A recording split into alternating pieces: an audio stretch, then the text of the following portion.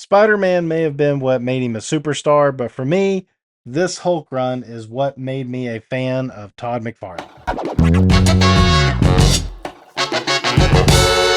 Thanks for joining me. My name is Daryl, and I am the host of Read Your Comics. And those of you that have been following my channel for a long time might be looking at this and saying, what are you doing? You've done all this before. And you're right, I have. As of making this video, I have covered the entire Peter David run up to the start of the Professor Hulk era. But before I jump into that new chapter of Peter David's Hulk run, I wanted to take one more crack at Todd McFarlane's run, and I've never done this issue because Peter David did not write it. Peter David started on that one. So I've covered all of these issues in the past except for issue 330. You may have noticed the time on this video. It's a long one. I just stitched together all of these old videos that I've done before with a little bit of extra hindsight editing to keep that run time down a little bit. So again, if you are new to the channel, a lot of this will be new for you, but if you've been watching my channel over the last couple of years, you will have seen most all of this before. The lone exceptions that I'm not going to cover in this video are issue 335. Todd did not do this one. It's a fill-in. It's a great issue. I will link to this video because it is worth checking out, but it's not Todd. Also, I didn't cover this last one. Todd only does the cover of this book, and I think he only really inks over Larsen. This is clearly Larsen. Now, Todd is credited with layouts in this book, but in an interview with Erik Larsen, my buddy Dave, who is all over these other videos, asked him about it, and Larsen basically just said he was handed some thumbnail layouts and everything else in it is pretty much him. So I didn't include it one more time on this. There is a video for it. I'll link it as well. But I thought I'd talk about it real quick at the front end of just point out, yeah, he inked over Larsen on the cover, but he didn't really do the interiors.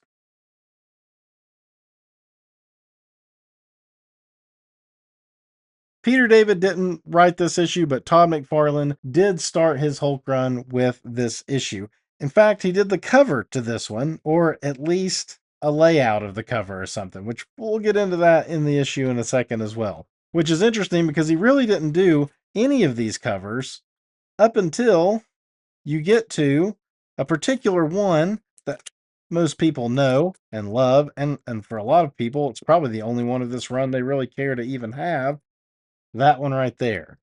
Once you get to this one, Todd does the covers going forward, but all of these issues before, he didn't do any covers except for the first one. But I'm actually not convinced that Todd didn't get kind of redrawn over on this cover. Now, before this, he had only done a couple of Marvel issues. He did a Daredevil issue that came out just a couple of months before this. He did one issue for the new universe title Spitfire, which I have a video on that as well. And then you can get into Coyote. Most of his other work about this time was over at DC. Infinity Inc., and Batman, of course. So Todd's first run at Marvel started here. And you can see some of the McFarlaneisms in this cover, somewhat in the faces, somewhat in the hair right here. Not really a lot of things happening on this cover that would jump out at you as being Todd. Now, those of you that are unaware why Bruce Banner's here, and there's a Hulk laying at the feet of Doc Samson here. This is in a very confusing time for the Hulk. About a year before this, John Byrne had been doing a Hulk run. He separated Banner from the Hulk, and Banner created the Hulkbusters to fight the Hulk. John Byrne left the title abruptly before wrapping up that storyline, and Al Milgrom, mostly known for being an artist and an inker, he took over as also the writer, and it seems like it was a little bit more editorial driven.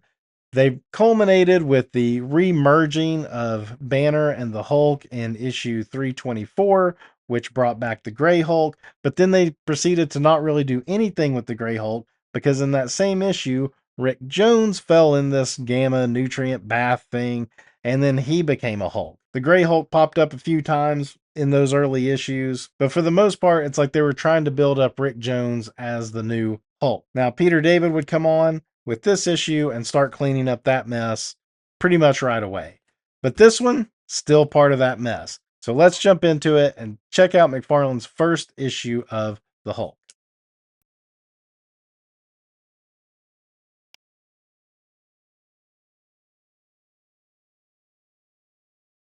So, as we said, written and inked by Al Milgrom, penciled by Todd McFarlane. I'm going to say it on the front end of this. I feel like Al Milgrom just kind of redrew a lot of this. There are parts of it that you can really see the McFarlaneisms, but a lot of it is just it's just not there. And it's not that McFarlane was feeling his way out. You look at that DC stuff he was doing, and a lot of the elements that you would know him for later on are all there. But it's like he came over to Marvel and tried to fit that like Jim Shooter Marvel mold initially. And guys like Al Milgrom were right there to just make sure that he wasn't stepping out of line, I guess you'd say. On this opening page, I can definitely see some of the McFarlane in this machinery right here, the way it's almost like cartoonishly bending around the characters. And it's like, what exactly is going on right here, though? Here's your Rick Jones Hulk and Banner. And what is Banner doing? Like using mental powers to help lift this up or something? The Hulk is just lifting all of this up. It looks almost like it's floating on his hand right here. And then this random pipe that the Hulk is hanging on to it. There's a lot of awkwardness about this whole opening scene. And the Rick Jones Hulk is a lot slimmer than our usual Hulk. And of course, he has long hair. There was a little bit of a role reversal here with Bruce reacting to Rick as the Hulk, much in the same way that Rick reacted to Bruce as the Hulk in those early issues of The Incredible Hulk. Just doing a little role reversal there. I can't say that it's that interesting, but you know, it's there, it's noticeable. Betty faints from seeing the Hulk. She thought the Hulk was gone and she just passes out from it. Rick gives him a ride. Rick Hulk gives him a ride back to Gamma Base. And Rick is also being affected by the sun. A day and night transformation happening for him as well. You can see McFarlane in this panel. And of these two pages, that's about the only panel I really see a lot of McFarlane's work. I mean, these faces over here are going to change so much in the next few issues on how he draws Bruce, how he draws his hair. This is where I really think Al Milgrom stepped in and probably took over a lot of these illustrations.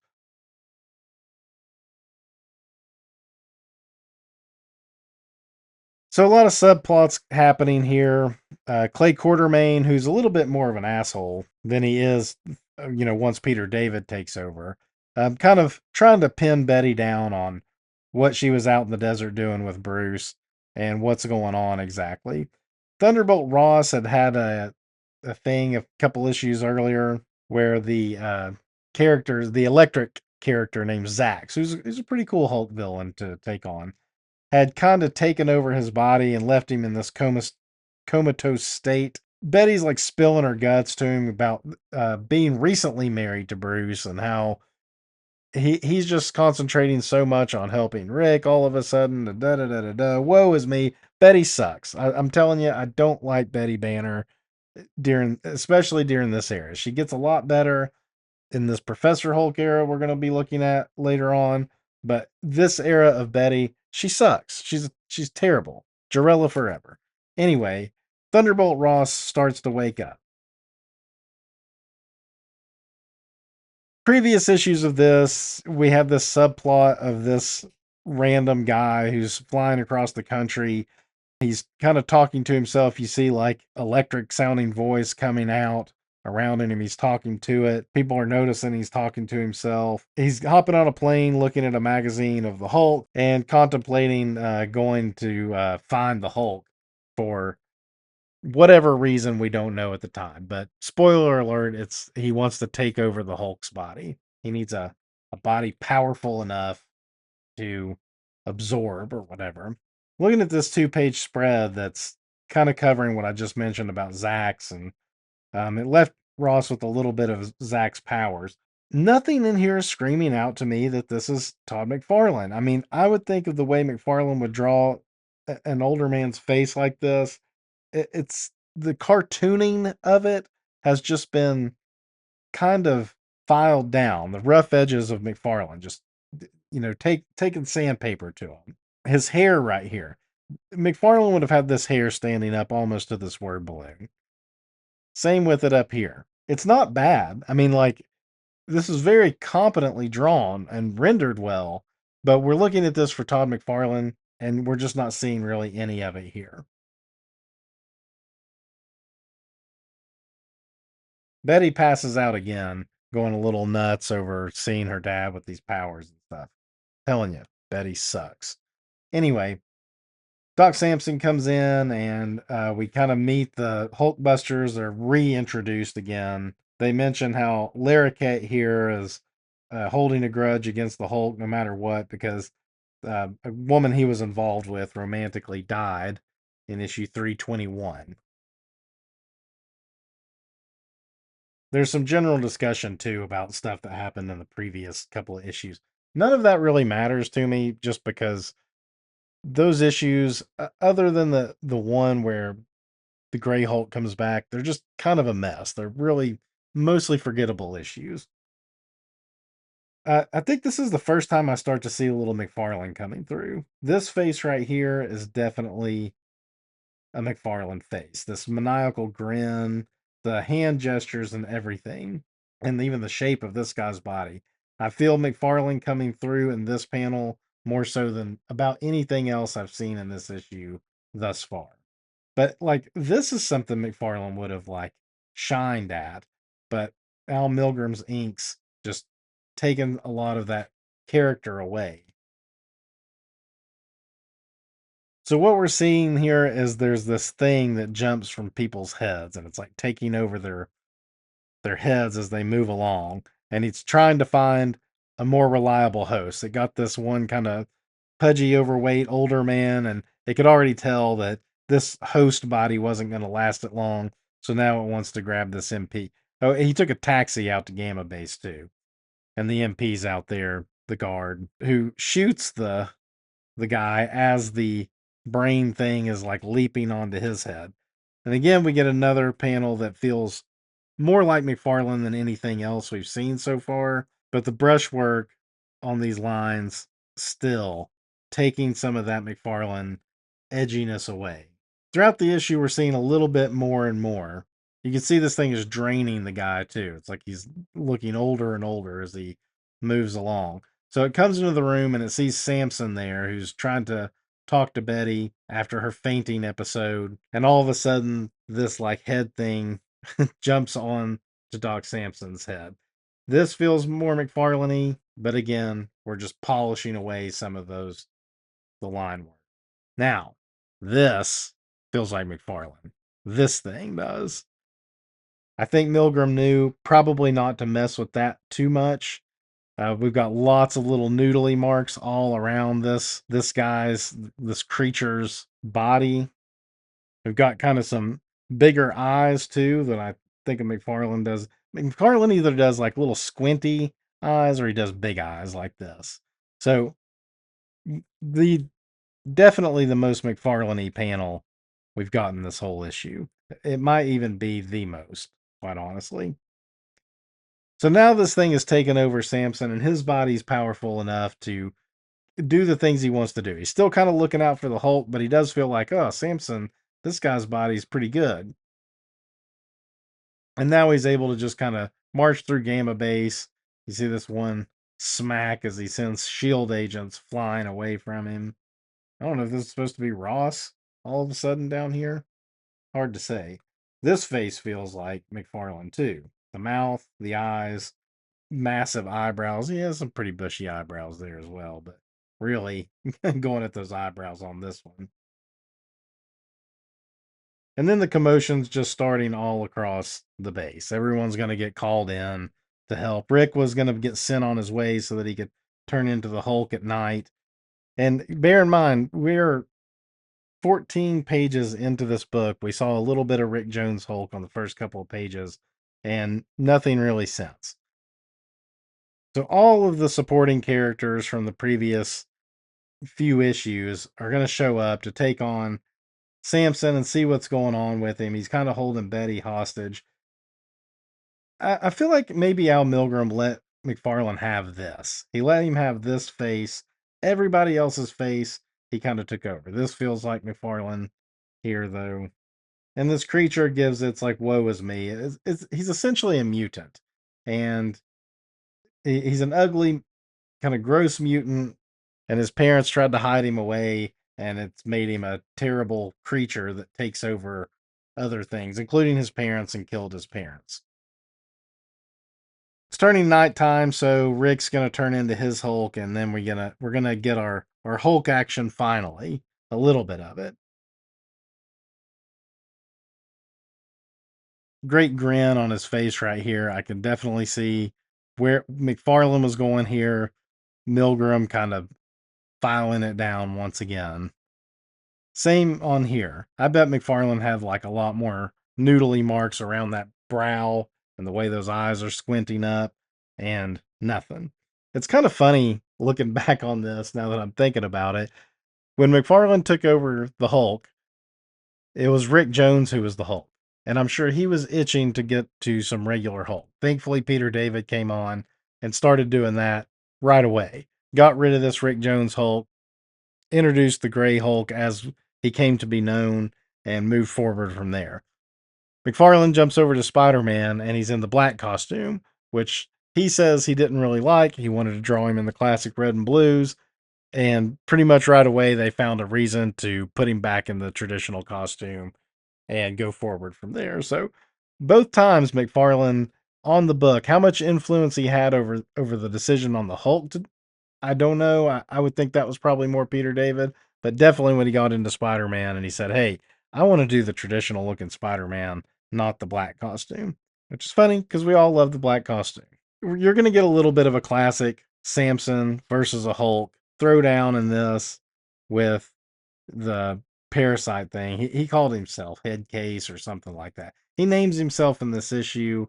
I don't remember what it was. We never see this thing ever again that I'm aware of. Decent choreographed action, but the highlights are when we get close ups of this blobby thing, especially when it's jumping. This is the first time we've got to see it not just jump in blacked out shadow, and it gets on Banner's head, and man, that's a McFarlane looking panel right there. Anytime this thing is on somebody's head, Milgram let that slide. Everybody else's faces, whatever. In this melee, though, the thing was jumping to take over Betty for some reason, and Bruce jumped in the way and blocked it.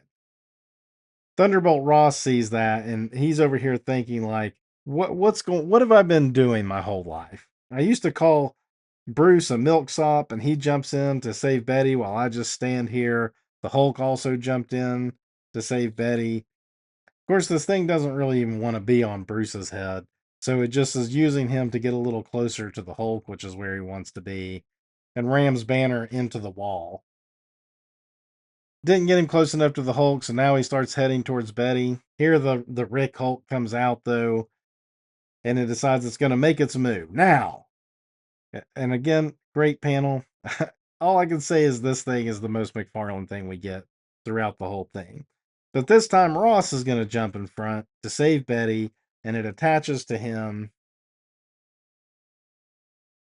And he uses his little bit of Zach's power to fry the thing. This is a pretty McFarlane layout all around, I think. Um, Definitely see the McFarlane facial features happening on Ross in this. We got the bushy eyebrows, the big eyes. It's just the inking lines on the shadow, the neck. That's not how McFarlane would have inked this himself, although this feels kind of inked by McFarlane to some degree. This thing was zapping Ross, but he used his little bit of Zach's power to fry the thing, and we see it dead right there. And in this moment, Thunderbolt Ross actually dies. That kind of makes this issue a key in a way. He did remain dead for a long time, and then when he eventually comes back, he's kind of a zombie at first in a way. Not like a Walking Dead type zombie, but just kind of like a mindless husk of a body being used for a different purpose. And then of course, much later, he becomes the Red Hulk. But at the time, it was a big deal. We killed off Thunderbolt Ross, the longtime nemesis of the Hulk. So that seems like it would kind of be a defining moment of the series, and for McFarlane to be working on it on his first issue of all things. This whole page definitely feels McFarlane layout, almost everything about it, but definitely see those Al Milgrom inks shining through. So this was Al Milgrom's swan song on the title as well. I don't remember if he stays on as inker for a bit, but he definitely ends his writing stint on the Hulk here, probably for the better, quite honestly. As I said, those issues between Byrne leaving and Peter David taking over, they're so scattershot. Al Milgrom does the art in a lot of them, which makes them, pretty good, but it needed a change of direction, and that's where Peter David would come in. So stick around. We're going to be looking at the first issue of Peter David. It's an older video, kind of one of the first ones I did on my channel or within the first few months. Bear with me on some of the audio for these upcoming videos. I was still learning what I was doing, making this stuff. I did what I could in the re-edit to clean them up as best I could, but you're going to hear some differences. So in a way, this is almost like a revisiting the Todd books and also revisiting early Read Your Comics videos. So off we go. So I was thinking I haven't done enough Hulk books on this channel, and the Hulk is kind of my favorite character. Definitely the character that really brought me into collecting comics as like a regular collector.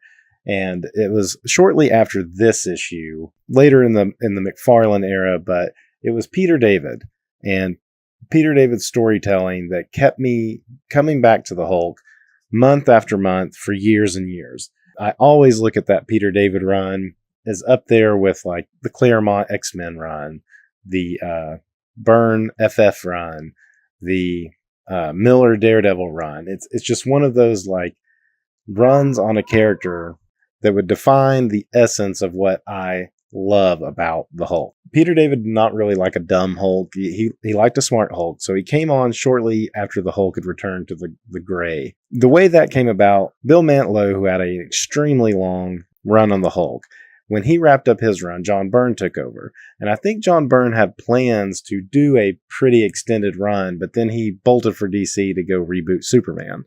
So the Hulk was a little bit in limbo for a bit. Al Milgrom became the writer, and I don't know why they decided to turn him gray. I mean, it was kind of like a lot of the characters in Marvel were going through changes. Spider-Man had the black costume. Walt Simonson had put this like armor and like a beard on Thor. So like Cap had become like the captain and stuff. So there was just a lot of changes. So maybe it was editorial. It was like, hey, do something with the Hulk. Why don't we make him gray again like he was in his first issue? But they didn't really know what they were doing with it after that. So for several issues, this green Hulk right here is actually Rick Jones. And let's see, the gray Hulk came in issue 324. So, we've got like, this is like the 7th issue roughly. And the gray Hulk has only been really in it a few times, even though they made the corner box the gray Hulk. But Peter David comes on. This is not his first issue. He did do a fill-in issue a couple issues before this, but this was the first of his extended run. We get McFarlane art with it, which is always a bonus in itself.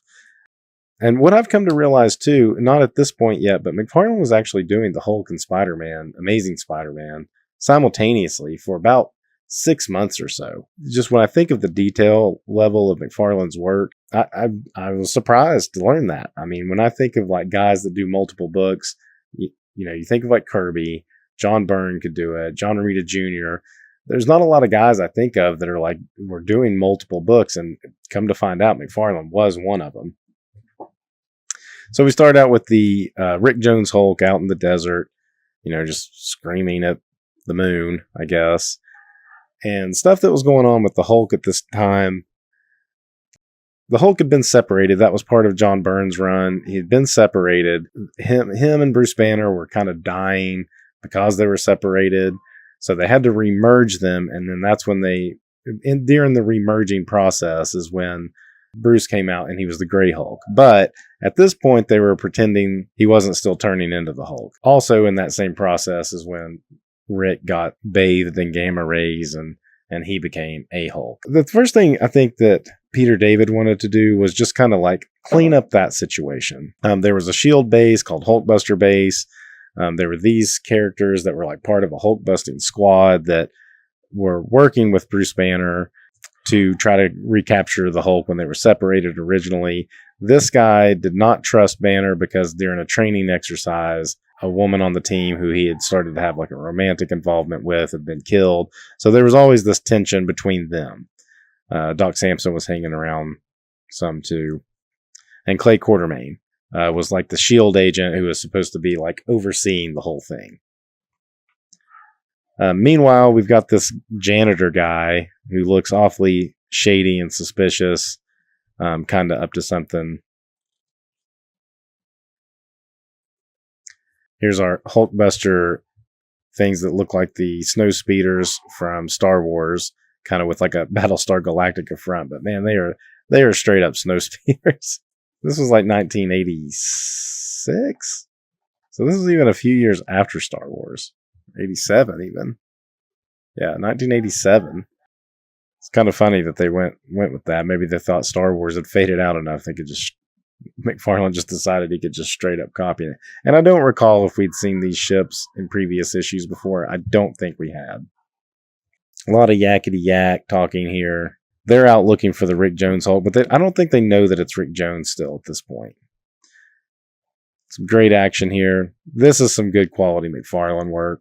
Attacking the ship, which is kind of what we got on the cover, but even on the cover, that doesn't quite look as snow speedery as this did. Now, McFarlane did not do this cover.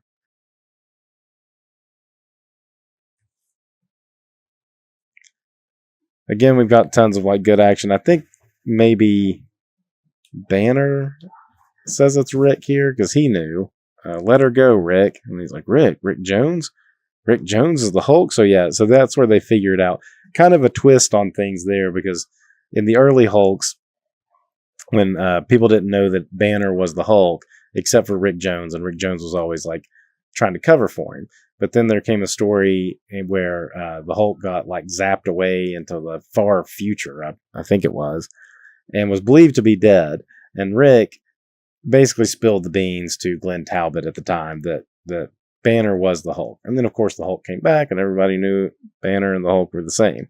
So it's kind of funny that you're getting like a flip of that emotion here of Banner screaming out to the Hulk and saying, let her go, Rick. And then being like, Rick Jones, this changes everything. Some weird coloring with the green pants and the green skin. Pretty solid where they flip around. It's a cool like flip right there as she heads to this rock cliff, goes just like skirts across it to get him to come off of it, which, I mean, somehow she's able to flip it back around again. Pretty good chasing. I think the hair is funny with McFarlane. It's like he didn't quite have the best grasp of hair yet. There's Betty with the bob. I'm not a big fan of Betty, I'll admit it. I've never liked Betty as Bruce's wife. And now we got this shady looking fella roaming around again, and you're like, what's he up to? And they're there to pick up, I think they were getting the body of General Ross, who just passed away in the previous issue. Yeah, that's what they're doing. And this janitor guy, he was working near the Gamma base. You see him, he gets like the wrench, and they're in there with, it's like the coroner. And you see the wrench, you get wham, wham, wham, wham, wham, and then him falling over. Oh yeah, this guy. So this added some more drama for Betty, where this guy shows up and says he's her husband. That's just some more soap opera drama. Lots more good Hulk action with the Rick Jones Hulk. Like I said, they weren't.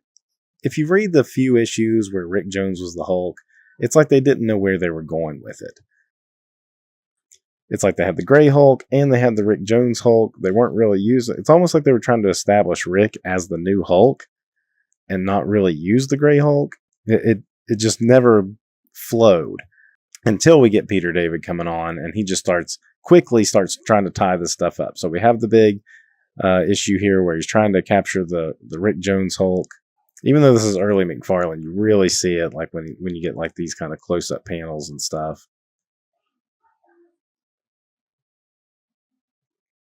Good smashed up snow speeder there. He escaped at least. So Rick didn't kill him at least. And to help Rick, Banner goes back to his old cave where he used to hang out and gets on his gamma machine and turns himself into the Grey Hulk. That's a pretty cool. This isn't even the full-fledged McFarlane Grey Hulk. You've got a little bit there, but that brow is not what we're going to get over the course of the next several issues.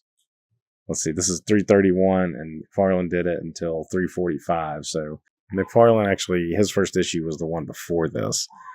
So, you got 15 issues of McFarlane Hulk. There was a fill-in there. But yeah, so, I mean, that's a cool-looking Hulk, but that's not the McFarlane Hulk when you think of it. When you think of how McFarlane drew the Hulk. And that could be the inker, I mean, McFarlane could have been doing it the way he wanted to do it. And the inker, who I believe is Bob McLeod, but they could have been told to tone it down. Then the Hulk sees the machine and smashes it because he doesn't want to turn back to Banner, although that's not how it works. And then you got our shady guy who rolled up on the cave, and he's like, "No, why did you do this? You great imbecile. What did you hope to accomplish?" And the Hulk's basically like, "I don't know who you are, but I was doing it so I didn't have to turn back to Banner. I know more about you than you do. You don't recognize me, but why should you when you knew me as the leader?" So this is the leader. You, the leader, that crummy egghead who always wanted me dead? But what's happened? Head's normal, skin's pale white. So how? And then he kind of doesn't really matter, but basically saying like, look, I can help Rick Jones and you. That's a cool. I wonder if that's meant to be a full moon white because this is lit up, or if they meant it to be a new moon. Kind of ends abruptly. We've got gray matter.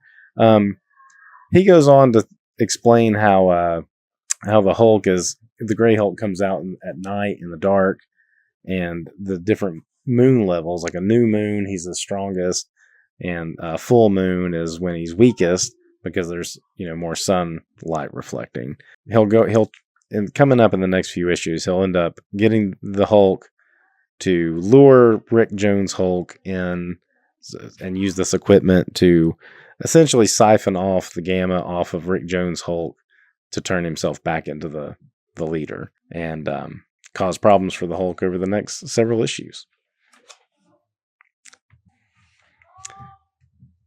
Well, that's all I got for this one. It's a fun start to an incredible run, no pun intended. McFarlane does not do this cover. This is Geiger and McLeod does the cover. If you'll notice, we got two Hulks and then something in the background right here. I've never quite understood why they didn't let McFarlane do some of these earliest covers, because McFarlane took over an issue before Peter David, actually, and he did do the cover on that one.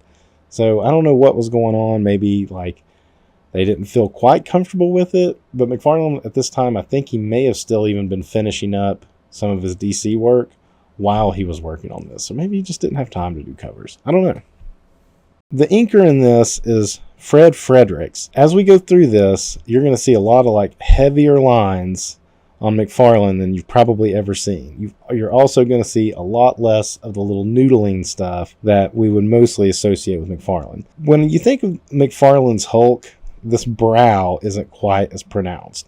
And I wonder if that's something that he just evolves into as he gets comfortable with the character, or if it's something that the inker kind of scaled back a little bit. Because even in the last issue, the Hulk didn't quite have that brow. So there's an interesting play on things here. In the last issue we left off, this guy reveals himself. He's the leader that's been kind of devolved back into a normal human state. He's telling the Hulk he's going to try to help the Hulk stay the Hulk, get rid of Banner permanently, as long as he helps him become the leader again. The Grey Hulk is, he's not the dumb green Hulk. He's craftier and meaner. He's willing to take that gamble to let the leader be the leader again, as long as he gets to stay the Hulk all the time. But first we're going to start off with some flashback as to why he devolved. And he essentially says it wore off. The gamma wore off. Where Banner and the Hulk would change back and forth, that their gamma, I guess, just he didn't use it all up. But in his case, where he just permanently stayed in the leader form, it just kind of wore off over time. And it's almost like Flowers for Algernon kind of tale, where he realizes it's slipping when he forgets things, to the point where he eventually forgets the secret code to his lab. So then he goes out into the world, and he's just trying to make money until it dawns on him, I'm going to head to Gamma Base and find Bruce Banner and make him help me. Because he could still remember who he was and what he was capable of, but he just didn't have that gamma-powered intellect that made him the leader. Great panel. Both of these panels are great. With the Hulk and the shadow. This is something I mostly associate with McFarlane, is like eyes and teeth in the shadow like that. That face, that angle on the face, and the smirk. Because the leader's basically saying, you're going to help me or else. And he says, or else you'll what? Or I'll force you to. He's like, ha, ha, ha, ha. And you kind of leave it at that. Subplot going on with this guy showing up claiming to be Betty's husband, estranged husband. He's at the gate. And then I believe it was just the last issue, there was like a training exercise of these Hulkbusters who are kind of mostly scientists. He's like an ex-military man. Larroquette, I believe is his name. And he's all bent up because in a training exercise, a woman that he was starting to have a relationship with was killed. And of course he blames the Hulk and wants to go after the Hulk, alone if he has to. And he's going a little bit crazy, and even his teammates are like, you're losing your mind. We're not going to let you do this. And obviously he got hurt because he's got, cast and something around his waist and stuff. And Samson had been beaten up. I think he got hit in the first McFarlane issue, he got injured by this thing that clamped to the heads. And like I was saying, look at these thick ink lines just around the outline of the characters. And I think Frederick's really trying to take some of the things that make McFarlane. I mean, this is a McFarlane face, the vertical panel, the big eyes. But yeah, it's like these heavy ink lines take some of the shine off for sure. So the Larroquette guy gets in, some kind of Hulk busting tank, and he's heading out to find the Rick Jones Hulk. And they know it's Rick Jones at this point because Bruce blurted it out in the last issue, which is kind of how Rick blurted it out that Bruce Banner was the Hulk way back in Tales to Astonish. And Quartermain allows him to do it. Quartermain is the SHIELD agent that was kind of in charge of Gamma Base. It's daytime now. Rick is wandering off into the desert. A lot of just inner monologue. This is more or less recapping everything that's happened up to this point. Banner finds himself trapped in the cave. And if you're familiar with Hulk, in those first few issues of Hulk, Banner actually used to trap the Hulk in this concrete cave with a big, huge steel door. So he couldn't get out at night. He would go in the Banner would go in the cave. He would turn into the Hulk at night, and Rick would keep the door shut. But the Hulk now is using this to keep Banner trapped during the day. Rick kind of making his way, and the Hulkbuster tank rolls up, and at first he's like, oh good, Gamma Base found me. Hey, thanks for the ride, give me a ride back. And then the cannon rolls around, and he starts going after Rick. Fortunately, Doc Samson shows up to put an end to it. And he gets blasted in the face. That's a good shot. This seems very McFarlane-y too, with this short McFarlane loved these vertical panels. He really liked the long one, but even doing stuff like that. And I think that some of that comes from Frank Miller, maybe. This is a cool scene of Banner in the cave. It's getting close to nighttime. He feels the change coming on, and in his head, he starts feeling like he's having this conversation with the Hulk. It's pretty interesting. The Hulk is walking him through it. He's like, you feel your legs getting bigger and your arms stronger and blah, blah, blah. He's like, but I need something from you. I need to remember how to work these machines. And now that you're thinking about it, you can't stop thinking about it. And I'm going to remember it, which is an interesting take on the Hulk and Banner at this point. That's never really been a thing. The Hulk is I need a little piece of information from Banner, and I know that when I change to Banner, I can maybe get something out of him. And in fact, the Green Savage Hulk always thought Banner was a separate person altogether. And there wasn't really much communication between the Hulk and Banner ever before. This may be something, as far as I know, this is a new thing that Peter David was really introducing to the Hulk in general. I bet McFarlane wanted to go a little farther with how this was done with like him being like absorbed into the body of the Hulk, because it's really just kind of like energy beams. But I thought this is an interesting shot. It looks like the Hulk's almost like eating his head, but it works what he was wanting to do. He wanted to remember how to use the gamma machinery, and he's going to do it. And then he comes out and he talks about how Banner used to use that to hold him in, and Stearns, who is the leader, needs to let him out. This subplot with Betty's estranged husband I don't remember it panning out to be much of anything. Now Rick is the Hulk again. He's out there because Rick turns at night too. This is a weird thing that's going on. Like, the Gray Hulk is triggered by nighttime, and so is Rick's Green Hulk. And Rick's Hulk is, at first, he can kind of exert a little control over it, but as it goes along, he's talking like Hulk smash, Hulk doesn't understand, blah blah blah. Hulk remembers you now, you Hulk that was.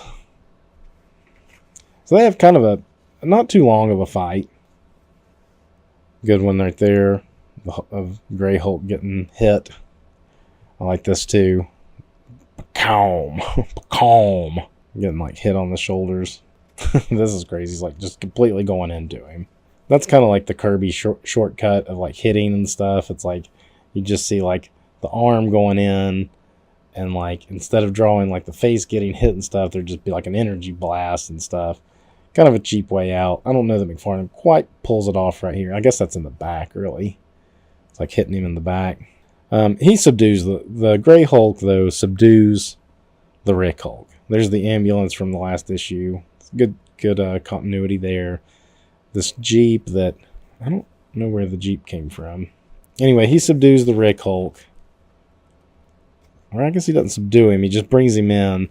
And Stearns is already hooked up to this machine. And the plan is to bring in the Rick Hulk and sap the gamma off of him. And so they do that. He zaps it off of him, and it transfers to Stearns. And as he does it, Rick turns back to Rick, and Stearns becomes the popcorn head leader. And this is a new interpretation of the leader. You'd always had more like the straight up and down cone head, and now you get that like Jiffy Pop aluminum foil popcorn head. Some people have called him the butt head. I always preferred the popcorn head. I think it looks more like popcorn. That's a bumpy looking butt if it's a butt head. And that's pretty much how it ends, except it blows up. And Rick is like, Hulk, we got to get out of here. He's like, you're on your own. So that shows you how mean the Gray Hulk was. At least initially. You know, at the end, he's still the Hulk. And he has a heart of gold at the end. He really does. But right here, he's being awfully mean. Right? Next, quality of life. Peter David, tying up some of the loose ends left over from the previous writer, which was Al Milgrom. They had this Rick Jones Hulk.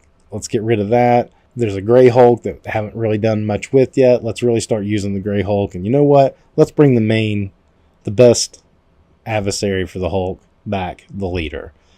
So, good start. It's really starting to roll now. I'm continuing looking at the Peter David run of The Incredible Hulk. I'm still in the first couple of issues. This is part of the McFarlane era, but McFarlane did not do this cover, even though it has a lot of McFarlaneisms about it. I don't know why they weren't letting McFarlane do the covers of the first handful of these. He may have still been doing double duty at DC and just maybe didn't have time. I don't know.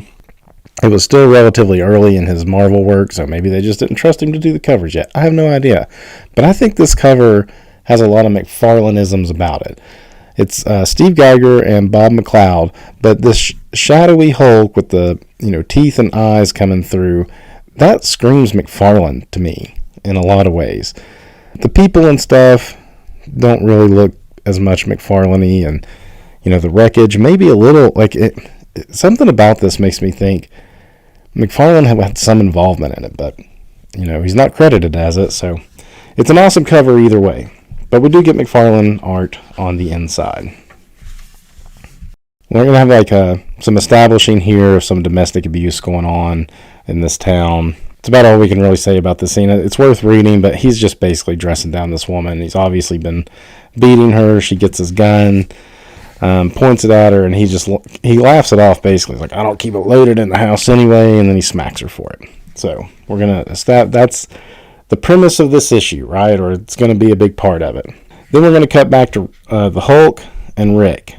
And I'm starting to see more McFarlaneisms of the Brow. In the last issue, I said I didn't feel like it was quite the Hulk, the McFarlane Hulk that most people probably associate from some of those later covers, if that's all they've seen. But we're starting to see it a little bit here. The inker on this one is Pablo Marcos. The last issue, I felt like the inking had like a really heavy line that doesn't work as well with McFarlane.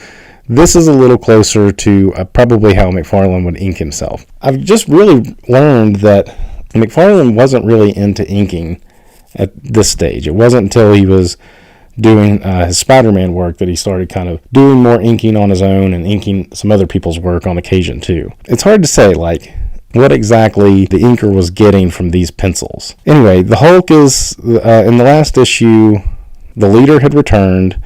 He had siphoned off the gamma from Rick, who had been a Hulk, and took it back in himself and became the popcorn head leader. The explosion from the machinery is causing the cave to collapse. And initially the Hulk was like, you're on your own, kid. And it seemed like, we've got that mean gray Hulk, kind of like how he was in the first issue. He really dismissed Rick in the very first issue of the Hulk. Here's like some dialogue. Pretty much the Hulk is raging because they're kind of trapped in what's left of the cave. The equipment's been destroyed. Rick is like, we need to get back to Gamma Base. And he's like, they'll try to prevent me from becoming the Hulk again, and I don't want to become Banner again. I don't ever want Banner to come back. That was the whole point of what the leader was supposed to do for me. And, he's kind of being a butt. And Rick is like, look, I know there's some Banner in there because you shielded me from the wreckage of the cave coming down. And he was like, oh, you were just in the right place at the right time, and now I'm out of here, see you later. And this is something that happens here that's hinted at that's not going to really pay any dividends until way later in the run. So, but I'll explain what's hinted at. In McFarlane's first issue, which Peter David did not write, General Ross dies. Then Peter David comes on like the next issue. The leader, who looked like a normal person and was like in sanitation, hops a ride on this ambulance with this guy as the driver, and he kills this guy. In this ambulance, though, was the body of General Ross. So in this scene, Rick sees the driver, who's been murdered, there, and he sees an empty gurney on the table. And he's like, why isn't this body on the gurney? He's like, well, I'll just get back to Gamma Base and let them figure it out. What they're touching on here is that the body of General Ross is missing. You can assume that the leader ran off with it. And we won't see that touched on again for many, many, many, many, many, many issues. But I think it's interesting that Peter David kind of set something up, or he planted something. I don't know if he knew what he wanted to do in that moment, but he knew he wanted the leader to have General Ross's body. So the Hulk then is contemplating, like, he can't go back. He's got to put distance between Gamma Base and Banner. When the sun comes up, he's going to turn into Banner. So he lands in this town. He's like contemplating all the ways to do it. He's like, I can do something like maybe be mid-jump when he turns, so that when he lands, Banner's like too busted up to move or do anything, and he can just lay there until nighttime comes around again and he turns back into the Hulk. He's like, but that's assuming Banner survives that. And he's thinking of these different ways when all of a sudden he sees this liquor store, and he decides, you know what I'll do? I'll just start pounding liquor until the sun comes up. So, which is what he does. And I love this scene of where he just like knocks the tops off and chugs it. And then the sun starts to come up, and he's like, oh, I'm feeling it hitting me now. I must be changing back into Banner.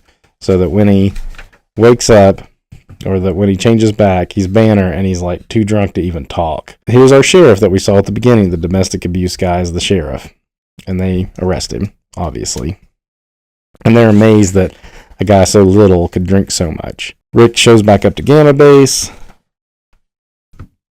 He's talking to Betty about how telling Betty what happened with the Hulk, and she is furious that Bruce has turned back into the Hulk, that he's done it to himself. And he's like, but Betty, he did it to like help me. This is odd how they're like holding him back from her as she marches off. But she's furious. And this is where I guess the little subplot of her estranged husband that we've never known about kind of comes in. And he left her a note to like meet her, and where she's so distraught, she is contemplating it now. Before, in the previous issue, she was like, get lost, I don't want anything to do with you. And now she's kind of like, I don't like the hair that McFarlane puts on Betty. I'm not a huge Betty fan, honestly. Then we get backstory for the domestic abuse stuff going on with the woman. This is McFarlane. This is McFarlane. It's like kind of bleeding off into the side, or the side view here, with the narration or the exposition dump to the side. These 2 pages look very McFarlane-y to me. Turns out the guy was like, he was the bully beater initially, and then it just got to his head when he became sheriff, and there's even an accusation in here that somebody tried to run against him as sheriff at one point, and that person disappeared and we never saw him again. This is a McFarlane panel here too. I love the hand there and the floating head. Banner finally kind of coming to a little bit in jail. And he's remembering something that the leader told the Hulk. And he explains here the whole, like, the gray Hulk with sunlight. And he even mentions that the sunlight has always affected the Hulk, even like the green Savage Hulk. That when he was the Hulk, even in the daytime when he was green, if the sun was out, it made him more docile. And, I mean, there's plenty of Savage Hulk stories that would say otherwise, but it made him where he just wanted to be left alone. Whereas the Gray Hulk is smarter and more cunning and a little bit meaner. Just like a mean person. Not just savage mean, but like mean. And even like the moon itself, because the moon is just reflected sunlight, that even like, depending on the moon phase, that can affect how strong the Gray Hulk is. So that was pretty interesting. He explains like it's that way because where he was affected by the gamma bomb outdoors, whereas most everyone else that's been introduced with gamma, that's always happened indoors. It's kind of some weird, Marvel pseudoscience, but whatever, it works. I love how the leader's face right there is in the eclipse, more or less. Pretty interesting. So just kind of giving some, an interesting take on how the Hulk works. Peter David's going forward with for now. Banner can feel that it's getting that time of day where he's going to change again, and he tries to convince them, like, hey, you guys need to get out of here for your own good. And he uses his bent crowbar or pipe that they showed in the little flashback earlier to smash his Banner's hand. That doesn't go over well because the sun just went down, and here comes the Hulk. And then we get the human emotional story going on here. We don't sympathize with this guy, right? I mean, we've seen what he's doing to his wife. We've seen that he's an asshole. So you kind of want the Hulk to beat this guy down, right? So he comes out into the street, throws the sheriff out into the street, and is terrorizing him. I mean, he's pretty much just smacking the guy away. And he comes out with this is my town. And the Hulk laughs at him because all the people are cheering the Hulk on to beat him down because they hate him. He's become, like, not only is he abusing his wife at home, he's abusing the town as the sheriff. And he even says in here something like, nobody has power over me, not the mayor, not the, like, whoever, blah, blah, blah, the city commission. He's like, I run this town, it's my town. And here's his wife. She drops her suitcase because she was about to leave him. She must have been in a hurry because there's a little piece of clothing coming through there. I guess that's what that's supposed to imply. The Hulk takes his bent pipe and just crushes it. And he tries to, like, put up a little fight. And of course the Hulk's just like, this isn't even a fight. Nice McFarlane panel there too. Again, he's doing it again, just at a smaller scale. So the wife is watching her husband get beat up. She's remembering how he beats up other people. And she's starting to feel some empathy towards her husband. And so she steps in. I don't know if his gun, where did she get the gun? It may have been on the ground. I think it's just on the ground right there. She picks up the gun and points it at the Hulk. So that's very McFarlane. So I wonder, maybe this panel was done, and they looked at this panel, and then they did the cover. Maybe that's why the cover feels so McFarlane-y, because he did this. And then the Hulk presents a, conundrum for her. He's like, I can see it in your eyes. You want what they want deep down. He makes you miserable. Let me finish him for you. It's what you really want. Go to blazes. Love the old 80s comic book cursing. And then she just throws him the gun. He's like, tough lady. He's all yours. And she goes with him, and he's an ass to her there too. He's like, get away from me. I don't need your help. I don't need you simping over me in front of the whole town. He says simpering, not simping. Simpering over me in front of the whole town. So he's like yelling at her again. I didn't point it out either, but this is very McFarlane. He's like huge eyebrows and a huge mustache. That's a McFarlane calling card too. I feel like he does that with a lot of character designs. This big, huge, bushy eyebrows. Anyway, he grabs the gun and puts it to his head, basically saying you don't have it in you. Or no, he said, now give me the gun, and he grabs it. But it looks like he puts it to his head. Right there. Blam! Oh, that's not his head. Okay. This blonde hair right here was confusing me with the coloring. And I wonder, and this looks like skin color. I think this is just supposed to be gunfire. Firing off. He grabbed the gun and was firing off. But the colorist misinterpreted it as him putting it to his head too. Maybe they didn't have the words. Because otherwise that would have been a big right the back of the head. Anyway. So she shoots him. She's like, I didn't mean to do that. Ha! Sure you didn't. Ah, don't cry, Banner. You should feel good, after all. You thought you were alone, but you see, there's monsters everywhere. So that's our human story. Betty meets up with, what's his name, Roscoe or something. And they go off.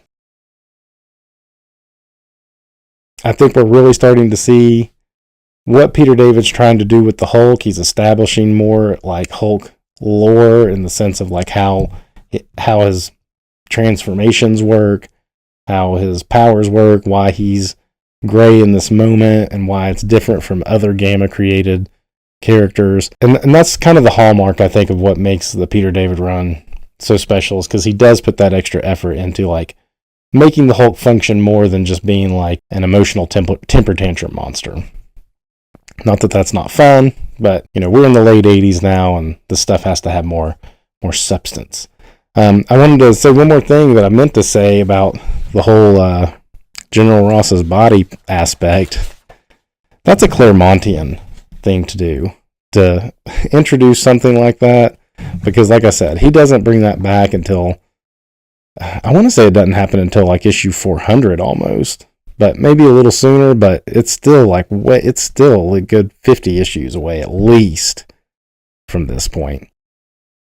Starting out, just jumping right into this cover, even though it's not McFarlane, I find this cover to be pretty good, but not great. We've got this decaying looking character that the Hulk is just punching his fist straight through, and it doesn't seem to be hurting the character. So some intrigue right off the bat.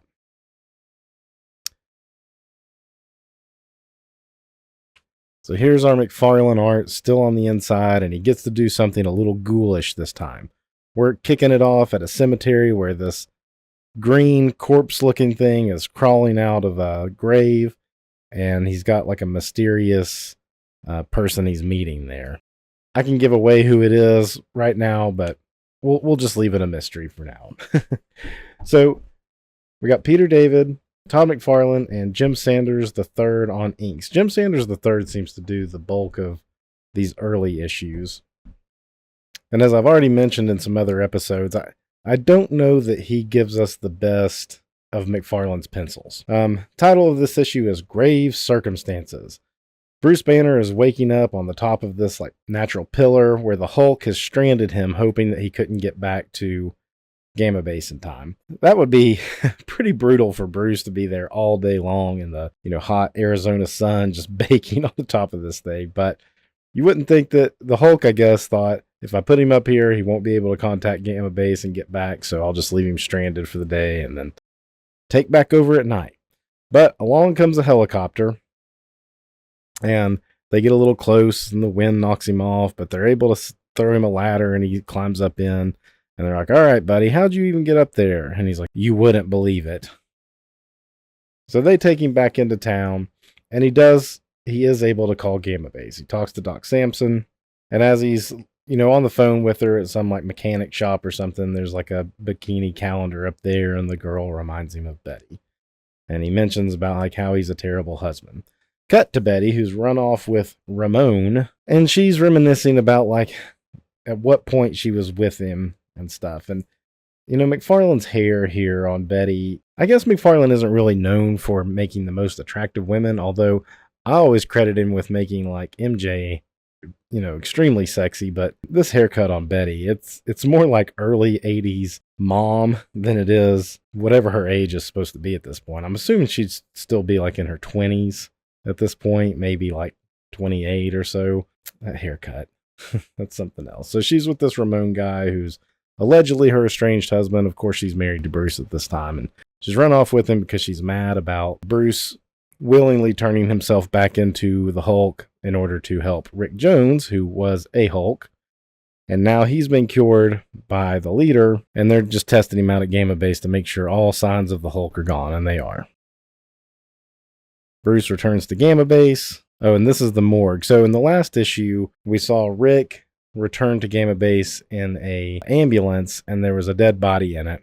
He's on the phone saying that the dead body is the guy he worked with, and he's having to call his wife to say, hey, we don't know what happened. Your husband was killed. He went to this military base to pick up a dead body, which was supposed to be General Ross, and the ambulance came back missing the body it was going to pick up, and he was killed.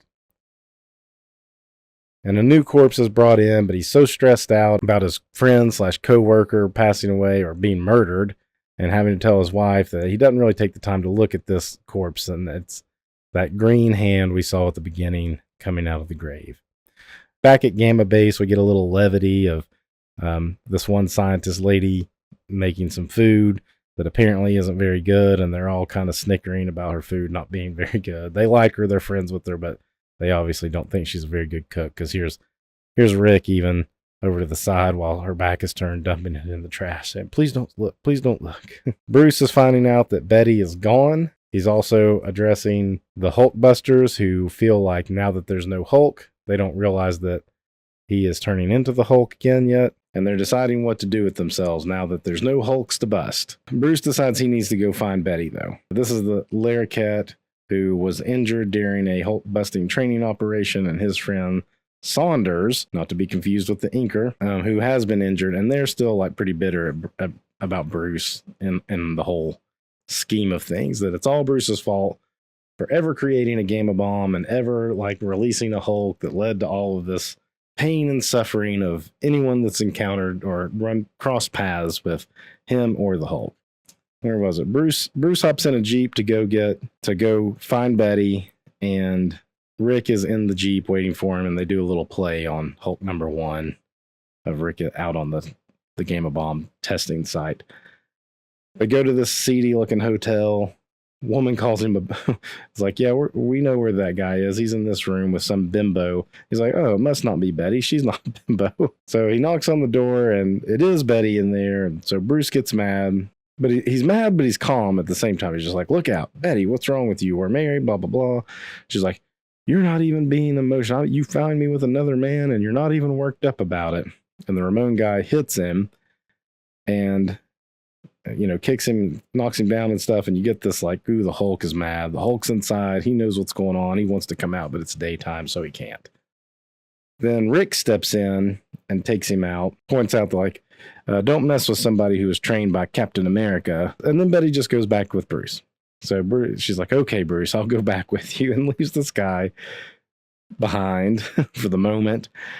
And on the way out, she makes an impassioned plea for Bruce to show some emotion. Bruce, please act like, you care about me, that I'm your wife and you want to be with me and blah, blah, blah. So he's like, let's get a room. And Rick is like, are you sure that's a good idea? they make note of the time on there on the clock. He's like, yep, I got so many hours until dark. So he's renting the room by the hour to take Betty up and show her what kind of man he really is. Back at the morgue, guy's finally going to look at the dead body.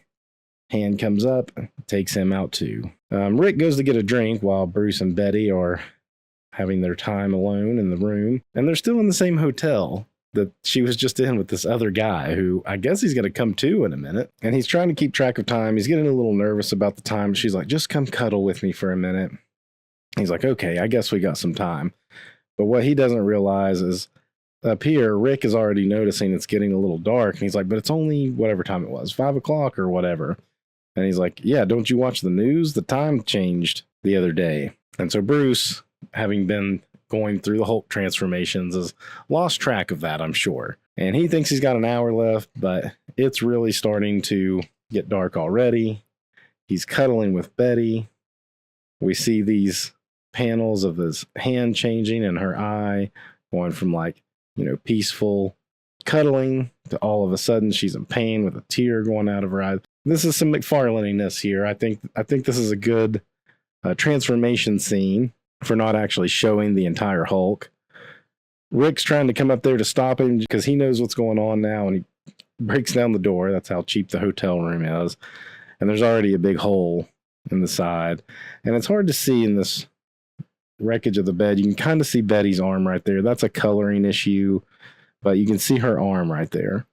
So when he was holding her and transforming, it messed Betty up pretty bad on accident. And the Hulk even is like saying, your timing stinks, Banner. Betty could have been killed. As it is, I hope she's all right. But why should I care about her? What are you putting in my head, Banner? And that's further demonstrating how the Hulk and Banner they can affect each other in subtle ways, at least depending on the level of the moon at this point. And that's something that I think is not really ever been demonstrated other than when Banner had complete control of the Hulk. But like, you never really saw that Banner was influencing what the Hulk was doing. The Hulk always thought Banner was like a completely different person altogether. But the Gray Hulk knows that he changes back and forth. So he feels weak all of a sudden. And he notices it's coming from this like little dune buggy. So he does a thunderclap to keep its distance. And here's our corpse guy. And he's like, you can call me Ishmael or Half-Life, whichever you prefer. So he's half alive, half dead. And like the Hulk, he's dead during the day, but at night he comes to life, which makes me think, did that timing of the hand happen? Yeah, pretty much. I guess it did. You see, the corpse wakes up and grabs him about the same time that Rick is noticing it's getting dark. And the Hulk is changing. Although, a little bit of a time discrepancy there. It seems like maybe 10, 15 minutes passed before Rick got back up there. I don't know how close he was to the hotel to get back up for the Hulk transformation. Anyway, so this Half-Life character is able to kind of drain off some of the gamma from the Hulk, and it's making the Hulk weak. So it's hard for the Hulk to just straight up fight him because he is feeling like it's like kryptonite to Superman in a way. That's a pretty good vertical panel right there. You're seeing the McFarlaneisms in the Hulk's face, just a little bit each issue. We're getting a little bit more. This Half-Life character too, I mean, look at, that's hard to see, but the printing of this era is so, I mean, look at that ghoulish, zombie-ish face.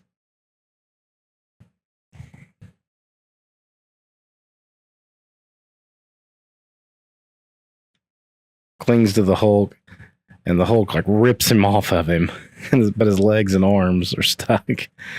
Snap, flings him off, takes his arms and legs. I think it's funny how they always show, like, I guess so you can see it better in like small size, little energy clings, or maybe that's showing that it's still kind of siphoning a little bit. He pulls his arms and legs off and throws them like a mile in each direction. But the most important thing we get out of this little encounter is he's saying that how he was caught in a gamma bomb blast. That's what has made him this half alive, half dead thing that comes out at night. He's been found in several cities and they always take him to the morgue and then he comes back. And so the Hulk starts wondering like, well, you and then there were these like mutated creatures called the Outcasts, I think. Like how many living things were out there that were caught in that gamma blast thinking it was the same one as him? And he was like, New Mexico? No. This was in Colorado last year. Last year? So now the Hulk is really like confused. Before we move on from this page, again, we're getting some solid McFarlaneisms here. Seeing more like the little line noodling and stuff. Either Sanders is getting better at inking McFarlane's pencils, or McFarlane is adding a little bit more. He was probably doing double duty at this time, still finishing up some of his DC work. Some of these early issues may not be fully penciled like he would have done had it been the only thing he was working on. But maybe he was finishing up and like adding a little more detail. He definitely likes it when he gets these close-up shots. I'm noticing it more and more, like even when it's just like his eyes or something. That's a great one there of him. Let's look at him again. Let's pull it up close again. You can really get a good look at him.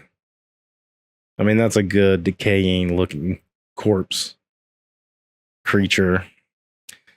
So Half-Life tells him that he was caught in a gamma bomb just last year. And the Hulk's like, what? There are no more gamma bombs. Banner's plans for him were destroyed, and obviously not. So that's setting the stage for a bigger plot going on. The Hulk jumps off and puts him in a cave, and there's nothing Banner can do. He's trapped in a cave. And here comes the buzzards, because Half-Life is dead in the day, just as his arms are like getting back to him. Or almost got back to him, but it's daytime now, so he's just going to lay there inert. And you think, oh, is that the last you see of the Half-Life character? We're only getting a letters page every couple of issues. I should really read some and see what people are saying about what Peter David's doing at this point. Usually I just kind of scan to see if there's any names that go on to be comic creators, and in this case, there was not. So that's it for this one. Again, I'm seeing more development in both McFarlane's art and what Peter David is wanting to do. He has officially wrapped up the Hulk Rick storyline. It is done. He has no Hulk left in him. They've said it plain as day in here. We're done with that. The Hulkbusters are starting to disband because they don't think there's a Hulk to bust. Of course, we know there is. Are they going to find out about that? Are they going to like have to come to terms that there still have to be around to bust the Hulk? Or are we starting to move away from that? That's the direction we're heading.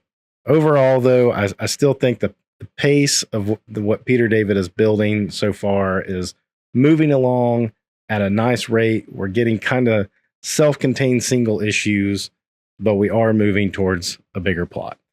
So that's all I got for this one. Until next time, I'm back again with a couple issues of Peter David's incredible Hulk run, and this is still in the meat of the McFarlane era.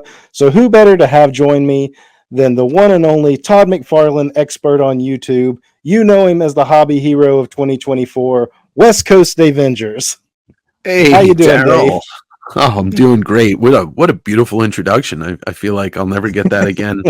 But I appreciate you asking me to come on and talk about some of these issues with you, because it's Todd, and I love Todd. Yeah, I mean, it would be a missed opportunity to not have you on for some of these books. So when I started this series, I knew I was going to do these McFarlane issues. I was like, I got to have Dave on. It would just be dumb not to bring you on and discuss it some. Before we jump in, I want to ask, like, other than just the Todd connection to this, what is your connection to this era of the Hulk? Do you have? It is 340 is the gateway drug for me. But I didn't buy all the issues until later on. I was getting into the Dale Keown Hulk run on a weekly basis. I grew up reading and getting into comics because of McFarlane's Spider-Man, but as a Wolverine fan, I didn't have the connection there, and then boom, 340 is that connection between Todd, Wolverine, Peter David, all of it. Well, for me, this was the run that got me into comics as a real month-to-month collector. I'd dabbled in some stuff as a kid with like Transformers, G.I. Joe, the occasional superhero book, but it was a convenience store near my house growing up. They had some issues of the Gray Hulk. It blew my mind that he was gray. It was the McFarlane era, and it was like it was after 340, so it was like the full on McFarlane with the like heavy brow and all the little noodly lines and stuff. Just looked wild.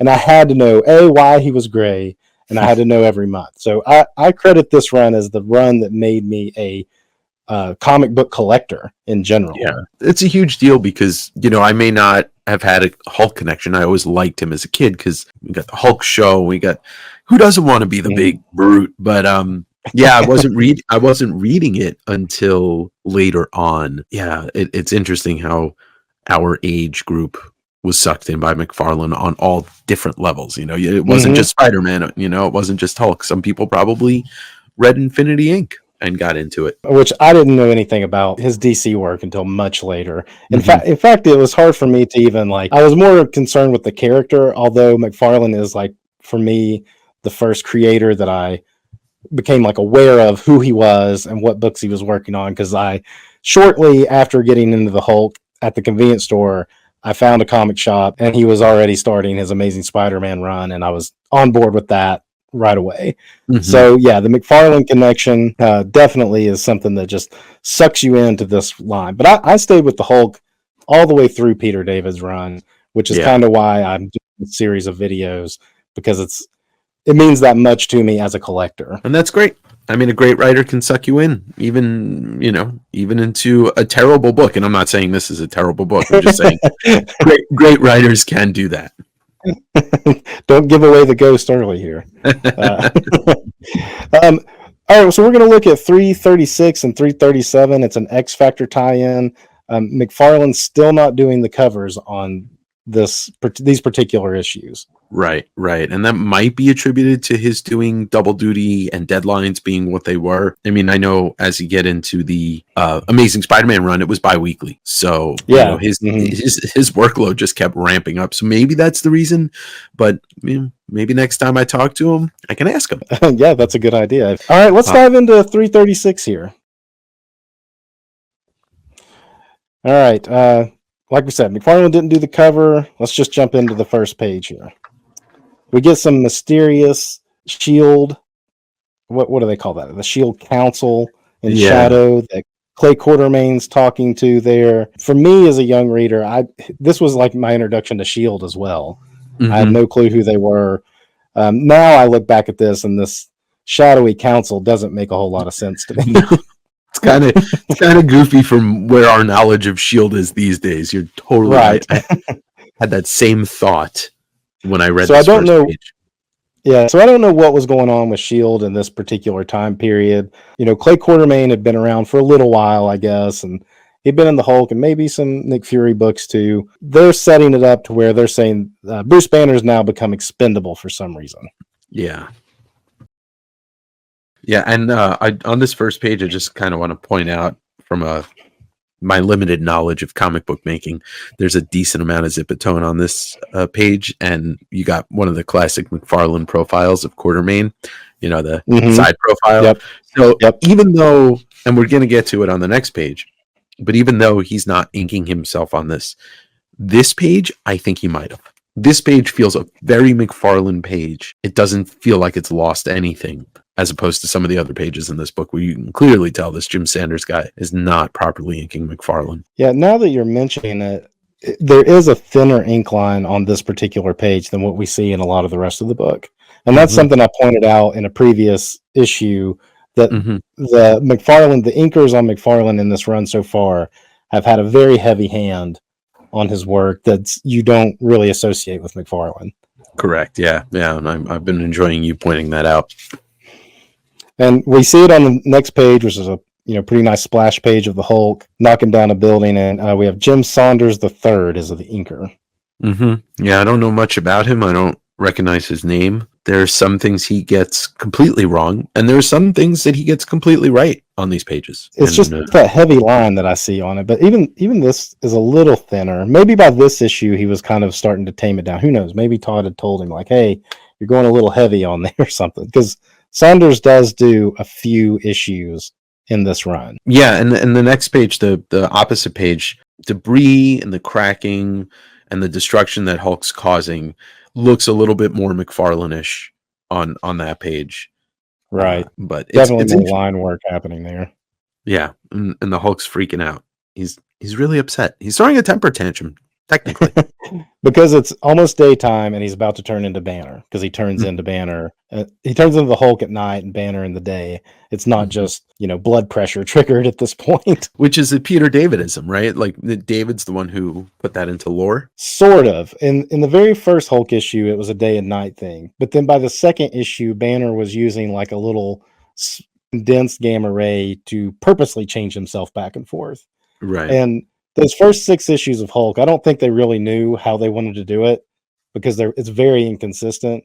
And it's not until Tales to Astonish when Ditko actually comes on and he introduces the the emotional triggers on the Hulk, and then it just kind of sticks. And that's pretty much what we got up until this point. And I guess, Peter David wasn't on when they turned the Hulk back to gray. It was actually Al Milgrom. Okay. Peter David did do a fill-in issue, but there was about 6 issues where Milgrom was almost picking up the pieces of John Byrne, who had unexpectedly bolted to DC, I believe, at that time. So it was very much in flux, and they didn't know what they were doing with the Gray Hulk. That's why they had a Rick Jones Hulk. But Peter David came on, quickly got rid of that Rick Jones Hulk, and started adding the nuance to the Gray Hulk, I would say. Right. So yeah, he's mad that he's turning back into Banner. He's in this alleyway, and this dude in a neighboring apartment sees him out there. And the world doesn't really know that the Hulk is gray at this point, so he doesn't recognize him as the Hulk. He just sees this big gray monster revert back into this guy, and he drags him in to his apartment before the neighboring building collapses. And he's just like, I guess my building's okay, it's safe, even though the neighboring building just collapsed. and somehow Banner survives getting a piece of debris to the head. Yeah, we're gonna pretend that maybe he hadn't completely changed back into the Hulk yet there, and there was still a little bit of Hulk resilience in there that saved him from that. That's my no prize I'm aiming for. I mean, look, we got to have a little suspension of disbelief when we're reading a comic book. Yeah.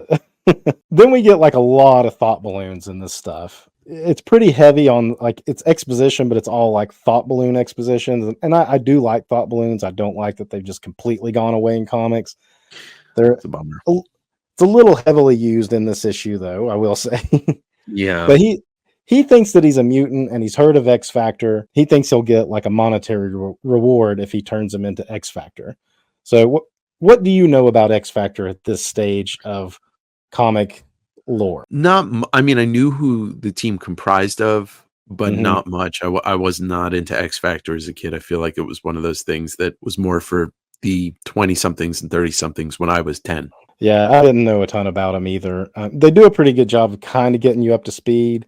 That they're it's the original X-Men team, but they're pretending to be mutant hunters in a way, just so they can have some I guess government funding or something, and be able to go find mutants in trouble and help them.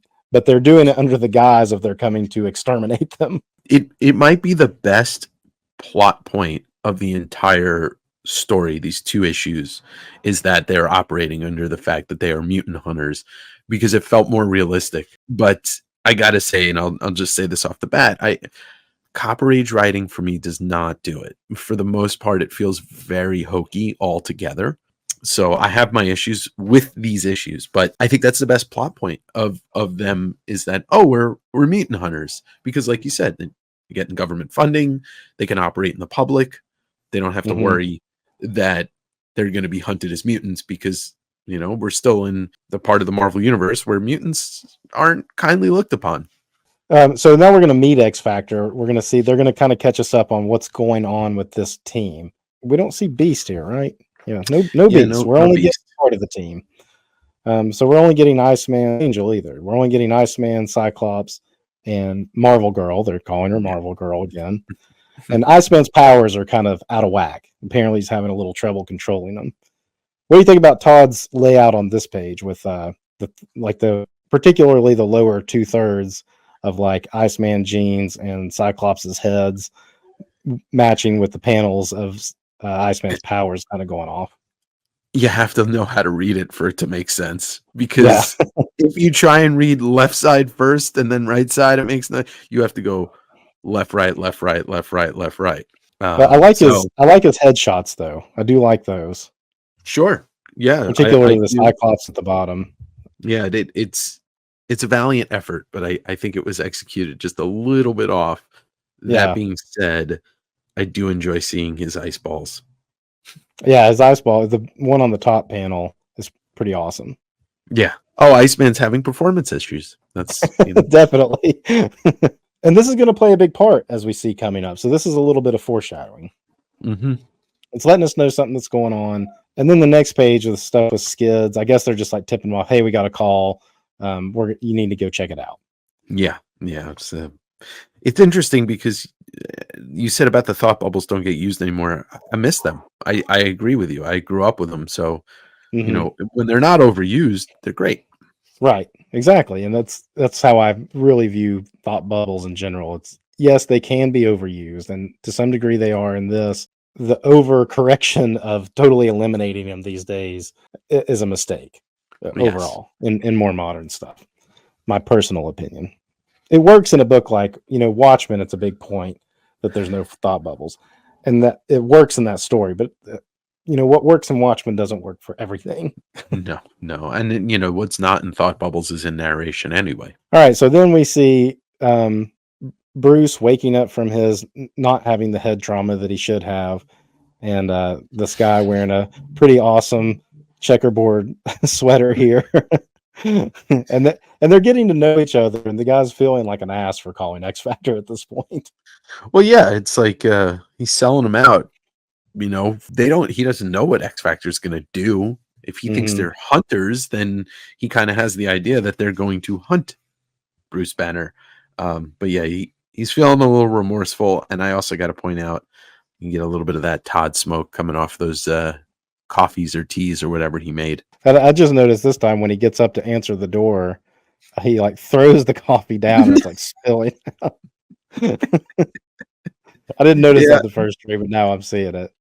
So he gets a knock on the door. He thinks it's X Factor, and he's feeling bad at this point because I think Bruce had mentioned he has a wife he has a wife anyway. And he's like, man, this guy's just a normal guy. I shouldn't be doing this. Then he gets a knock, and it's his girlfriend. They go for a walk, and she tells him that she's pregnant. And I did find this kind of interesting for this.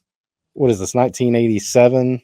87, yeah. 1987, in a comic that's basically written for like 13-year-olds. They're hinting heavily towards a very controversial issue, don't you think? Yes, they definitely are. I mean, I guess you got to give Peter David props for not just making it a silly, little plot point. It's actually a very mature plot point. And I'm into it. The guy, which I've forgotten his name, is immediately like, it's Dick. It's Dick. yeah, it is. We're gonna call him Dick. Anyway, then he switches back again. He's like, okay, we need to get married, and then he's thinking about turning Bruce in again, thinking he's getting a cash reward. Yeah. He's like, well, I hate to do this, Bruce, but now I have a future family on the way that I have to look after. So, some human turmoil there of guilt, and then doing what you have to do for your own personal life, Yeah, and he also just says, but I feel like a grade A creep. I'm turning in somebody for the money. I mean, yeah, you're selling him out, and for all you know, they're gonna murder this guy. Yeah, he has no clue. That last panel on the page where he's hugging his girlfriend, those are some classic McFarlane bushy eyebrows too. Oh yeah, they really are. These things are gigantic. Bruce calls Gamma Base. He talks to Quartermain, and he talks to Rick, and Rick kind of tips him off by calling him Bob. And he's like, Rick never calls me Bob. He's trying to warn me about something. Yeah. And I do love that panel of all these angry SHIELD agents sitting around while Rick Jones is just on the phone. You know what it reminds me of? And I would almost bet maybe it was inspired by the scene in Die Hard where what's his name sells out McClane, and he's sitting there with Hans Gruber on the phone. Hans, Booby, that's exactly the pose he was in that scene. I wonder what the time period. That movie came out 87-ish, didn't it? It did. Yeah, it came out in 87. I bet you may be right. It may have been something that Peter David and McFarlane kind of. Oh yeah. I just realized that it's Todd. Another question to ask Todd. So Banner lies. I think they said he was like in Illinois, but he says he's in Seattle. Yeah. um, Sending Shield to the Northwest. we're getting on the X Factor plane. They're heading towards Sparta, or no, it's Indiana. Dude comes home with a bunch of groceries. Bruce has gone out for a walk. He's just like, oh, I'm going to go out for a walk, and really all that's a lot of recap of what's happened in the last few issues. Yeah, you do get a nice side profile McFarlane thingy there at the bottom. You do, and you get him talking about Betty, and we find out where Betty is, in this issue, I believe. And yeah, at this point, Betty had run off with a guy. I think his name's Ramon, maybe something like that. Okay, no. What happened was she had run off with that guy. Maybe it's even in here too. But she had run off with the guy. He had shown up to Gamma Base claiming to be her estranged husband. And of course, she's married to Bruce now. Bruce has some issues with the Hulk, and he comes back and he goes to confront her with this guy, and she goes back to Bruce, and they're in a hotel room together, and the time had changed, the daylight savings time had changed, and Bruce was trying to time out the time of day, and he was cuddling with Betty when he turned into the Hulk, and it injured her real bad. Sure. And of course the Hulk jumps away, and he's cursing Banner. He's like, you could have killed her, Banner. And then when Bruce turns back into Bruce, his memory of that happening is very hazy. So it's the Hulk is trying to hide the fact that he hurt Betty that process. Yeah. Which is another interesting thing that I think Peter David brought to this era of the Hulk, is the Hulk and Bruce exert some influence on each other. Small, but it's there, and they make note of it when they're doing it. Well, and Gray Hulk is definitely a nice change also in just the way that he's smart. So you don't have to dumb down the character all the time. I've read quotes from Peter David saying he never wanted to write just the Savage Hulk for any extended period of time, that he didn't find that it carried the book as well as, having some craftiness to the character. Mm-hmm. And that makes sense to me. I love a good Savage Hulk story, and as much as I love that Herb Trimpe era of Hulk, it's very repetitive, very formulaic issue after issue. Very. Yeah, we're on the next page with X Factor finally shows up at the door of Dick's apartment. I just want to point out the hair. Look at all the McFarlane hairstyles, and that I was hoping you would point that out.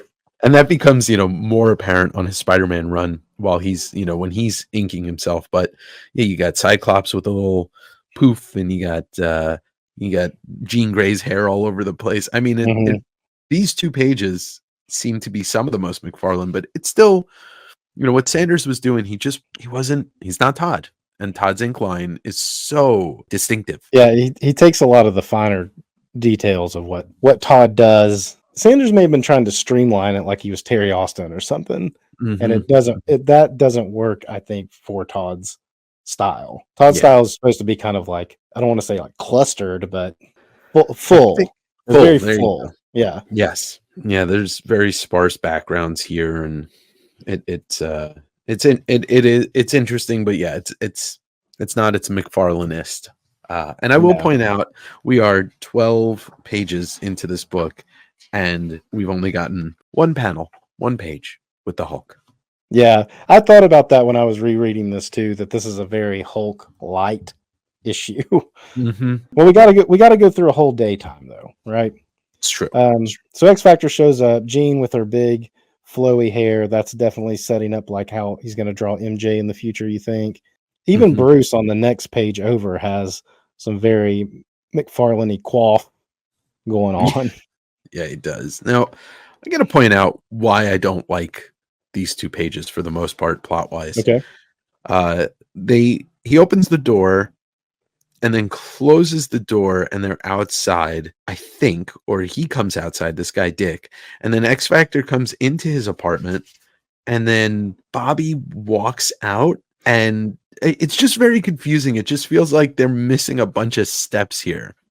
Everybody's in, then Bobby's out, and Bobby's walking down the street, and he sees Bruce, and Bruce starts running, and then all of a sudden they're all outside. I feel like there's a teleportation device that they were using that we don't know about. Yeah, I see that now. I guess I didn't notice it on my initial read, but now that you pointed out, yeah, he opens the door, he steps outside, he asks about price, and Gene kind of dresses him down about that. Mm-hmm. And then they go in, and then I guess the next panel with Bobby coming back out, it is hard to tell that he's like walking back out. Yeah, he's walking back out. He walks around the corner or down the block, and then Bruce starts running. Then the next panel, they're all outside. All outside, yeah, with their van. Is that their van next to them? That's their van. Yeah, because they hop in the van.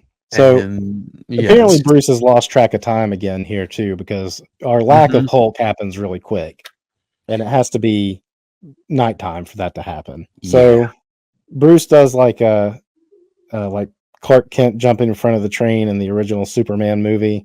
He crosses over it there, and their little van gets stuck, and then all of a sudden there's the Hulk. Yeah. Oh, and also, this must be a Hollywood set, because he runs one block and all of a sudden he's in rural whereverness. Literally, the city's not there anymore. Yeah, it was a pretty dense little urban area when he was taking his walk and talking to the kids and stuff. And now he's like hit Central Park or something.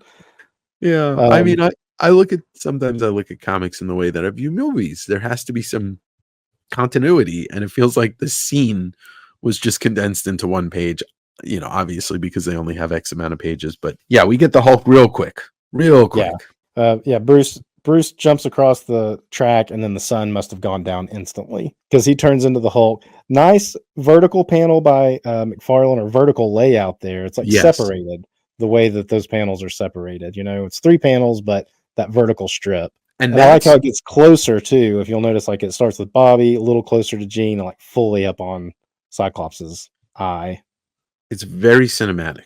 Like this makes sense to me. This panel layout's like, oh my gosh, Scott the train, something just pulled it off its tracks, and we're going close up. Gene, no, it can't be it. And then Cyclops thinks trouble, but he doesn't vocalize it because there's a Hulk in front of him. And we finally get some more pages of the Hulk, and this is where you get a lot of the like snarkiness of the Gray Hulk and stuff. That I guess this is. I love this stuff, but a lot of people criticize Peter David's like sense of humor, and the way that he's like, he's not goofy, but he definitely has some one-liners. He's snarky, like you said. Yeah. It makes for a good reading experience when you have literally this comic book has been devoid of any humor up until now. It is a comic book, so they get and land in a printing press. They make sure you see that in the SpartanPrinting.com. Probably says company, but like it just cuts off at com, and my internet brain says .com. I don't know if Sparta is a real town, but the one thing I will say that kind of builds upon that is when they drive into the town, it says "Welcome to Sparta, Magazine Land, USA." So there's a printing press in there. So good catch on that detail.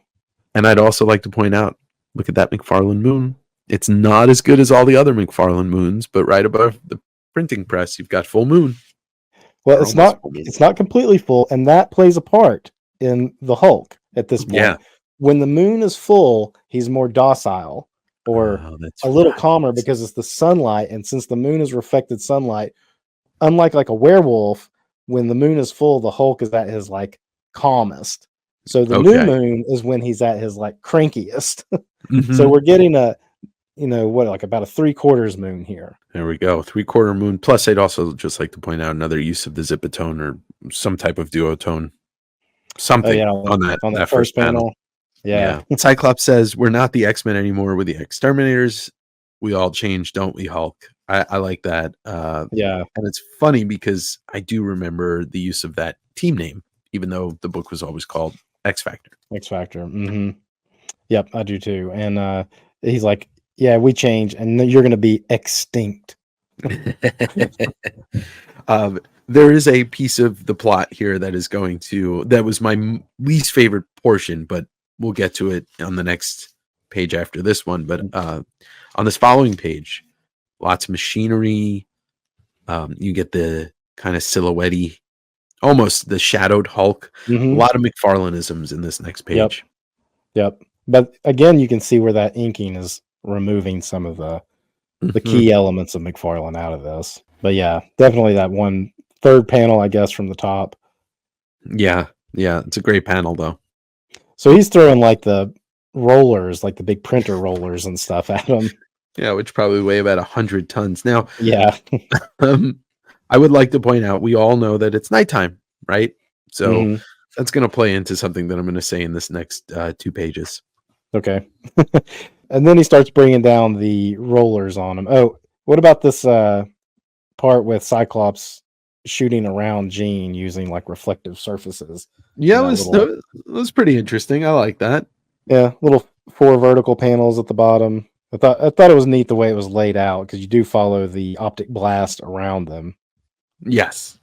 I did enjoy that. Now let me just bring something to light here on this next page. It's nighttime. It's a printing press. First 3 pages of this fight, it's just No X one's around. Factor.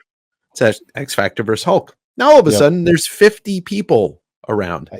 Yeah, I noticed that too. Look, if this was a movie, let's just say it was a Hoth on Empire Strikes Back, Mhm. and Luke is hanging upside down in the Wampa, the Hoth monster's coming at. Then the next, shot was 4 people just standing around, going like, "Oh my god, what? Why? Where are these people coming from? Why are they at work? And why weren't they there the first 3 panels?" It's a plot like we've got Cyclops saying the Hulk run. They literally just put people in this so that could happen. It doesn't make sense to me. It took me right out of the comic. I'm like, where do these people come from? I did notice that when I was reading it too, that like, oh, these people just suddenly showed up. I mean, you can, because it did just turn nighttime, you can assume they're like at the end of their shift or something. But because they didn't establish them when they first broke into the plant, like when the Hulk first crashed in, you could have seen some people like running away or something at that point, and you don't see that at all.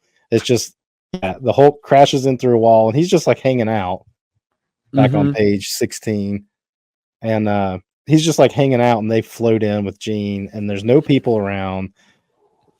They're blasting things. Iceman is icing things. There's no people around, and then the paper rolls or whatever start falling. And suddenly, there's 50 people. So I agree. They could have done a better job of establishing that this printing press was open at that point. Yeah, it took me out of it also because you have people just standing around watching destruction. Like that's that's not real life. And it makes me feel like I don't know. It took me out of it a bit. Their placement, especially on that first panel where the Hulk's getting hit in the back, Jean's kind of there, and there's like a crowd of people on each side of them. Like the background of a Street Fighter 2 game or something. Yeah. Like they're like, hey, there's a big monster fighting some chick. Let's go stand there. Let's go watch. We live in a world with superheroes. You think they would know by now. Yeah.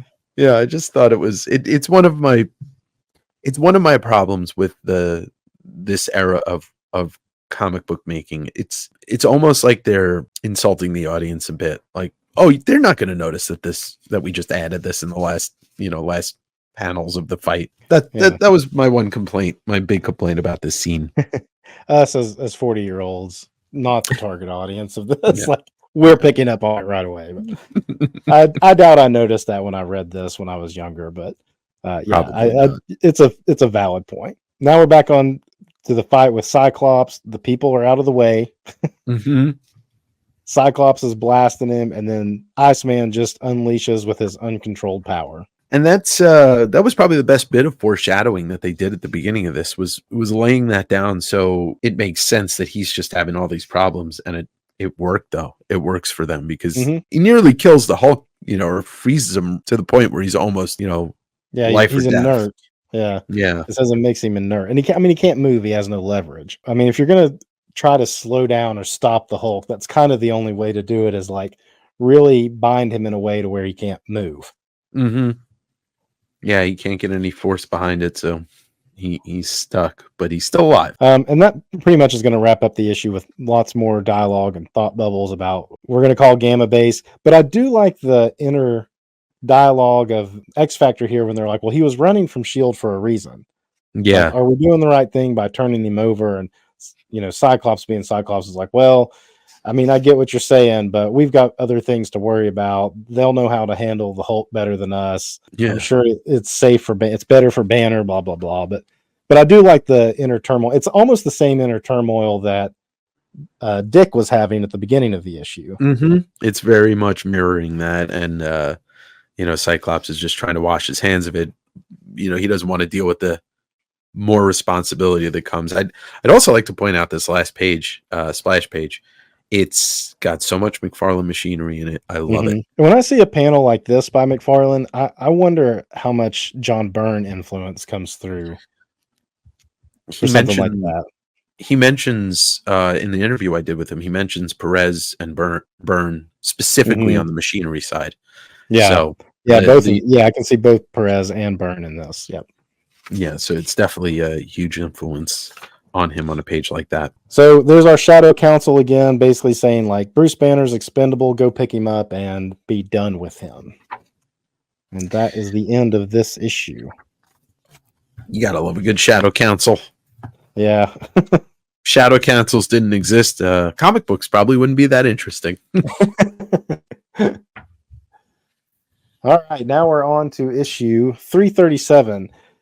This cover reminds me of the X-Men cover. I think it's 124. Is it 120? The Proteus issue. It's a Dave Cockrum cover. I may be a little off on the number, but you know which cover I'm talking about? I do. I'm trying to find it so I can remind myself, but yes, I do know what you're talking about. Maybe 126. It's the X-Men, and they're basically just blasting through, and basically the same layout. 126. 126. I was pretty close. So this kind of reminds me of that 126 X-Men 126 cover. Again, not McFarlane, but pretty cool cover. I think this is a better cover than the one before it. Yeah, the one before it doesn't really give you enough where this does, and it kind of looks like, well, maybe they're going after him, or maybe they're teaming up with him. They're busting out, though, right? Yes. All right. Now here we get Betty, and this is I want to say his name is Ramon. I may keep messing that up, but and you see where she's battered up. It is Ramon. Okay. You see where she's like kind of busted up, and that's from where I was talking about the Bruce transformed while holding her, and it, banged her up pretty bad. Mm-hmm. And we get a little bit of the McFarlane smoke in there. Ramon smoking a cigarette, looking like maybe Michael Mann created him and he just hopped out of Miami Vice. And notice his tie is blowing in the wind right there. The window's open, and they're making a point. His tie is blowing, and the smoke too is blowing, because that comes into play a few panels later. Yeah. She writes a note to Bruce, and the wind takes it and knocks it off the counter and under the hospital bed. And that is going to be a nice repeating panel as we go along in the issue. Mm-hmm. All right, we're still getting that same inker, Jim Sanders III. Pretty cool splash, though. No, he does a good job keeping that, those pencils kind of looking McFarlane-ish, tight and detailed. Less of a heavy stroke, especially on the next page, the close-up of the Hulk's face. You're starting to see some of that McFarlane noodling on the Hulk's face that we really haven't seen on these issues up to this point.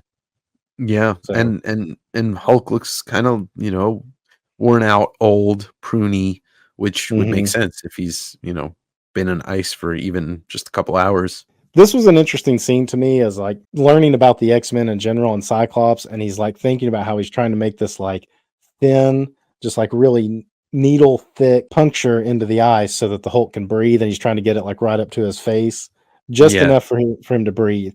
And I remember reading this, and I didn't realize like how much control Cyclops had over his blast. So reading this was actually what tipped me off to that, because when I read this originally, I was not deep into X-Men. I liked Wolverine, but I was not deep into X-Men. I always thought that was an interesting aspect of showing off what Cyclops can do.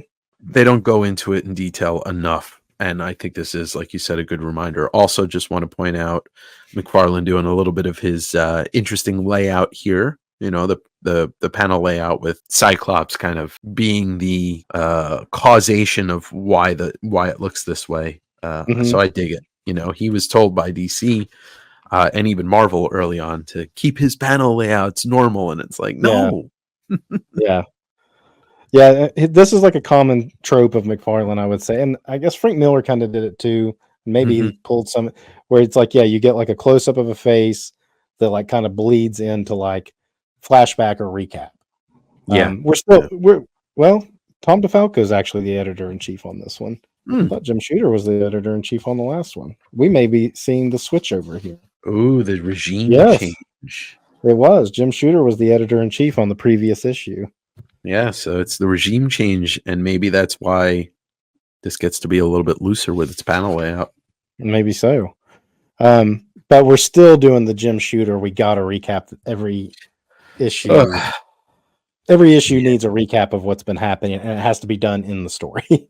Yeah, because according to Shooter, everybody, what is it? Every Everybody is every somebody's comic is first somebody's comic. first. Yep. Yeah. Which is it's a good philosophy, especially for the time period and how these comics were distributed at the time. But they probably would have been better off just doing a recap page on the inside cover, or somewhere just being like previously on, instead of forcing the creatives to like work it into the story, because you're taking up at least a half a page.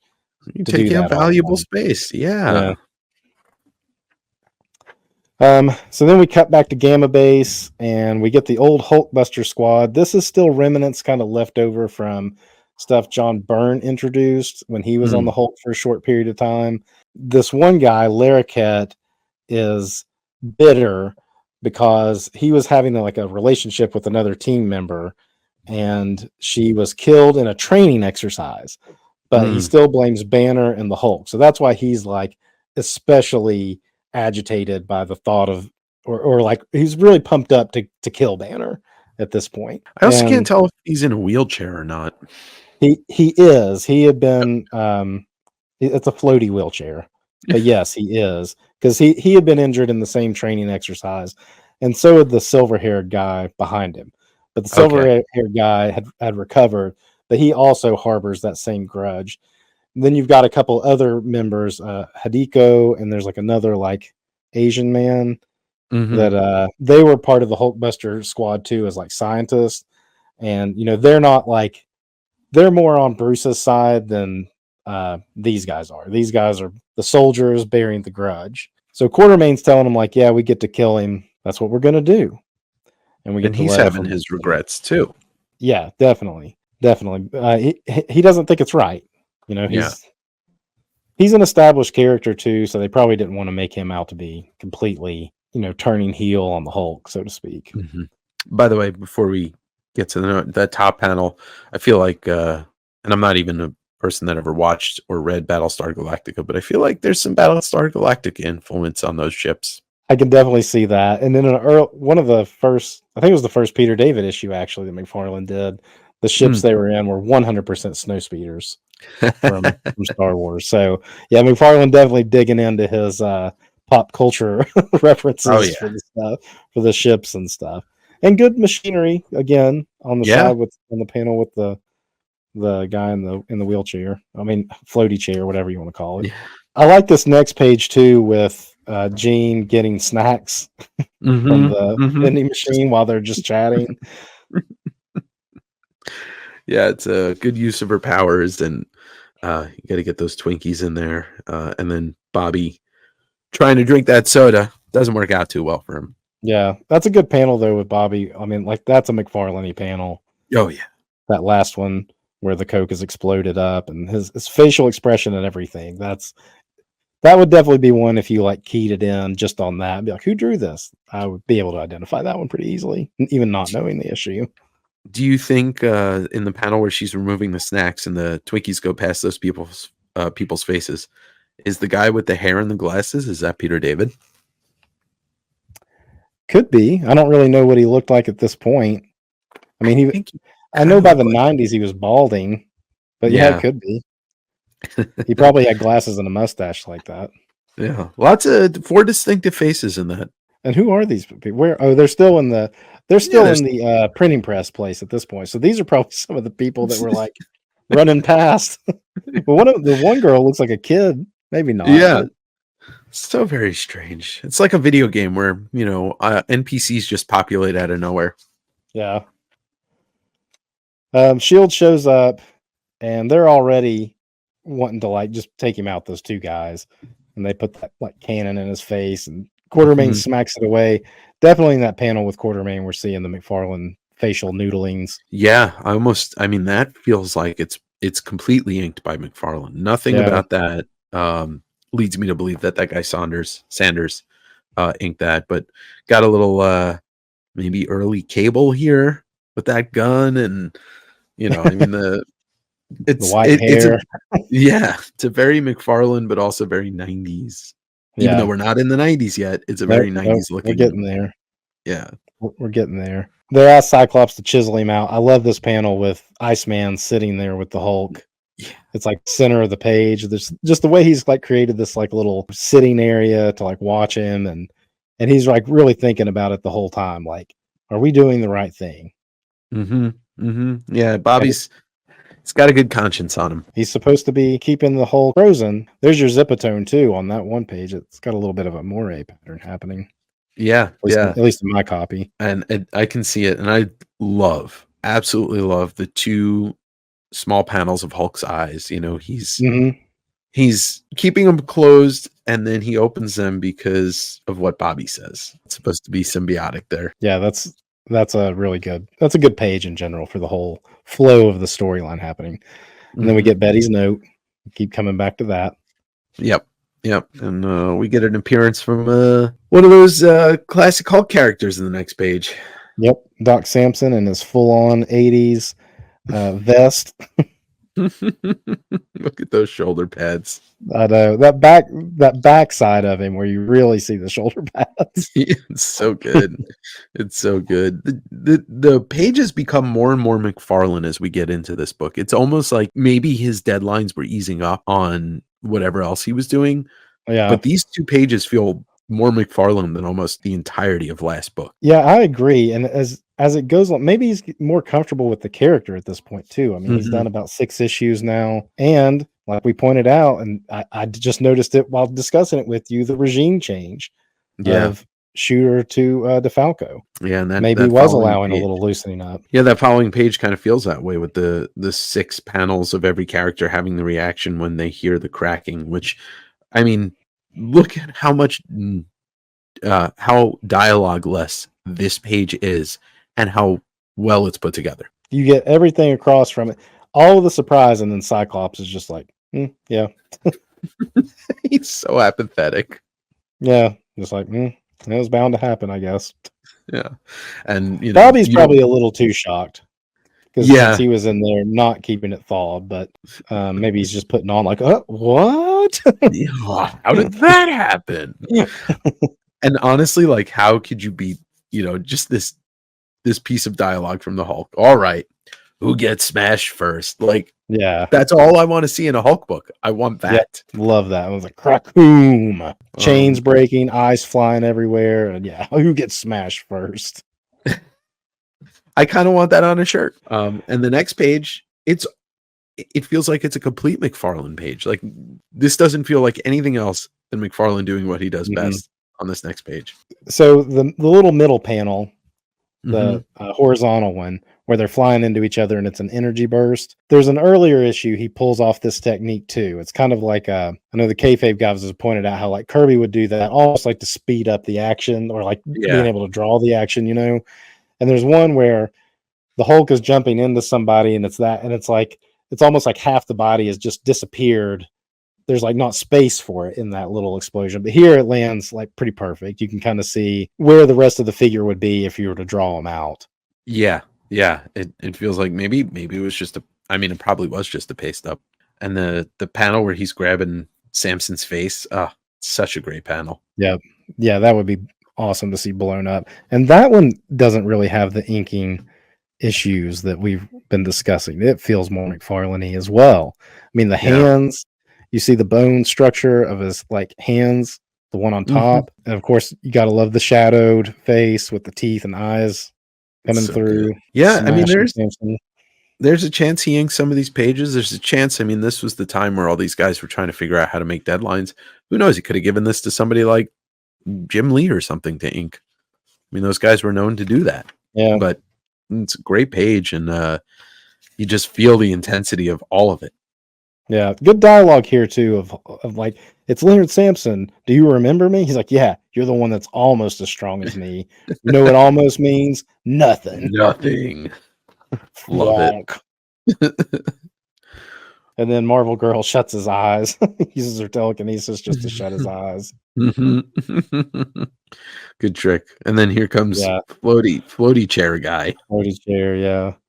He comes and just gets in the way. Well, they all join in and hit him at the same time, which I guess knocks him out enough to put him in this kinetic cuffs Yeah. thing or whatever. This Yeah, his harness is, whatever it is. It's really hard to Look at tell that. what it is from that shot. Look at that face though, the get me out of here face. So good. Yeah, I feel like that would have been a sticker in a vending machine in 1987. Yeah, just open his eyes though. Yeah, But yeah. You get a better Then look that- at the harness on that page 13. Yeah, and it's like they sell it like a kinetic cuffs or shackles or something that as he fights against them, they get stronger too. So it's like he's fighting against himself to get free. Mhm. And then he explains the stuff about the Gamma Bomb stuff going on. That there's a secret Yeah. stash of Gamma Bombs that the government is hiding, and they're all just like, "What? That's not true." And he's like, "Yeah." And he explains seeing the Half-Life character, and then the mystery shadow person who's putting some boxes down and pushing buttons. Yeah. Meanwhile, and then it's funny that it goes from that to elsewhere. It goes from being this great comic to Scooby-Doo all of a sudden. And then the character's name is Trump. Yeah. And you know that had to be a nod, like a yeah. he wasn't even liked back then. So that had to be some kind of like, we're gonna make the asshole character and we're gonna call him Trump. Yeah, people knew who he was back then. So there's the Lair cat. So there he looks like he's on like crutches or something. He's out of the floaty chair. Yeah, he's got 'Cause he's those standing. kind of brace crutches. And then they go and they X Factor and Samson as they're like coming out of the room that the Hulk is in. And there's the two other characters too, Hideko and I forget the other guy's name. Oh, They're yeah, just I kind see of them on the around. left. Yeah, they're left over from that burn era, and again, we're still kind of tying that up. So Peter David does a good job of not just like throwing it out the window. He finds a way to like logically like, let's move them out of the storyline. I would just like to point out that it goes from meanwhile to elsewhere to meanwhile and then and. That's Oh, a the pretty 80s. pretty fast pace of dun dun dun dun. Yeah, exactly, Yeah. exactly. So on the next page, you get Doc Samson is he's kind of pissed now. He's kind of Yeah. pissed. He's really pissed, Yeah. actually. This happened kind of abruptly, I felt like, in a way, because they had just learned about the Gamma Bomb stockpile. And it's like they Mhm. were going to ask about it, and then they're surrounded by S.H.I.E.L.D., and he's just like, forget it, and knocks down these two conveniently placed pillars where they were surrounded. It kind of makes me think about what I was saying about the other issue. It's like there's just a lot of exposition for no reason. And because the beginning of the books sometimes start out as a slog, you get this towards the end.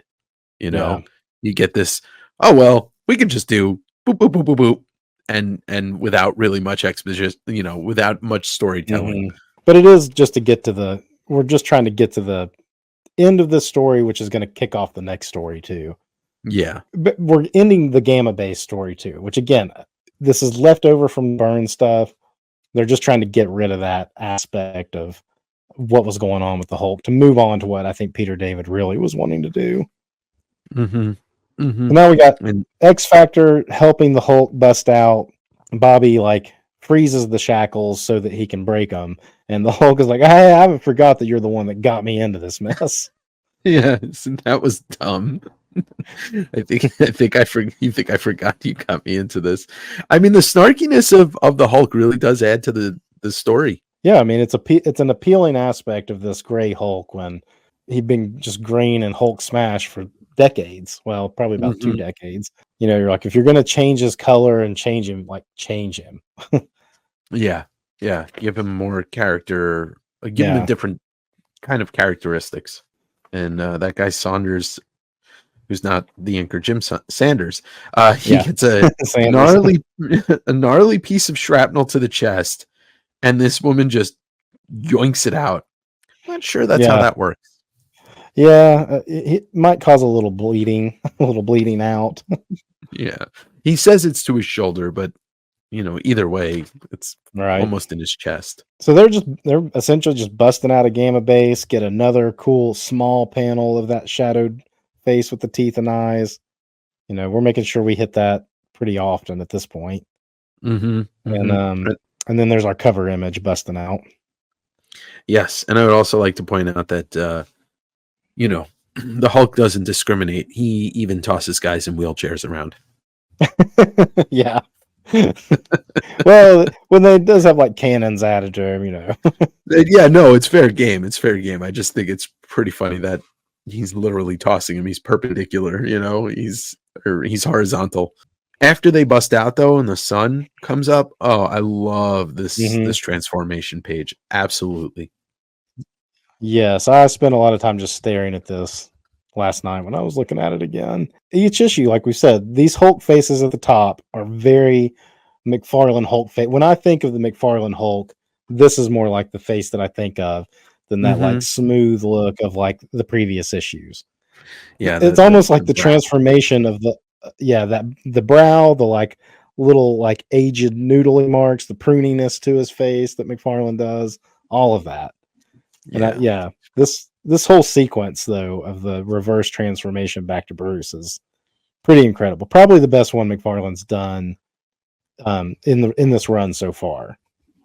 Yeah, and I think this is probably the best page, or my favorite page of the entire two issues. Yeah. So they load up in a shield van and head out. Yeah, while everything's blowing up, and there's I love this panel of all the dudes holding guns, because it's like the Punisher is the second to last guy. I mean, Frank Castle's just right there. Yeah, that's 100% the Punisher. And I think Cyclops actually might be having an identity crisis, because that's him in the first set of the group. Yeah, it's just blue glasses instead of red. Yeah, that's our Trump guy, actually, I think. I think you're right. But I just that panel just great. I love it for so many reasons. Yeah, I like the van like kind of tilted on its side too. I guess it like pulled up real fast, so it's like kind of sideways, and they're all like hopping in, and Cyclops is like, "Thanks for the ride. Your name's Clay, right?" Not anymore. Now it's Mud. So it was Clay that was like setting up all the boxes and stuff. Yeah. I gotta say, I appreciate Peter David's snarkiness. Yeah. And then he starts flipping these switches in the van, which is setting off the bombs and just blowing up Gamma Base. Bruce is freaking out because that's probably the equipment that maybe could have helped him. He's like, "What are you doing?" He's like, "We can't let it stand, or they'll just catch us in a day." And he just blows it all up. Well, that's what they do best. They blow stuff up. The other two characters I've been pointing out, they're like, "Nope, we're not going to stick with you. We're going to go just do our own. Like, we're just going to go live happily ever after." I don't think we ever see them again that I recall. It's nice that comic book characters get to retire every once in a while. And then Clay, Rick, and Bruce go off on a road trip together. Yep. We see Betty's note there still on the bottom of the floor. Cleaning lady comes up and tosses it out, kind of ending that chapter. Yeah, he never gets to see the note, and then we get a little Doc Samson coming up from the wreckage. And this is what I think. This is kind of the end of Doc Samson for a long time too. I don't think he really. I mean, I'll find out as I go along, but he's not there for the Joe Fixit stuff. I don't think he reemerges until just before the merged Hulk stuff is when he kind of comes back. The wedding, so, maybe he's in the wedding. Yeah. Well, he's definitely there for Rick's wedding. Is that what you mean? I think so. Who gets married in 40 issues after this or so? Yeah, Rick marries the redhead Marlowe that Joe Fixit meets in Vegas. But yeah, he's definitely back by then because that's in the merged Hulk era. But he comes back because he helps create the merged Hulk with his psychobabble stuff. I will say the the cleaning lady throwing out the letter, the last panel in particular just seems, it's very McFarlane to me. Of the lady throwing it out. Yeah. He's done that. Yeah, I feel he's like got in so many different issues. I like that the thing is clearly labeled trash, in case you were wondering what she was throwing it into there. And she's mumbling about how terrible her job is while she's doing it. Well, of course, she's a cleaning lady, you know. That's what they have to be upset about. But all right. This was a lot better talking it out with you than reading it by myself. You came into it ready to tear it apart, and you're like, oh, well, maybe this wasn't so bad. You're saying that you liked it better. What are some things you thought you didn't like that now that we've talked it out, you have kind of come around on? I think the first issue kind of weighed it down with a lot of the dialogue and the hokiness of, you know, that guy selling out Banner and, you know, kind of wasting 11 pages without the Hulk. The second issue kind of cleans up and makes it a Hulk book. Well, the Hulk is in the whole thing up until the last couple pages. Yeah. You know, even though he's trapped in ice or shackles for probably the first half there. At least he's there. Right. And you know, it's like when I grew up reading Wolverine, even though that first ongoing series was all Patch and in Logan, and it wasn't a lot of Wolverine, he still used his claws and his fists. Yeah. You know, but yeah, I think talking it out with you and looking at it under the microscope made me appreciate this book a lot more, and actually made me appreciate a lot of Peter David's dialogue more. The snarkiness is fun to point out. It definitely works for this Gray Hulk, and it works out his whole run, really. He continually is evolving the Hulk as he goes along. I mean, obviously, we've got this era of Gray Hulk, and then the Joe Fixit, it's still the same Hulk. He's just wearing a suit, you know? And then eventually you get the merged Hulk, which a lot of people don't like because they want him to. But even the merged Hulk has a meanness to him that gets overlooked. And like, they don't show that in the movies. So I see why people get upset about the merged Hulk in the movies. Soft, kind of. But he still had like a meanness about him that it's always there in the Hulk, you know? So I'm looking forward to getting to that, but I'm a ways off from getting to those.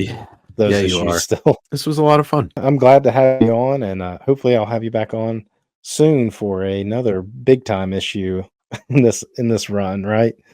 Yeah, we're gonna do 340. All right. Any final thoughts on these before we hop off? Just, you know, I like to have my mind changed about certain writers and certain ages of writing. So this is a step in a good direction for me, and yeah, it was a lot of fun to go through these with you, and I'm really excited to see the rest of what you have to say about all of the Hulk run, and I'm excited to look at more issues with you. All right, as we head out of here, WestCoastDAVEngers, be sure to check out the description to find Dave all over the internet and his motto, see Todd, buy Todd. Until next time, read your comics. Continuing on with the Peter David Todd McFarlane run of The Incredible Hulk. Still not getting any McFarlane covers at this point. This is another one by Steve Geiger, and Bob McLeod is doing the inks on it. I don't really think this is a great cover, not super eye-catching. If you were like just a young fan discovering this on the shelf, would this make you pick up the Hulk? Maybe, maybe not. I mean, the Hulk had just turned gray. We're still kind of in the early era of that. Does this even look like the Hulk if you didn't know that the Hulk was gray at this point? Would this catch your eye? I feel like so far this is probably one of the weaker covers in this run so far. And that's not really a slight because Geiger and McLeod have done a couple like pretty good solid covers so far. Unfortunately, I just don't think this is one of them. Something to note in the UPC box here is the Fall of the Mutants is coming. And we're on issue 338. And anyone that knows anything about this series knows what's coming up soon. But I'm going to jump into the inside of this issue.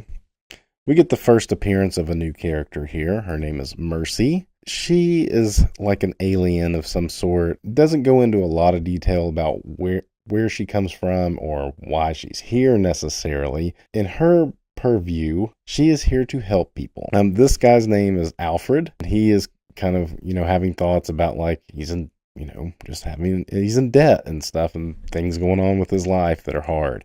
And she pops up and says she's here to help him. And she helps him by taking his radio and dropping it into his bathtub. You get this crispy hand there as she just like zips out. So right away we get kind of what Mercy's all about here. Even though this guy is not contemplating suicide in this moment. He is just kind of just bummed out about stuff going on in his life, and she shows up to help him.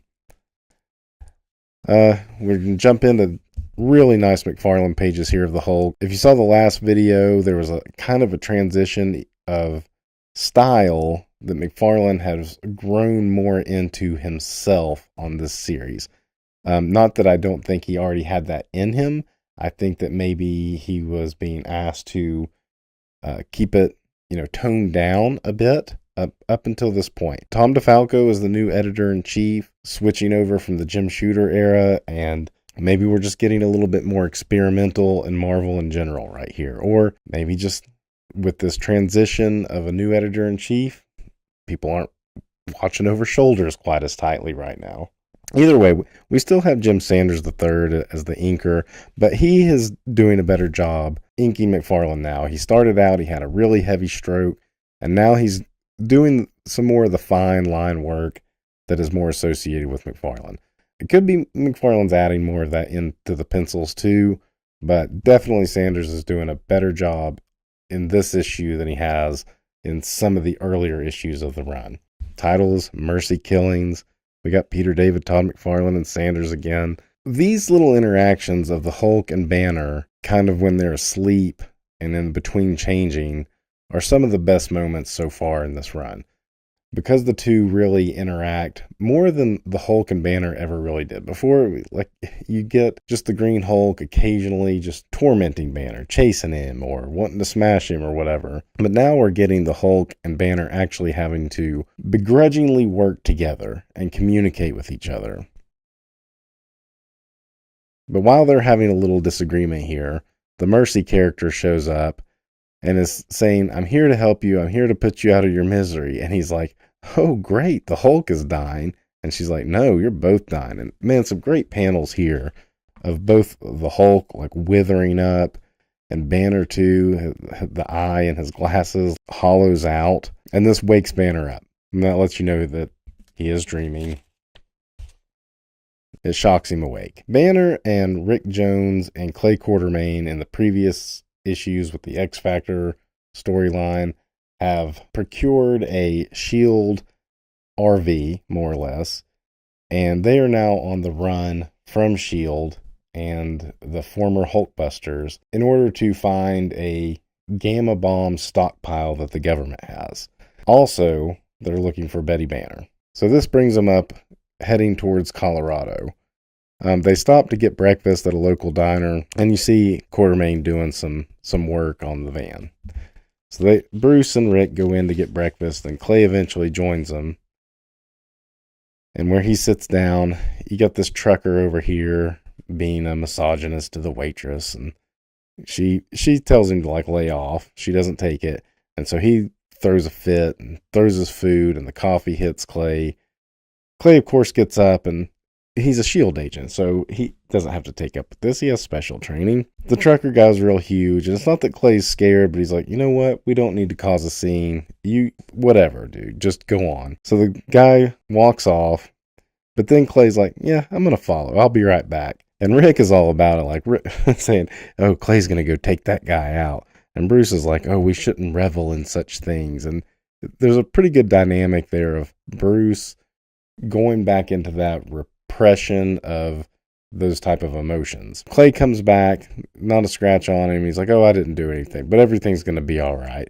And you kind of see a smirk on his face. Get those McFarlane eyebrows. Look at this McFarlane-y hair too, with the little swooping, swooshy curl on the front. Back outside, Bruce is kind of recapping some stuff that's going on in the previous issues. While he's leaning against the van, all of a sudden the van starts to roll. And look who's in the window. It's the Mercy character. And he grabs on to the bottom. As the car starts going out of control, Rick runs in, jumps in, and tries to hit the brake. And he expects to see Bruce in there, and he's not. They get Bruce out from underneath, and his back is all scratched up, of course. And he's like, "What was going on with you, Bruce? We thought that you did that." And he was like, "I didn't do any of that." Cut back to a shield installation, and here's our former Hulkbusters trying to track the van. The van has a tracking device on it, and they've spotted it, and now it's headed to New Mexico. So they go to the hospital where Betty was. So in the last issue, too, we saw there was a nice like panel at the bottom of every page showing like a note, and it gets swept up at the end. So Bruce doesn't get the note, but she checked herself out. They decide to go they got to find where Betty went at this point. Bruce is also he doesn't remember Betty getting injured when he transformed, and Rick and Clay are trying to keep it from him, but eventually they kind of let it out. So now Bruce is in the hospital, and the Mercy character shows back up, and she's just going to start chasing after him again. And as they run, she hits this other innocent guy, and she's like, "Oh, I've hit someone who didn't want my help. Bummer." And she vanishes. Most important thing on this page is, here's our guy, Trump again, our kind of like villainous Shield character. I mean, I guess not villainous, but he's definitely in the mold of like Henry Gyrich or somebody like that, he works for the government and he's a government stooge, more or less. But the big thing here is this panel right here, where we meet some senator and this mysterious figure in the trench coat shakes hands. You can see his hand is kind of green. And he's like, "Oh, you have the mark of a true leader." So here's our leader coming back. Meanwhile, back at the RV, they've stopped for gas. Kid's trying to sell some flares, and this is going to come into play later. He's given a hard sell, too, on Rick. And Rick's not buying it. Interesting thing here, it's getting the sunset, so Bruce is sweating like, I'm going to change into the Hulk soon.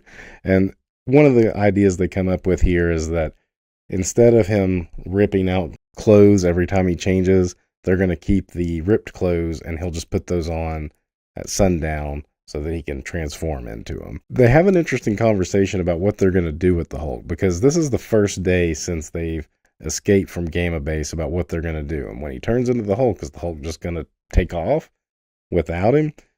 So they kind of devise, they point out here too that it's a full moon. It's a full moon tonight.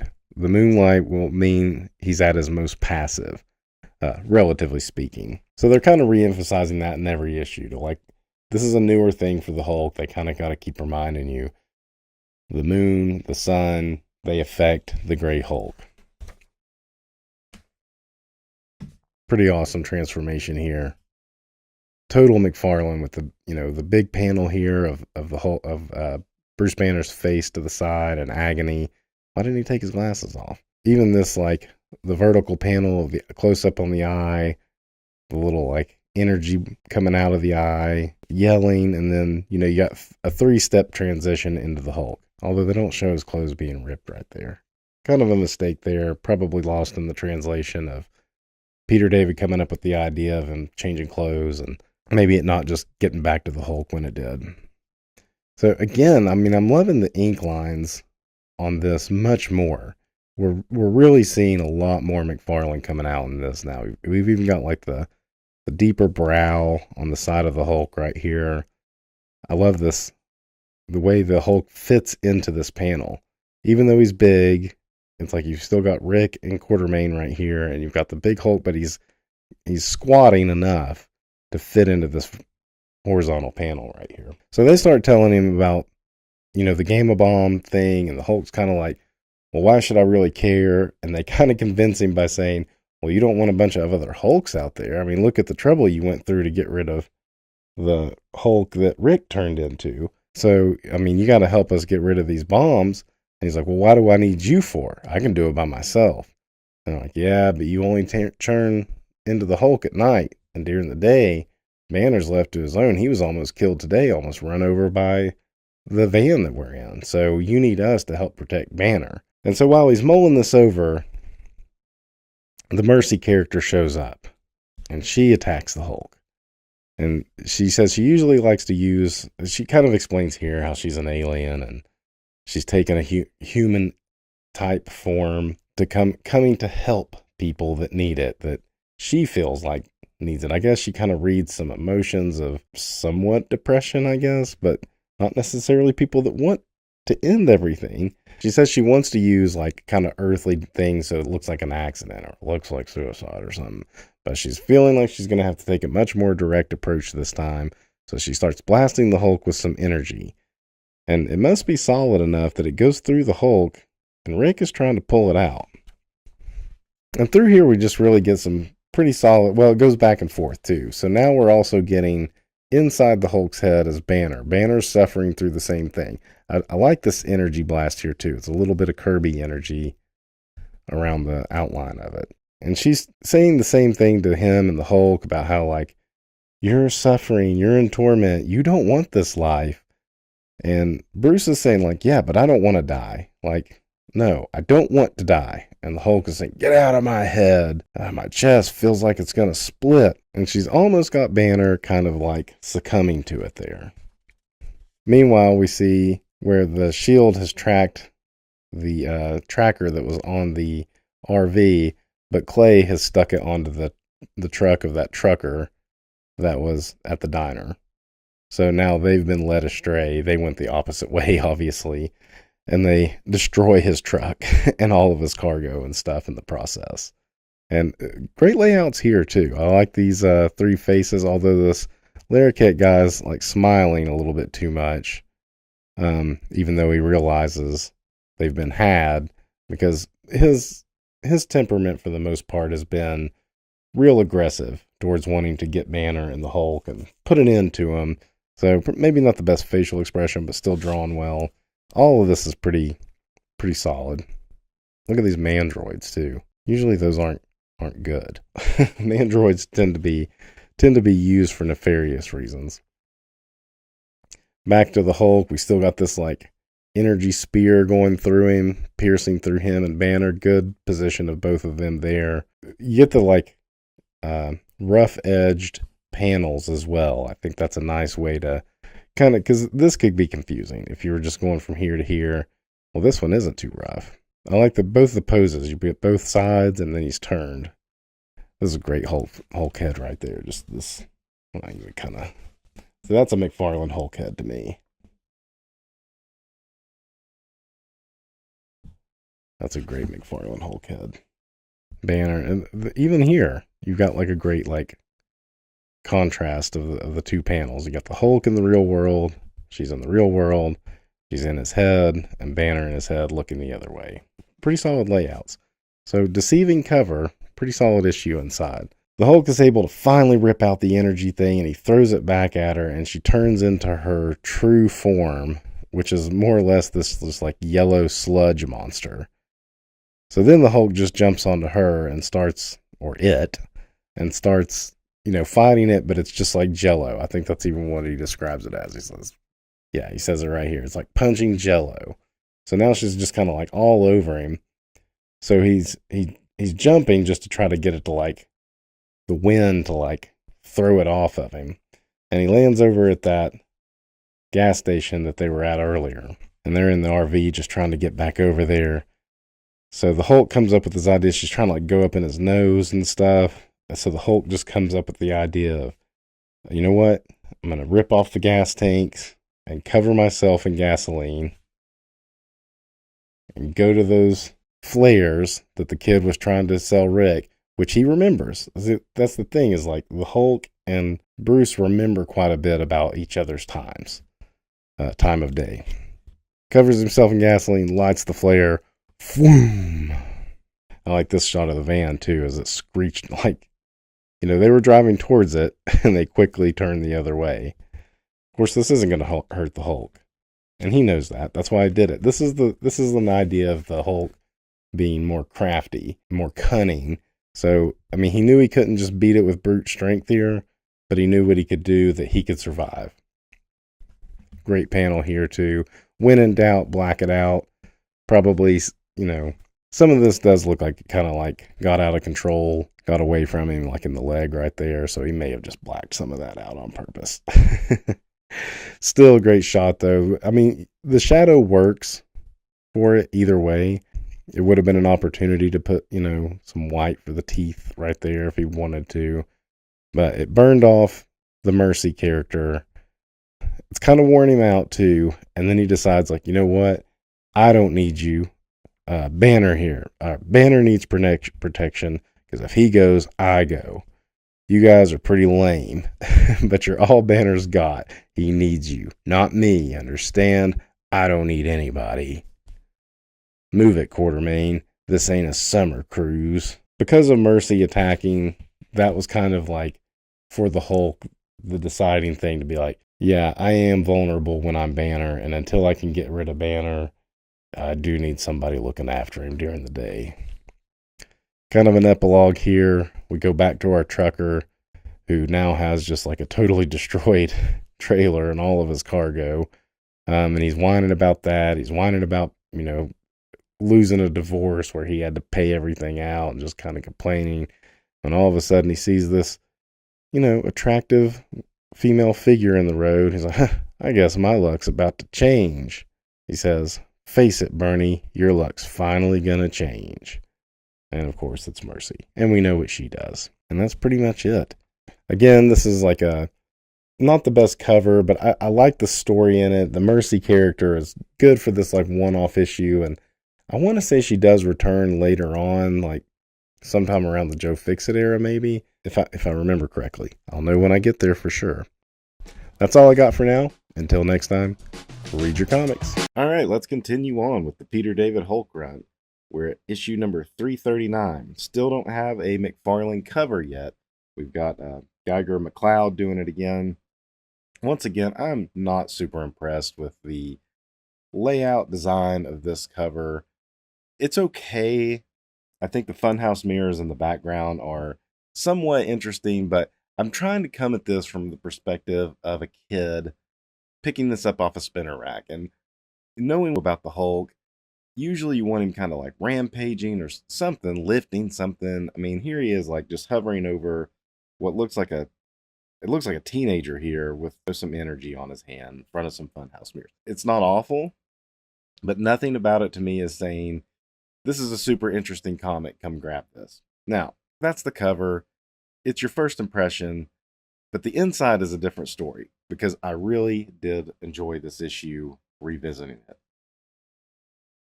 We start out, we have what looks like a father-son. They're playing video games, and Dad says he has to go back to work. And he pulls on a trophy on the mantle, and a secret door opens up. A little bit of mystery there, like what's going on here? Why is Dad, he gets to work from home in an era where that's not a common thing? And why is he going to a secret room? The only thing I would say that's kind of bad about this is this Dad looks an awful lot like Rick Jones, which is kind of confusing. If you've been reading the title to this point, that would kind of be confusing. We're going to quickly cut away from them, though, and we're at kind of an old comic book trope. We're going to end up at a fairground or a carnival or a circus, or I don't know why, but these comic guys, they love to set a storyline in a location like that. I don't know why. Maybe it was the big spectacle they grew up with as a kid, so they try to include it in these books that were technically made for kids. I don't know. I just think it's funny. We're following Rick and Clay and Bruce on this mission to find to find Betty, and B, to find the Gamma Bomb stockpiles that the government is secretly hiding. Why are they stopping at a fair? I don't know, but that's going to give us kind of like a backdrop. So there's a bratty kid up here around these funhouse mirrors. He's just being a brat, and Bruce tries to calmly say something nice to him to calm him down, and the brat kid whacks him in the leg. Wham! Then we get a pretty cool title page by McFarlane here with Bruce in pain, which would have triggered the Hulk in the old days of anger, fear, anxiety, things like making him turn into the Hulk. Now we only get the Hulk at nighttime. So Bruce is just going to take the pain in the leg. Pretty fun. images of the Hulk screaming in the mirrors, and the kid still just being a brat. Our credit line, we have Peter David as the writer, Todd McFarlane as the penciler, and we still have Jim Sanders III as the inker. But at this point, I'm liking Jim Sanders more. I think he started out with a very heavy line, and he still kind of does. You can kind of see it there. But he's gotten more comfortable with McFarlane, or maybe McFarlane's gotten more comfortable with him. This issue, you see more of the McFarlaneisms coming through than in about 4 issues ago. There's an interesting dynamic going right here where Bruce is kind of saying something about the dad who's saying he's going to take the kid home and whip him for acting out and stuff. Clay is a little shocked that Bruce would take up for the father in that way, because he's saying, I know your shield file, and I know that your father was quite abusive. And Bruce takes up for his father right here, saying that he was a sick man, and under the circumstances, he did the best he could. Clay keeps pushing it until like Bruce just kind of shuts down the conversation altogether. On this reread, I found this interaction pretty interesting, because this is something actually introduced by Bill Mantlo in this issue, Hulk number 312, where they introduced the idea that Bruce is from, well, the father is abusive. The mother is quite kind and loving. It was always like tormenting Bruce and calling him a mutant and all kinds of stuff of that nature. And it's even implied that he kills the mother in here, but gets away with it. This is like a pivotal book in the Hulk's history. And the story behind it is even more interesting when you know that Barry Windsor Smith actually came up with that idea and pitched it to Marvel. And they had a disagreement on using some language, so BWS never told the story. However, Bill Mantlo must have heard about the idea in the office, or maybe it was told to him, be like, hey, this is a good idea, you should do it. And so he did, and that was kind of the end of Bill Mantlo's run too. I think he did one more issue before he left the Hulk. Barry Windsor Smith kept that idea going and eventually turned it into this book, Monsters. He took what was going to be like maybe like a double-sized issue of the Hulk and turned it into this, which is pretty nuts. And he spent almost 40 years working on this. This is a masterpiece. And if you're familiar with the Hulk story, you see where its roots are in this, but this is expanded into something so much more. So a little sidebar, check this book out if you haven't. It was just a graphic novel. It was never in single issues. It's still in print as far as I know. It only came out about 3 years ago, so definitely hop on this. So as I was saying, though, that is an interesting thing for Peter David to be bringing up in this point in his run, because it is something that's going to play a pivotal role a few years from now when we get into the merged Hulk story. But we're still a long way away from that. You can tell Peter David already thinking about that at this point, about the abusive father aspect of Bruce Banner's psyche. A sidebar on the Pele Tang ad. They make Tang anymore? I don't think I ever see it at stores. Anyway. Oh yeah, one more thing to point out here is the Felix the Cat that McFarlane likes to sneak into a lot of his early Marvel work. Clay won this at something. He has it here at this carnival, and he has it there. And it's just kind of funny. Why are they stopping at this carnival, and why is the tough guy shield agent winning a Felix the Cat stuffed animal? This kind of continues out that same conversation, and Rick's kind of like, whoa, man, that was a little over the line, you pushing Bruce like that. This is a weird part right here. It's good angle on the panel, but this like thought balloon of this guy saying he lifted a wallet on the Ferris wheel here and that they're going to eat tonight. I don't know why that's introduced, because we don't get back to it again. And it seems like that's maybe like in the previous issue, Clay had put a tracking device on a big rig truck to throw S.H.I.E.L.D. off. And I thought maybe that was going to come into play again, but we never get back to this. So I don't know. I don't know if this was something that like maybe they were going to do something with, and then that was it. So we catch up to Betty, who's run off with that Ramon guy for a minute, and she's mentioning how she's been sick every day for some reason. Sunset's coming up. Bruce is getting ready to turn. A lot of exposition here about him wearing the tattered clothes so he doesn't rip new clothes. Turns into the Hulk, and the first thing he says, why are we still in this useless burg anyway? Betty's nowhere around here. You think You think I got all year? Rick and Quartermain, who are kind of hard to tell apart in the coloring here. I guess Quartermain has the black pants on. They kind of goad the Hulk a little bit, almost like how Quartermain was goading Bruce earlier about his dad. Here comes Rick kind of goading him about Betty and mentions, we're just here, we're going to go get some information we need, and then we're going to leave this town. I mean, Rick kind of pushes us. Said, what's more important to you, finding the gamma bombs or Betty who ran out on you? What kind of stupid question is that? The bombs, of course. I don't give a flying fig about Banner's simpering wife. Yeah? So how come the first thing you started talking about was Betty? The same way she's Bruce's main concern. So Rick is trying to point out to the Hulk that him and Bruce are a lot more alike than the Hulk cares to admit. Great single panel here. Just a little bit of the Hulk's face.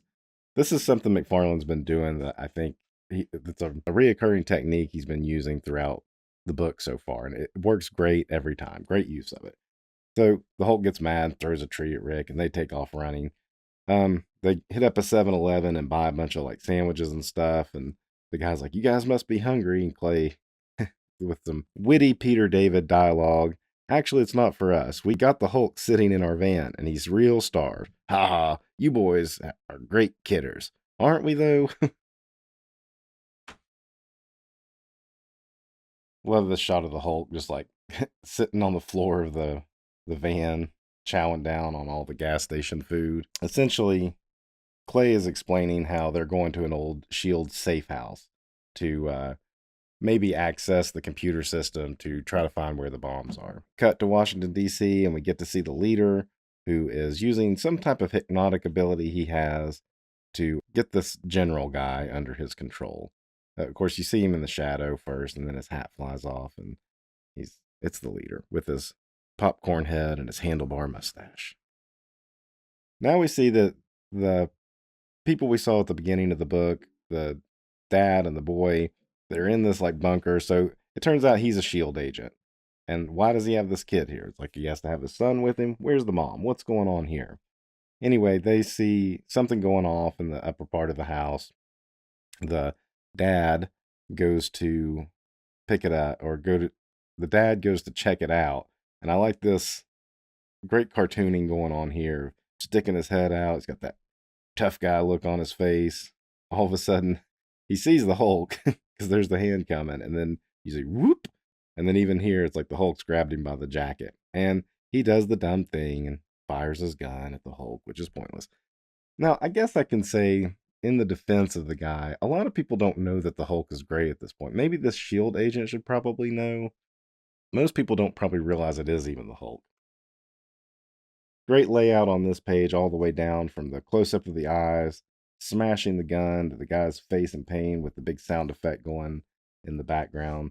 I love the layout of this panel too, with the Hulk kind of coming in from the top corner like that over him. And of course, Clay has to come in to, stop it. What's going on? And this S.H.I.E.L.D. agent, he does know about Clay, calls him a traitor and yada, yada, yada. Meanwhile, down in the basement, the kid, his hands start glowing. And they've been building up to that too. The dad had asked him a few times if he felt okay. How's everything going? And the kid's like, why do you keep asking me that? So they go down to the secret S.H.I.E.L.D. database center because Clay wants to just check out the mainframe, like I was saying. The kid's hiding. He's worried about his dad. He's holding, I don't know what he's holding there, but he ends up like burning it up with his hot hands, I guess. Clay is able to get into the computer system. I like this shot of the Hulk turning around too, because he hears it. You hear something. Just the little motion lines. It's the subtle stuff like that. The eye in the corner. One panel of Ramon wondering what's going on with Betty in the shower. She's been in there a long time. It's weird how they like just kind of plug that in spots, because sometimes it's like plotted out really well to juxtapose it with whatever's going on with the Hulk. And sometimes it's just kind of like, oh yeah, we need to squeeze something in about that little subplot. This kid comes out and his hands are all glowy. The Hulk is like, it's just a kid. Let me take care of him. I like that he's wearing a John Elway jersey because they are in Colorado. And he blasts the Hulk, who it hurts him. So it must have singed him enough to where the Hulk is at least temporarily hurt for a minute. He'll recover, and he smashes a big hole in the wall because he can't see. So the kid's confused about his powers. He's like, I didn't mean to do that. And then he blasts at the other guys too, because they're intruders in his house. So he's like, where's my dad? My dad can help with what this craziness going on. And I guess he takes off through the hole here. They don't really show the kid leaving. They're just saying like, come back. He said, Clay, the Hulk went this way. He's like, I suggest we do the same. Wait up. And so they're running, and the kid is really just looking for the dad. Now we're going to get the explanation. Rick's like, who is this kid? And Clay starts to explain Alex Hayden had an accident with it, absorbed properties, and wound up incinerating his own dad, his real dad. He's explaining that he was like experimented on here. And you get a nice full exposition dump of the kid. And all of this took place over in Peter Parker number 118, which was, I looked it up. I've never read it, but I did look it up, and it was written by Peter David. So Peter David just kind of pulling parts from other things he's working on. You know, nice little continuity crossover. It's not exactly a crossover, but I love editor's notes. If I had this issue, I would have pulled it out to refresh it for this video, but I didn't have it. So moving on. So now the kid's kind of coming to with it again, and he's coming at Clay and Rick, but the Hulk returns through the ceiling. He's recovered, and he's not happy about the kid, and he doesn't care that he's a kid. He just knows that the kid shot him, and it initially hurt him, and he's gonna like take care of the kid. And you gotta love, again, I love pointing out how McFarlane's able to get this like huge, I mean, he's just wide. He's big and wide, but he fits him in to these panels with normal sized humans. Love the profile pic too. You get to see the brow sticking out and just the little nose in the straight line coming down. McFarlane, he's really come into like how he wants to draw the Hulk by this point. It's perfect timing, because what's coming next is best issue ever. They chase the kid. We get back to bed. We also get to Ramon. So here it is kind of juxtaposed. So here you're getting the Hulk chasing the kid, and here you get Ramon wondering what's going on with Betty, and he kicks in the door to the bathroom. The water's just running, and the window is open, and it looks like Betty is gone. She's left him too. Kid runs out of the house, and look where we're headed, back to the fair. So that's going to get us back to the cover image of this funhouse of mirrors. McFarlane had fun with this because obviously the Hulk was just looking in this mirror. These shouldn't be reflections of his face up here. Those should be like different parts of his body, but McFarlane's going to have fun, show some crazy looking Hulk faces all around. Hulk doesn't like it. He's just going to smash all the cameras. And again, look how wide the Hulk is here. McFarlane does a pretty good job on the kid, I gotta say. He looks kid. Like here he looks a little big, a little muscular even. But for the most part, like the face is a pretty good kid face, and the size has been pretty good. Whereas on the cover, I said it looked too much like a teenager, or like a young man even. But here, I mean, that's pretty kid-like. Pretty good kid face. Like I said, a little big, a little muscular there. But I love that Hulk coming out of the shadow. Then as he finally catches up to the kid, here's where like the stuff about Bruce's dad and stuff kind of come into play. You start seeing it in the funhouse mirror. The Hulk is now experiencing Banner's trauma, and all of a sudden he's going to empathize with the kid, because the kid is screaming and crying, you know, and he's worried about his dad, who's the SHIELD. The kid thinks that the SHIELD agent is his dad, but he's even coming to and realizing what was going on. I think he's mixing it up here, like Bruce and because that's not the way Brian Banner was drawn before, but maybe McFarlane didn't know that. Anyway, the Hulk decides, it's like, whoa, okay, he was going to smash him, but no, it's okay. No one's going to die. Back at the SHIELD safe house, Rick and Clay are talking to the SHIELD agent, and smash! In comes the Hulk with the kid riding on his shoulder. And he's like, he's with us now. This kid's coming with us. And they're like, whoa, we can't take this kid on what we're doing. We've got another thing we're doing. And the kid is basically like, no, it's okay. I kind of like my SHIELD dad, even though he's not my real dad. He's been good to me and I like him. And he decides to stay. And the Hulk is like, you sure? He's like, well, you better take care of him, or I'll find you wherever you go. So the Hulk now threatening the SHIELD dad to take care of the kid, which the SHIELD dad, I think, has like bonded with the kid. He's been in charge with him ever since the incident that happened in the Peter Parker book. And then there's a joke about the kid doing his homework or something, and his hands start glowing.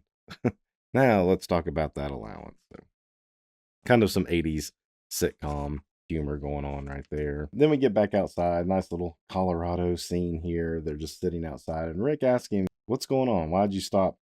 Why'd you stop from smashing the kid?" "None of your business, Jones." "Oh, you wouldn't understand anyway. It's probably better we left the kid behind.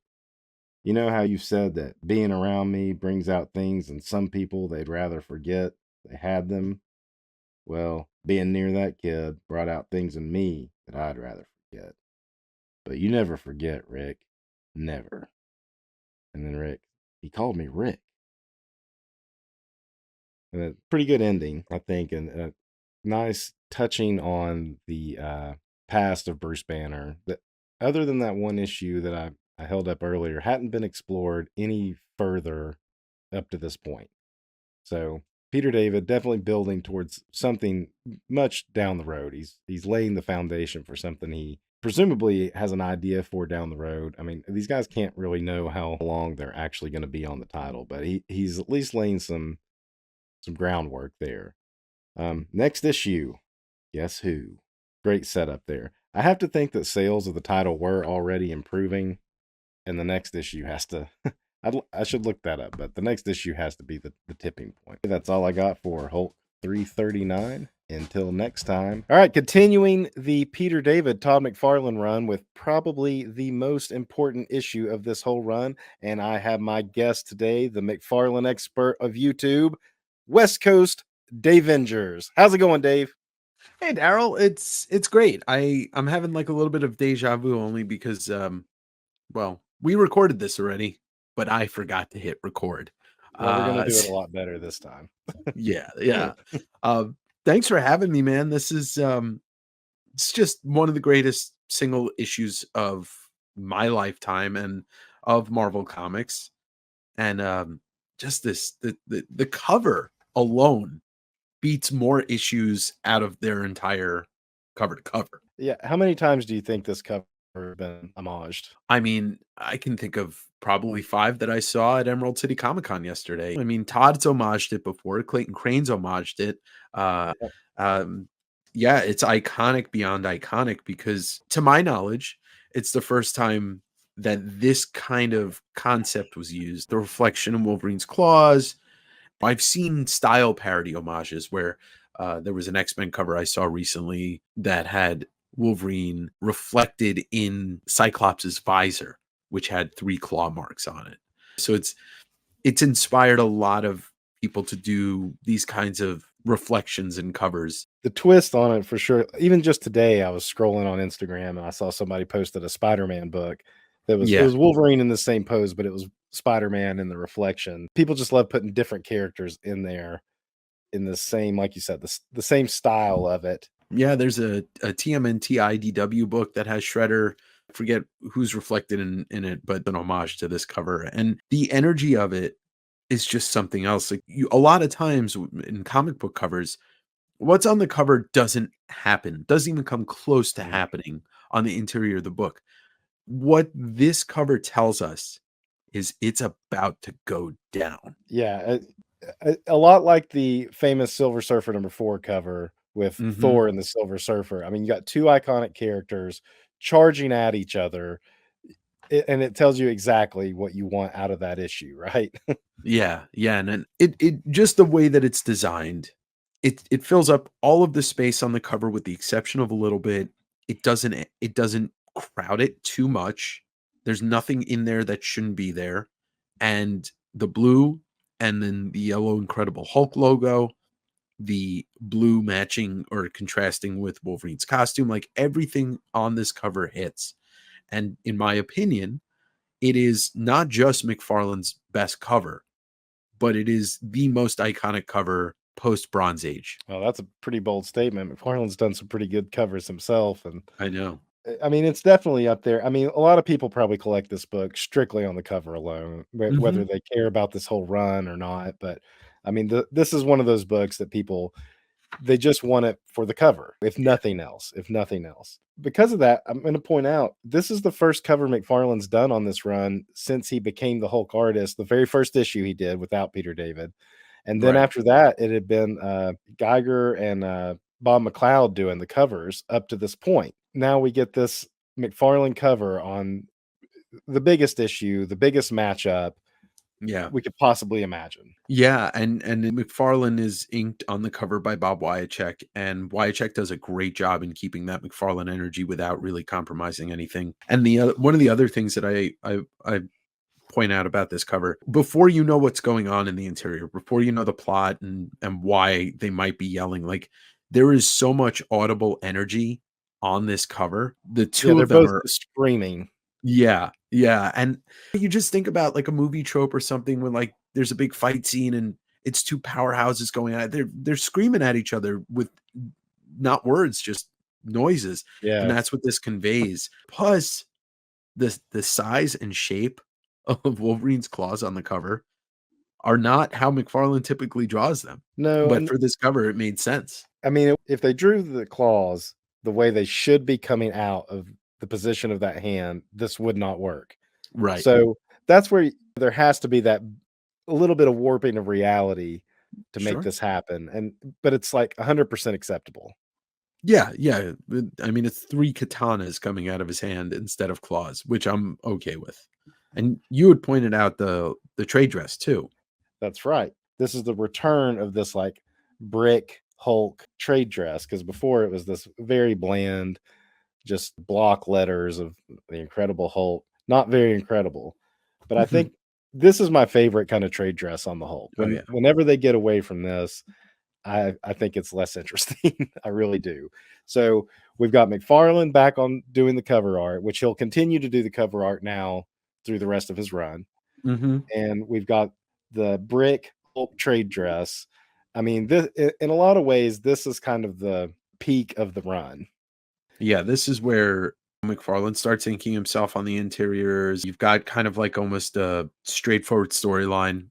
I mean, it's collected in this trade that I have. It's called Ground Zero, and it all kind of revolves around like, well, we'll get to the Yeah. leader. Last thing I'm going to say about the cover, though, is I know McFarlane has said that he gave this cover away. He doesn't come out and say it, but he did give it to Peter David as a Hmm. gift back in the day, which is crazy to think. I mean, we're just talking about this being his most iconic cover. McFarlane probably Yeah, could have sat on this and sold this for who knows how much today. He could have sold it then probably for, quite a bit of money, but he sure. did gift it to Peter David. I've heard Peter David ask McFarlane when they were working together on this run, like, who do you want to draw? And he said Wolverine. I guess he got the okay too from the ex editorial to like use him, but he wrote an issue with Wolverine specifically for McFarlane to draw it. So that's why I gave it to him. I will say this to that story you just told. If that is accurate, and I assume it is, Mhm. it's probably the inspiration for Todd these days, saying that when he hires an artist, he asks the artist, "What do you want to draw?" I'm sure he learned a lot of great things from working with a guy like Peter David, even if they didn't get along later in life. Yeah. It's I bet you, if I were to ask him about working with Peter David, he would probably look back at it at least somewhat fondly. Yeah. At this point, I mean, it's probably any grudge they had, I'm sure was water. And who knows how much of that was even real, to be True, honest. true, very But true. before we jump into, I will say Peter David has had a lot of health issues over the years, and as far as I know, he sold this original art, Mm. but I think he sold it because he went through a pretty messy divorce. All right. Anything else about this cover before we go ahead and jump into the book itself? No, I mean it'll forever live in my brain and it'll always be my favorite. All right, let's jump in to the very first page and we'll look at the credits. And as you said, Todd is only credited for art in this one. That's right. Yeah. So he is inking himself. No more Jim Sanders the third. Right. So we get full on Todd, and that's the best Todd. And we'll be talking about the colorist too, Petra Scotese, in halfway through the book. Our title is Vicious Circle. I'm speculating that is due to Wolverine making his first appearance in this very title. Yeah. And this is, at least as far as we could discern, their first encounter with each other since Hulk 180, 181, 182. Yes, and that is alluded to in one location in the book that we'll point out, but it seems that way, that they didn't square off and even really interact with each other in between first appearance and then now, which Yeah. I guess was about 13 or 14 years. Yeah. Yeah. This has a Indencia is February 1988. So this really probably came out like November, December of 87. And what Hulk 181 was 75, I guess. I think so, yeah. I So think you yeah. got, but yeah, we get the opening page, opening title, a little bit of narration from a woman holding a snow globe, which for the uninitiated can probably still figure out that that's Betty. Mhm. Yeah, if you know the Hulk's history, even if this is your first issue jumping in, as long as you know that the Hulk and the Hulk's, or Bruce Banner's on again, off again, girlfriend up to this point, wife is Betty Ross Banner. It's a good bet that that's her hand with the snow globe going. But opening Yeah. page, not too much going on. We see a van. You see the snowstorm. That's kind of setting our stage, our weather conditions of what's going on. You know, I know most comic book artists are pretty verbal and vocal, pretty vocal about not liking, not enjoying drawing cars. And Todd does not really know how to draw a van from a head on angle. Now, this is a weird van. It's a shield van, right? It's not just Yeah, like your yeah. standard RV, but still, I mean, there's just not much happening there to like excite you with with the design of that front on vehicle. He tried to No. obscure some with the headlights as much as he could, I think. Yeah, yeah. And I think it was a good job at doing that. Yeah. But now we're going to jump inside the RV there and see Clay, who I guess is upset about the snow kind of bogging him down. The Hulk is feeling very grumpy. It's nighttime and he's cooped up inside this RV Yeah, and yeah. wants to get out. He does, and he's a little bit of a brat, but that's okay. I mean, he's the Hulk. He's allowed to be because they're concerned that if they piss him off while he's in the van, he might actually end up killing them. So they let him go. But man, look at all that great McFarlane detail on the Hulk's face. That close up panel, I think, is probably one of my favorites of this page. Just you really see those McFarlane noodles, like even the eye itself. It's like a little beady eye Yeah, underneath yeah, that gigantic brow. yeah. The texture on the skin with the noodling, makes you think like, yeah, his skin is indestructible. It's maybe even leathery, like Mhm. a alligator, or even what we know in paintings and drawings as a dinosaur skin, lots of cracks and stuff. Or like Um, an elephant, elephant. elephant There we go. hide. Yeah, Yeah. there we go. Perfect. Even better than my dinosaur. Dinosaur hide, elephant hide. I mean, it's probably kind of similar. We get a Felix in here. Yeah, yeah. Early Felix from Todd. You did this is second issue in a row, and maybe the Yep. second appearance of Felix in a Yep. Todd book. They picked this up at a fair in the last issue.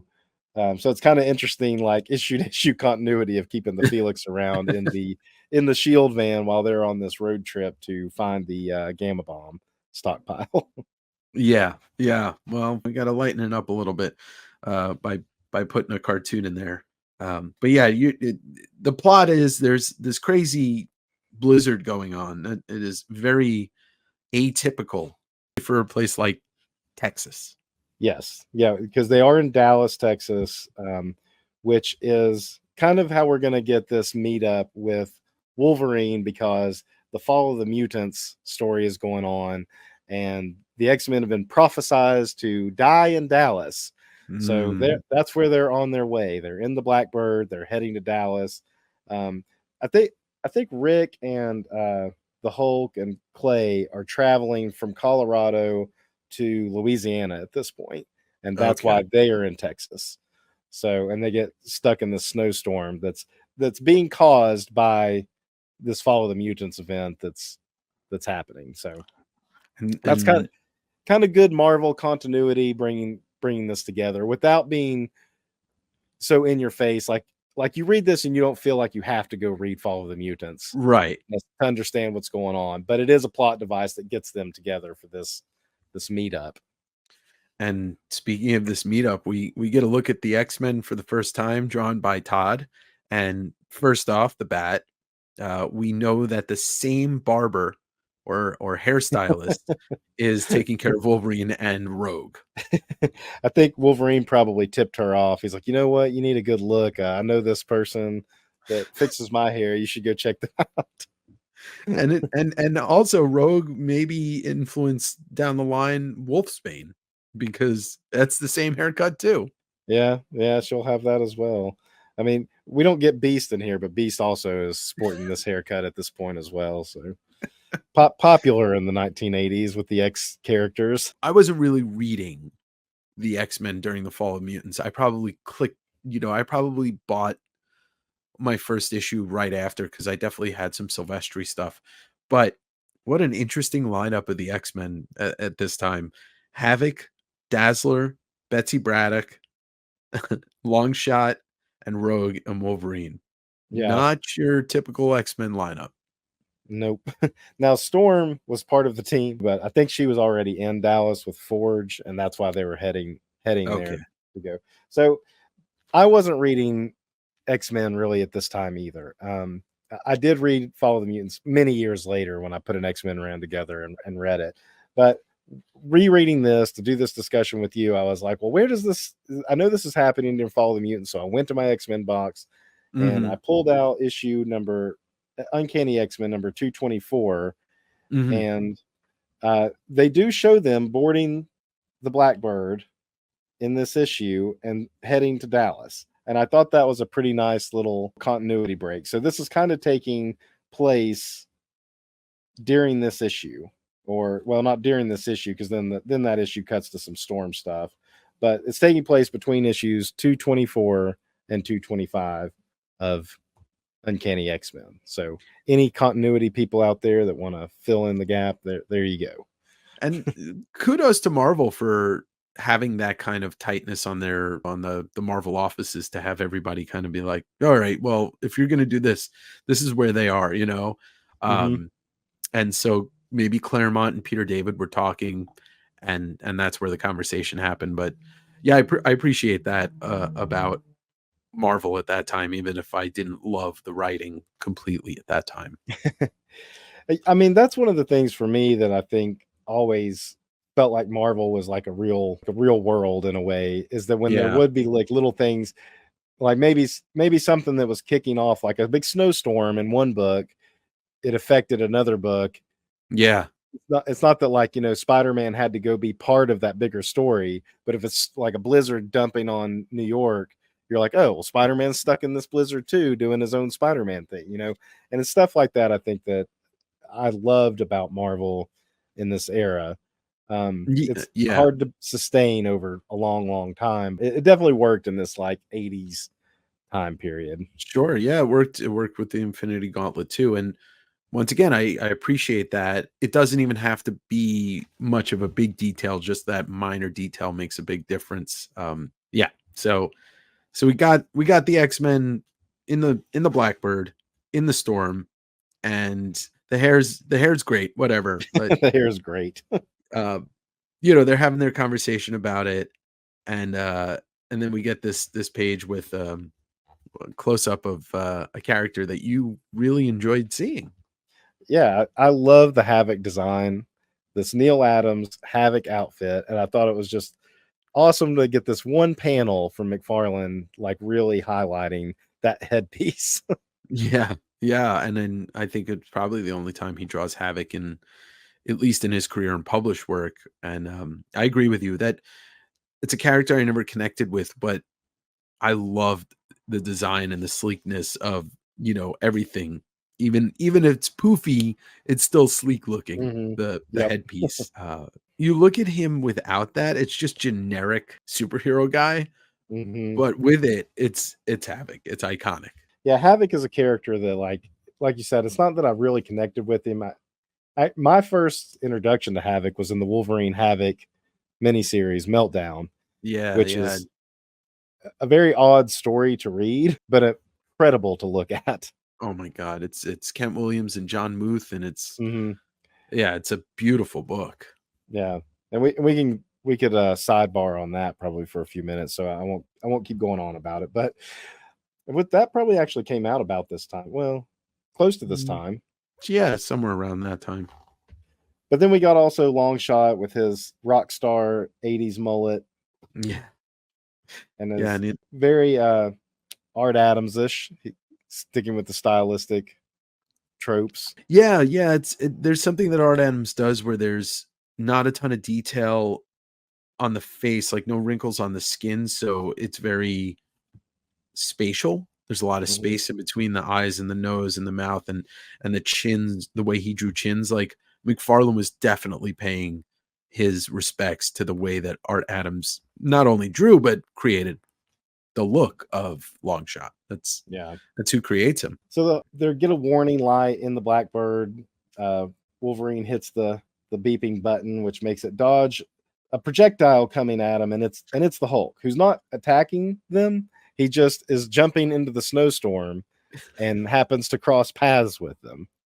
Yeah, the Hulk's disregarding the fact that there is airway travel. You know, that this is not empty skies. He's just jumping through it like, I can't see anything, but I'm gonna launch myself like a Mack truck going 500 miles an hour into midair. And that last panel is, what the heck did I just miss?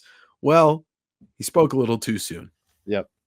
Because the immediate next panel is he hits something, and it is a passenger commercial plane. It's a 740 or 747, and maybe he's the reason that Pan Am went out of business, because he literally almost kills every person on board. The PR disaster fallout from them trying to fly this through the snowstorm and then the plane wrecking was too much. Yeah. And Pan Am is no longer with us, but a very reckless Hulk, and a great way to set off where we go from here, because the plane obviously starts to fall out of the sky, and Wolverine tells Rogue, use your super strength, your super flight, all that stuff, and rip that engine off the plane. Now, I will say, I think there is a failure of like communicating Rogue getting out of the Blackbird to be the one to go rip it off. I mean, Wolverine says it and she says okay, but you don't actually see her doing it. You see her with her awesome hair. You see the Blackbird, which McFarlane doing a solid job on the Blackbird.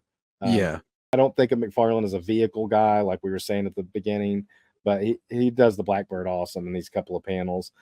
And then you just see the engine falling to the ground. So somewhere in there, the engine's falling out of the sky. You see the plane going by the Blackbird, but you see the passenger plane going by, and Wolverine saying, "Go take care of it." You never see Rogue like out actually doing it. Then you just see the engine that she ripped off kind of falling down. Yeah, it's shortcut storytelling, which I get it, the reason why they did it. Because they're trying to get to a fight. Yeah. But the narration helps it a little bit, but it does. We could have used a couple extra panels, especially give us a Rogue action. Yeah. I mean, she's doing something exciting here. I didn't necessarily need to see her jumping out of the plane, I guess, or like opening the door or the hatch or something. Yeah. But, show her ripping the plane off. But give us some action with a different X-Man. But minor critique for an awesome issue, though. It is forgiven. It is forgiven. And the narration tells us, it says, look, throw it over, drop it over a portion with no lights. It's probably a lake or a forest. And we flipped to the next page to see where that engine lands, and it's in the worst possible spot. So something else landed in that area with no lights, and it was the Hulk. And he got there first. And I love this, like, hold it. What's that whistling? Sounds like something falling, which reminds me of like a cartoon or something when they'd hear like the bomb like whistling down on them. And so it's the engine, and it lands right on the Hulk, and he's like, was that somebody's idea of a joke? It's Hulk is having a terrible day. He's hungry, he's pissed off, and then a jet engine falls on him. I guess I'll point out too that they mentioned it earlier on that because of the snowstorm, it's obscured the moon and any Yeah. sunlight coming in. So the Hulk is at his crankiest right now. He's super cranky.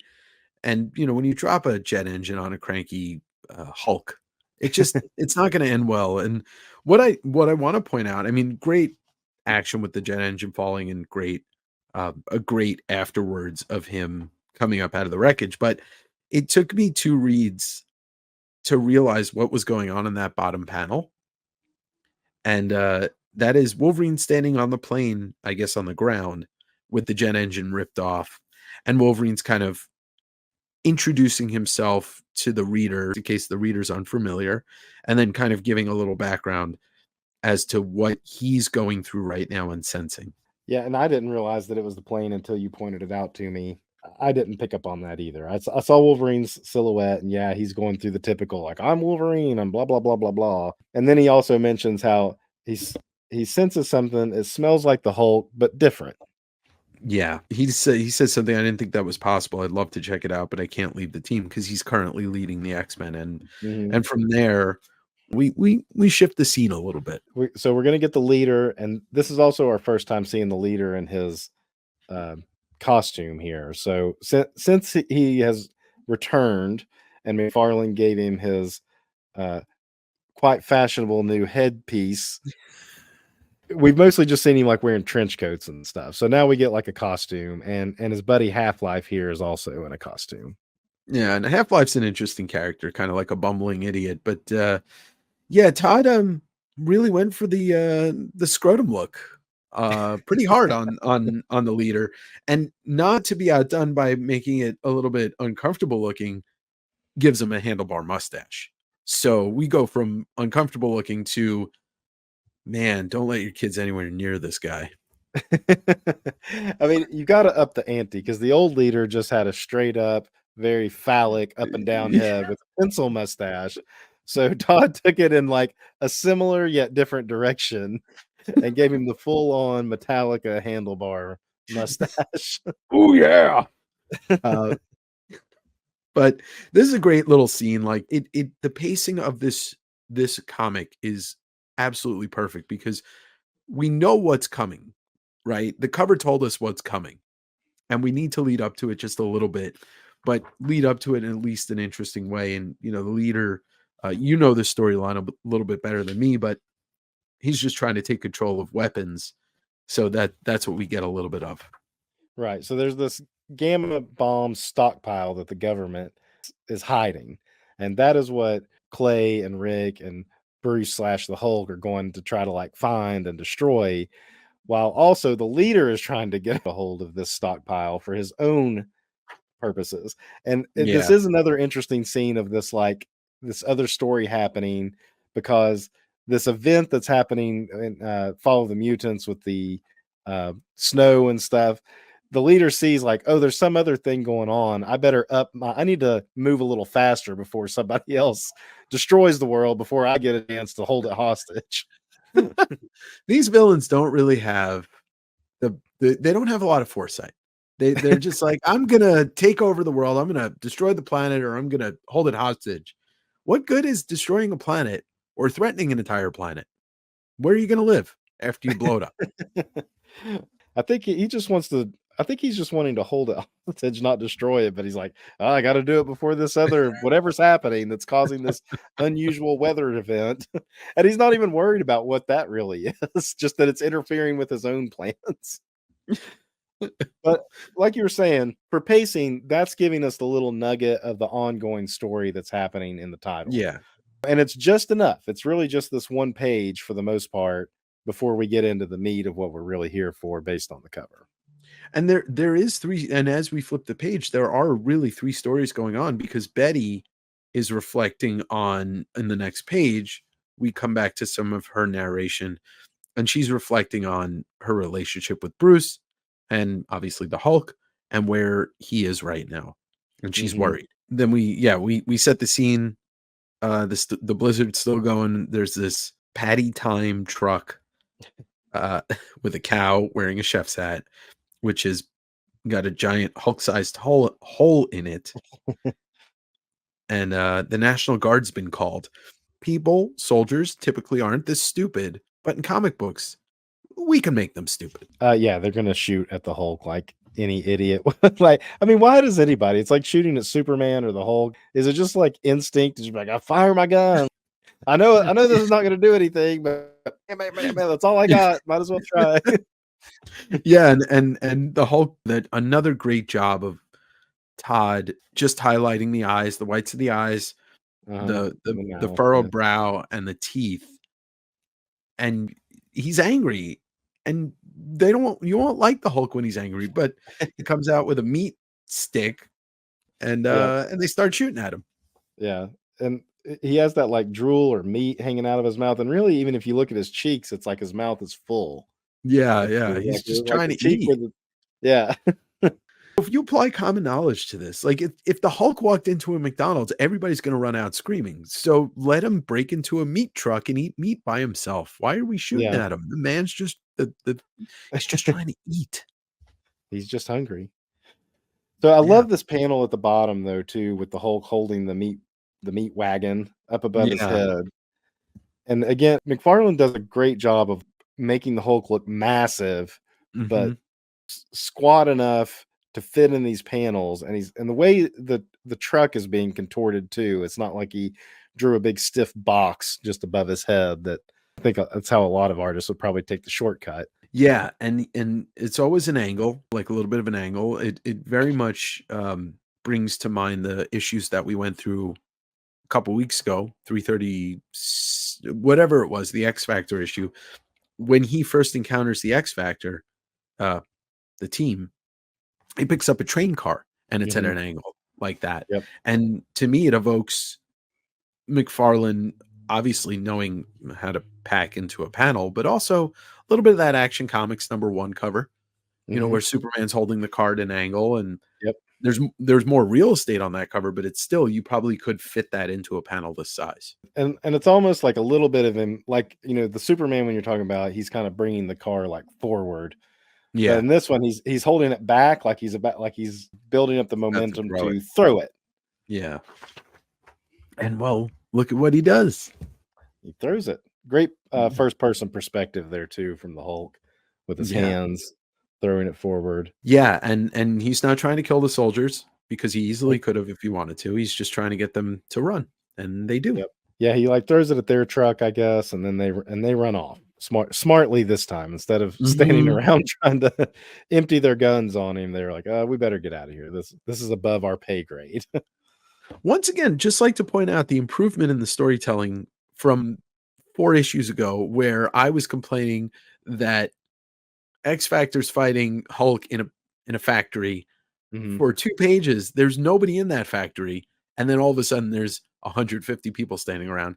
This is the opposite of that. It would have been kind of silly though, since Rogue did throw the thing where there was no lights. So, but it was obviously close enough to a road or something where this meat wagon was.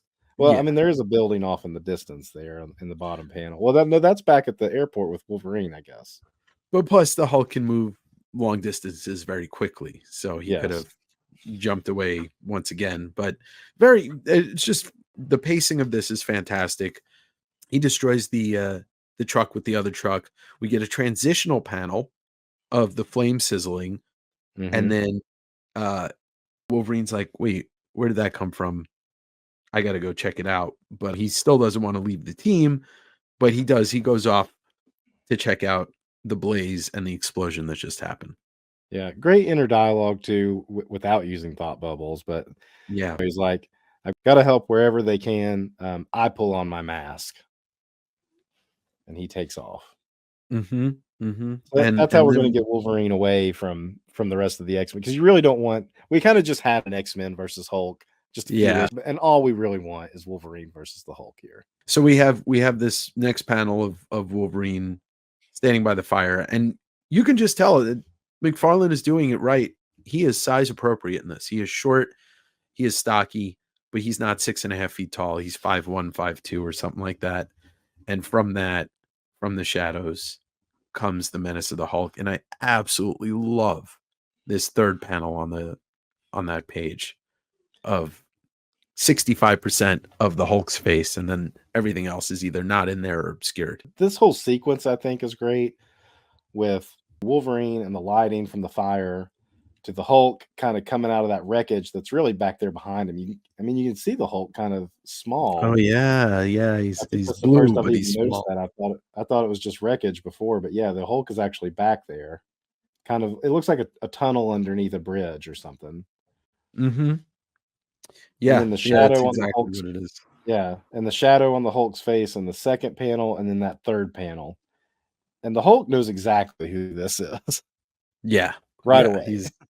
he is not surprised. He knows who it is, and he tries to get the jump on Wolvie, and Wolvie basically says the only hint is the growl that the Hulk makes right before he's about to make contact with Wolverine. And what does Wolverine do?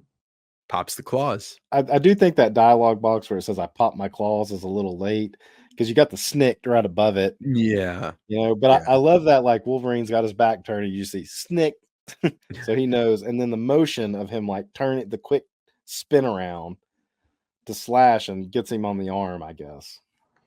yeah, yeah. He gets him on the arm, and I think that you're right that I pop my claws box is a little late. If they broke the panel and they put it right under the snicked, that would have been more Mhm. effective. Um, but still, either way, I when I read stuff like this, my brain just automatically goes to thinking of how this would be shot in a movie, Mhm. and this is perfect. This is cinematically perfect. I think that's just how I read books, and everything just translates to movies to me. Um, since I was a kid. I could see the camera swing on this for sure. You're Yeah. gonna get like kind of a close up on Wolverine and like a pan over as the Hulk comes into the camera, and then the camera swing around with him on the slash. Yep, yep, and I do love the next box that says, after the reason why I guess that this box is here is because of the sentence of "I pop my claws, but not my cork," Yeah. meaning that like he didn't go for the killing stroke with this. He knew that he was going to get him in the arm because he's trying to change from being that murderous Wolverine that we all love. This is definitely the era of Wolverine doing everything he can to control that berserker rage that's inside him. It was like the reoccurring trope constantly within his own. Well, he doesn't have his own series yet. He's close, but within the X-Men books that he's in, even his the Frank Miller miniseries, a lot of Yeah. that is about him, trying to control that animal instinct that's in him. So, that was a huge part of Wolverine's character. And at this point, he's the leader of the Yeah, X-Men. he So can't be killing. he's trying to be mature. Yeah, yeah, he can't just go around gutting every foe that he finds or comes across. But in this next page, it's very interesting. Like I hadn't read this in a couple of years, and I forgot that Wolverine went kind of pacifist in the beginning of this fight. Yeah, He because he doesn't actually want to. apologizes. Yeah, yeah. I used to be like you, Hulk. Love to scrap more than anything. I have more important things to do, Hulk. I'm not going to fight you today. And tries to walk off.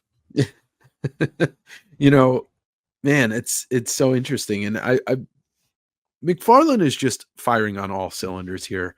His the way that everything's kind of laid out, like he's not doing the crazy layouts that DC kind of stifled him with, Hmm. or tried to stifle him after a while.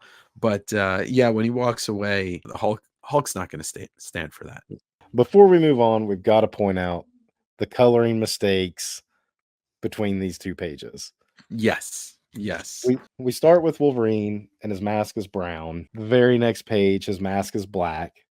The bottom of the page, it goes back to brown again.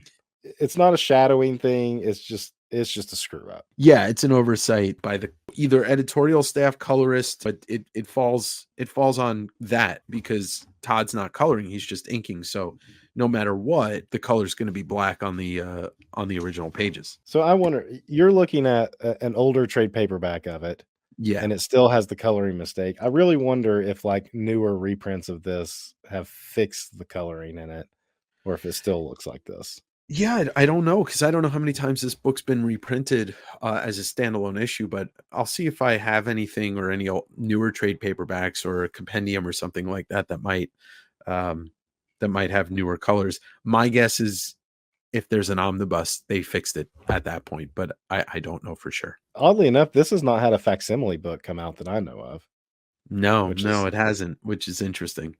one more thing before we jump out of these pages too. Again, this whole sequence of Wolverine, the close up on his face where he's just gritting his teeth, he is ready to go. Yeah. And then the next panel, it's like you see it's just half his face, but his hand is in the shot with his claws retracting in. Yep. And Yeah, it's very interesting. and then even the Hulk, there's that profile of the Hulk. And this is one thing I love about McFarlane's Hulk too. You see the bone structure in his cheeks, and Hmm. like his profile face is almost a straight line going down. I mean, there's the brow, but then his nose just barely peeks out, and that Yeah. space between his like upper lip is just like a straight down, Oh man, It's and it's not like ape-like or anything. It's just different. It's like, it's alien like, yeah, if it is. It's anything. more alien-like. And I just want to say for our Canadian friends watching, Wolverine definitely said sorry. Or if you were watching the 80s X-Men cartoon, he says, "Sorry, mate." That's right. I don't know why he was Australian then. So we get this next page, and obviously he starts to walk away, and the Hulk's not going to have it with this amazing jumping towards us, speed lines. Then you'll die today. Yeah, all of this is great. I think when Wolverine hops off the ground into the Hulk's face and like uses it to springboard himself out of reach and into that like awesome pose. Yeah, Perfect, and perfect crouch. and before we get to that, we have to put all of the comics fans in their place right now, because on this second panel, they mention when we first met in Canada, way back in issue 180, proving that the first appearance of Wolverine is in Hulk 180.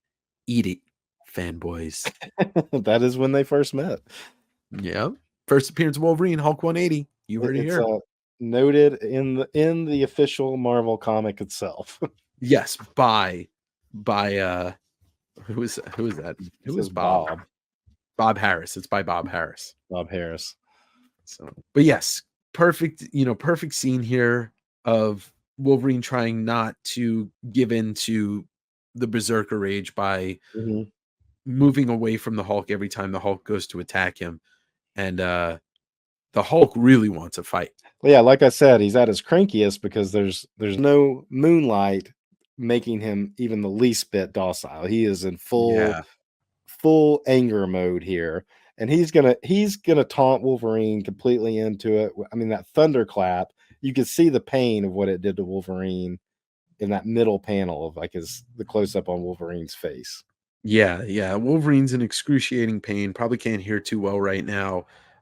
Very disoriented, very angry. He's getting messed up. And that panel of him leaning against the tree really shows us that like this is the transition point. He's hurt, he's pissed.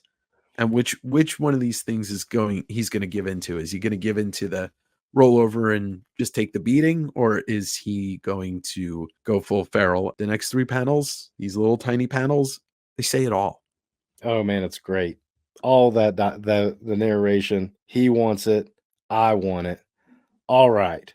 And then out of his mouth in a word bubble. All right. And Sick.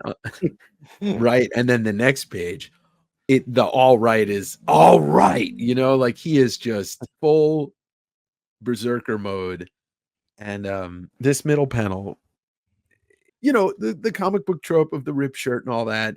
I'm not sure exactly how this shirt still holds on up and it's still attached to the Hulk. But the straw that broke the camel's back of the reason why Todd left Marvel is Spider-Man 15 or 16. I forget what the number is. I guess it's 16. He drew a panel where Shatterstar puts a sword into Juggernaut's eye, and they wouldn't let him do it. And Marvel cited the comics code, and Todd said, "Show me the comics code." And they're like, "Well, it's just basically how we interpret it." And then Todd pointed out, "You let Frank Miller take Bullseye and eviscerate and impale Elektra with her own sai. And they said, well, the sai didn't come through her body. It just went to the clothing and it made like a tent. Mhm. And so with that in mind, I just wonder if Todd originally drew the claws coming through the Hulk and they made him redraw it, or if he knew that he couldn't do it at that point because he was just Todd McFarlane. He wasn't he wasn't million Mhm. comics selling Todd, but this panel is so interesting to me because of that, as well as the only panel in this comic that is an odd shape. Yeah, I took the shape as like the swing of Wolverine's arm is like pulling the panel up with it. So it's like Yeah. that's how I interpret it. I mean, you make a good point. I think it was probably he knew not to do it because, like you said, he didn't have the cachet at this point to just do whatever he wanted. Right. Um, but it is hilarious to think that the Hulk skin that's pretty much impenetrable, Wolverine's claws are able to cut it, but can't get through the back of that shirt. Yeah. Yeah. And the shirt is hanging on by a thread. The other thing I'll point out about the shape, the one thing that maybe makes me think that, you're right about what you said, the motion lines, but also the shape of the panel is kind of in a claw shape if you look at how he drew the claws on the cover. This whole like little 4 panel sequence, because yes, even this black panel at the bottom, that is a panel, Yeah. this Yeah. sequence of like Wolverine, all right. And then you get the stab, and then you get the first person perspective again of Wolverine. Just, I imagine he is just going hacking away at the Hulk's Yeah. chest right there. And then the Yeah. blackout. The fourth panel is lights out. It's just such a fantastic page. And we flip the page and you see Wolverine without even reading the narration. You know that he is just screaming into the wind. I like the wind lines are whipping around him too at the Yeah. same time. I mean, there's just so much like animal veracity of going on in that one panel. Yeah. Yeah. And he says he's howling when you read it, but you just take the words out of it and you can still tell what's going on. I mean, it's so effective. And then he starts to walk away and you get some more effective, just amazing facial expressions by Todd. And the dialogue to match. He says, like a wild animal, I ripped him apart. The worst thing is, I'm glad, with that grin. Yeah. Yeah. And then the slight head turn, the eyes, oh shit. And the Hulk is back up and Yep. angrier, much angrier. Yep. Let's try that again. And now it's like commercial break. You know? Yeah. Yeah. I mean, it is a storytelling device that works because you want to give the reader the experience of, oh, this is not just one round. This is multiple rounds. And Mhm. Peter David is kicking ass and taking names with this script. And obviously Todd is too. And it is just absolutely an energetic comic. But it did fool me at first because I thought, as you know, there might be a second issue of the two of them going at it because the last panel of this page is a photo of Bruce and Betty, and it's kind of like a trope to use a photograph to end Mhm. an issue or a Yep. story or even a movie Yep. sometimes. Yeah. If it had ended here, you'd be like, man, that was fast. It would have been a little deflating to just end with the whole coming back after Wolverine. But at the same time, you're thinking, oh, I get another issue of this. Yeah, yeah. But we do get a commercial break of Quartermain and Rick. Rick? Rick. Yep, right. But this is also kind of like this fight has to end somewhere. Either these characters aren't going to die, so they're either going to fight to the death, or somebody's got to interrupt them and break it up. Yeah. So Yeah. we've got to reintroduce Rick and Clay again to get to that point eventually. But before we get back to them again, we got to get back to round two. That's right.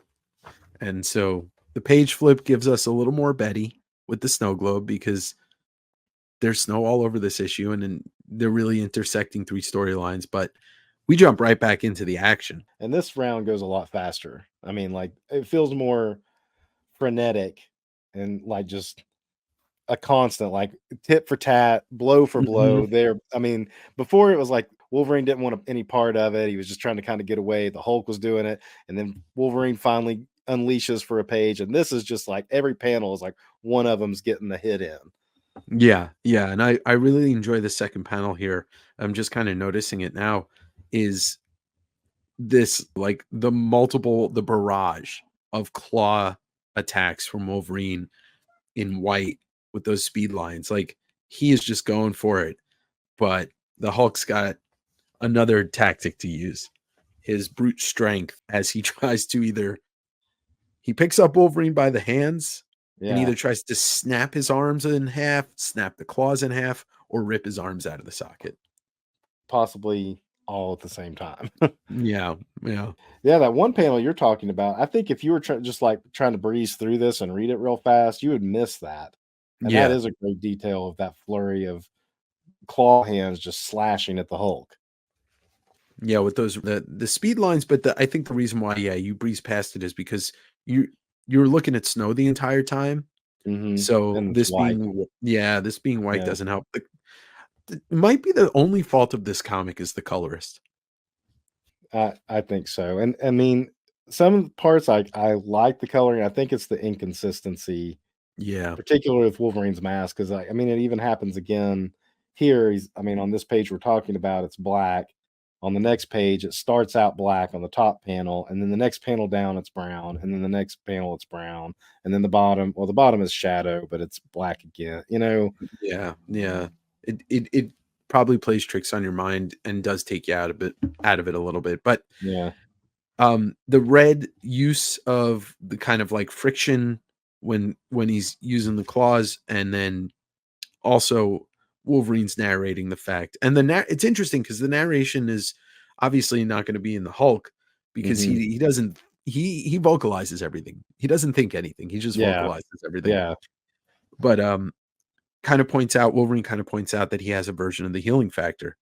Uh every time he slashes him, it seems like the cells reproduce quicker and he just heals a lot quicker. He even says that in the flurry panel. He says, "I cut him again. He heals even faster."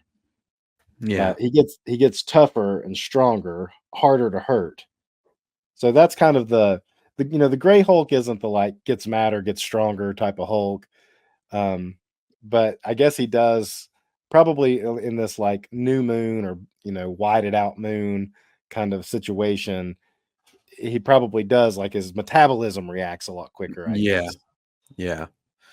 But they just do a really good job, David and McFarlane, of telling this, giving us enough information, but letting the action really speak for itself. And you you got him slashing the crap out of him, and then at that one panel where the blood starts coming out of his back, Hmm. and Hulk, I think he's had enough at that point, and takes him by one hand and throws him through a tree. Yeah, grabs him by the arm and smashes into that tree but then another good Wolverine crouch with Yeah, him coming up. There's another weird coloring thing where it looks like his leg is flesh colored coming up out of the boot, at least on yeah. my copy. No, Does it look it's that way on on mine. YouTube? Yeah, That's it, yeah. yeah. It's just inconsistency. I mean, it's very Yeah. interesting, like such a high production level on these things in an era where Marvel was actually producing good looking books, and then there's this. Yeah. That top panel kinda something says Frank Miller in that to me. The very top one where Wolverine's on his back slashing him. There's something about the angle and I don't Hmm. know what it is. Yeah, I it's mean, it's interesting. clearly McFarlane, but it's like the pose or something, the positioning makes me think of the Wolverine miniseries. I mean, maybe I'll look at it after. I wonder, he might have swiped something. It's not like McFarlane wasn't looking at Frank Miller. Anyway, The next page is the best page in the book. those two eyes and the reflection in each other's eyes. Nobody does stuff like this. You don't see this in comics that often, if at all. And I mean, all of it, like it's a close up of the eyes and then their faces and then the collision. Yeah, yeah. It is the what's the phrase? Immovable object meets unstoppable force. Force. Yes, a movable object or unstoppable force meets immovable object. That's what this is, and it's It's amazing, but the Hulk's going to win it because It's his book. yeah, it's his book. Inside Baseball, this is a Hulk book, but also he is 40 tons, whatever his weight is. But still, like, just you feel everything that's about to happen as it's happening. And like this would be $100,000 page. Man, I can't imagine what this goes for today. I think you in your interview, didn't Todd say most of this stuff was gone? Like he got rid of, or not got rid of, but like sold He's off most of this Marvel stuff. Yeah, he sold off a lot of it. He kept some stuff, but the money pages, for the most part, got sold off. But yeah, this would easily be $100,000 page if it hit the open market tomorrow. I mean, it's aside from the cover. Well, I mean, there's a bunch of good pages with both the characters in this one, but I think the whole layout, as we've already discussed, from the eyes, their faces, the collision, and then the Hulk just like slamming him away in that very small panel at the bottom. Yeah, this is definitely a money page, as you would say. Yeah, and then the following page, I love this left skinny panel. The Hulk just very pleased with himself, because he knows that he could take out Wolverine if he really wanted to. And here's the thing, too. Wolverine in this era was vulnerable. Yeah, He could be beat. He could be knocked out. He could be, cut up enough that, I mean, in his miniseries, he got beaten by wooden swords, practice swords. That's You right. know? He did. I mean, so and that's what I like, that version of Wolverine. I like him to be like super tough and heal and be able to be in a fight and fearless to go into any fight. But there Yeah, were times that he would get knocked out of the fight somehow. In fact, in this Fall of the Mutants story that it's getting ready to go into, he gets damaged so bad that he's like kind of sidelined for almost like a whole issue of the fight of the big Hmm. climactic battle of Fall of the Mutants in Dallas. So yeah, if the Hulk wanted to and just pounded away, I mean, and especially since it's already being established that he's healing super fast, it doesn't matter how much Wolverine hacks and slashes at him, he's just healing up immediately. That Yeah, eventually the Hulk is just going to knock him like completely unconscious, even if his bones aren't broken. right, So right. The Hulk knows. Right, the Hulk knows. I mean, he even says it. He says in the getting up again. Good. I want this to last a long time. Like the Hulk knows that Wolverine can take it, but the yeah, Hulk also knows that he could take him and rip him apart. Which, if you flash forward 20 something years to the Damon Lindelof, Lenny Yu Hulk, Ultimate Hulk and Wolverine, he rips him literally in half. I mean, after like not just this, but the other times they've met up since then, it's like, where do you go from there? It's like, Yeah, you have to up the stakes, but unfortunately, this fight can't last forever. And no, the Hulk gets shot with something, and it's by Quartermain. I'm not exactly sure what. Oh, they're on top of the van. yeah, Okay, it's like a weird like dome thing there at the top of yeah, it. Or is that the man? I think so, because you can see the machinery of it go across the bottom of this panel. Um, Unless they invented a spaceship. I don't know. It's very, Yeah. very strange. But love the McFarlane, the gun. He kind of did a Rob Liefeld gun before Liefeld did a Liefeld gun. Yeah. I mean, it is like a bazooka or something, though, because it does enough to stun the Hulk just to get his attention, which is all they wanted to do. And Quartermain just gives both of them basically like a lecture, like they're two children fighting, like they're two brothers that have been picking on each other, and it's gone too far. And then it's like, and you, Wolverine, don't you have anything better you should be doing? I mean, it really is like the two of them. If you like were to stretch out the entire history of the Hulk and Wolverine, they are like two brothers. Yeah. I mean, and not to go off on a tangent, but one of my favorite moments of the Infinity Gauntlet was when the two of them, when they call the heroes in, and Hulk and Wolverine are on the rooftop in New York City, and they're commiserating. Mm-hmm. They're bonding like they are brothers, because the two of them are the outsiders of the Marvel universe within the bigger picture Right. of all of the superheroes. And then Adam Warlock comes up and basically points that out to him. Yeah, Yeah. yeah. Yeah, that was a great moment in Infinity Gauntlet. And if you haven't seen that, Dave and I did like a 3-hour conversation on the Infinity Gauntlet.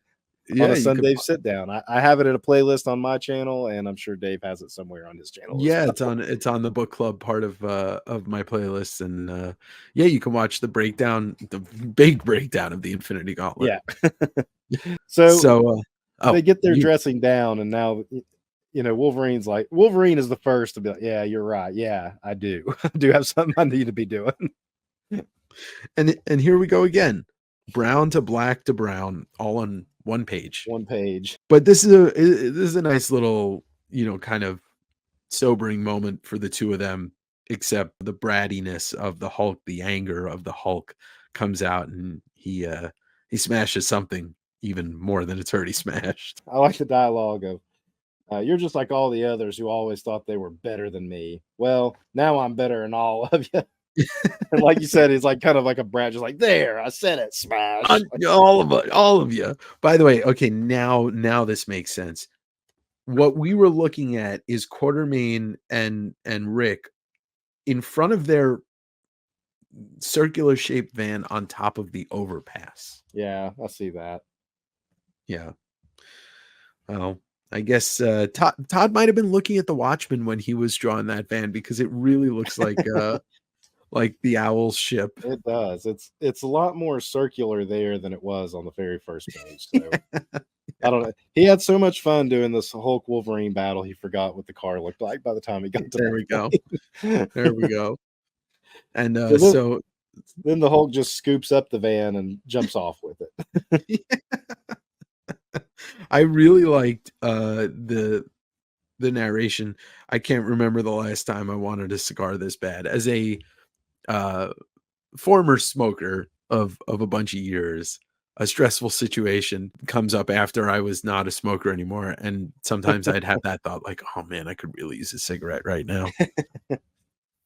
Wolverine was still allowed to smoke at this point, though. Yes, he no longer is, because children and stuff. Yes. Children that don't read comics, but Yeah, exactly. anyway, so then we wrap up with Betty and the snow globe that we've been seeing. And she throws it down into the ground, and it says something about the vicious cycle, a cycle that even only be broken at great expense. Yeah, and there we go. We literally meted a circle, because the title of this issue is A Vicious Circle, and it's the last kind of thing that's said in the issue. So, and that's this issue, and yeah, this is definitely the best of this entire Peter David McFarlane era run. It's probably the best issue of the Peter David run altogether, which is saying a lot, because he does work with other great artists along the way, like Dale Keown, Adam Kubert has a run on it. So many good artists. Jeff Purvis. Yeah, Jeff Purvis and Purvis, however you say his name, and Gary Frank. I mean, so many. This is like I said at the beginning, this is one that people collect just for this cover. If you're a Wolverine fan but not a Hulk fan, you want this issue. If you're just a McFarlane fan, you want this issue. If none of the rest of this run, I mean, so yeah, I would probably say this has to be the best of the entire Hulk Peter David run, not just the McFarlane Peter David run, but the Peter David run. Yeah, I agree. And not having read all of the Peter David run, but I was reading the Dale Keown stuff when it came out, and I've looked back at some of the Jeff Purv stuff, and this just it is, you're in and you're out, and it's just, you're satisfied. There's nothing unsatisfying about this issue. And you could read this issue and not read another Hulk issue after this. I mean, it's there for the X-Men fans to jump in, but I would say this made people stick around at least through the rest of this Ground Zero story. It's funny because this is part of the Grounds. You're reading the trade paperback called Ground Zero. So this story is known as the Ground Zero storyline, although back then they didn't call it like Ground Zero Part 1, and it's going to be part of the trade. It was just, here's this issue of the Hulk, and then at the end we're like, oh, that was the Ground Zero storyline. I guess that's part of the really charm of Peter David's writing, is that this was, you could read one and done. Like, you could read the next issue also and not have any clue what's going on. They give you a little bit of the plot. You know, we know the leader's doing what the leader's doing. We know that Betty's trying to figure out and looking back at the love of her life and, you know, where is he? Is he okay? But you don't have to read the issue before, and you don't have to read the issue after. And it's kind of the sign of it is the sign of an excellent comic. Yeah. I mean, like the next issue is Man Bull. And then I think after that, he takes on like Man Droids or something. And then you do kind of get the wrap up. You're building towards the wrap up of 340, where it gets to 344 or 345. But I mean, we're still just getting this like little one-off monster of the month. Which is kind of what you want from a Hulk book. You know, you want him to fight something. And if he's going to fight like another hero, Wolverine is just awesome, you know? Yeah. It's a perfect matchup, and one that, you know, happens in Wolverine's first appearance in Hulk 180. So that's pretty much all we got on this one, Dave, unless you got any closing thoughts. No, I think we said everything, and I really do stick by the fact that this is just an absolutely great comic. And, you know, to all those people out there that own these books but have never looked in them, you're really doing yourself a disservice by not reading it. Yeah, if you got this one in a slab and you've never read it, crack it open and read it. Now, and I understand that not everybody's going to go for that. So, you know, hunt down a Ground Zero trade paperback, because I got to say, if you've never seen these late 80s, early 90s trade paperbacks, they were printing on this thicker stock white paper that made all the colors pop, and I really do enjoy reading it in this older format, because as me and you talked about off camera, the printing of Marvel Comics in this era was at its worst. Yeah, like you said off camera, I pointed out how even my copy here has the black printer lines going down the side of the page, where they were just running this stuff off and throwing it out there, and sometimes it'd be offset, and there is some charm to that, but at the same time, this era of Marvel printing is pretty craptacular. I'll say it. So it really is. And while I do enjoy reading single issues, I try and read in the best format, or the one that does the format that complements the art the most. All right, so that's all we got. And remember, read your comics. When you see Todd, buy Todd. You know, we're going to come down from that issue a little bit. We just have to. But this is still a fun one. This is one of the earliest ones I actually remember picking up at the convenience store. I did not get that Wolverine one at the convenience store. That's something I had to get as a back issue. Probably had to not eat lunch at school for a week or so to buy that book back in the day. But I do remember getting this one. At least I have vague memories of picking this one up off of the shelf at the convenience store that got me hooked into comics. So for that reason, this one holds a special place in my memory banks. We got another McFarlane cover. He's pretty much going to finish out his run now on the covers. It only has his name here that I can see. So he must have done the inking on this cover as well. Notice he does not have his little scroll signature that he would do later on yet. Think about this and like the place it holds in his career. He's still not like in his final form, I guess. He's a fully seasoned veteran now of comics. He's done a lot of DC work. He's almost done with this Hulk run, actually. May already even be in talks to start the Spider-Man run at this point. It's hard to say. We're almost there. We're going to be getting that shortly, at least on the Spider-Man books to come. Let's go ahead and dive in.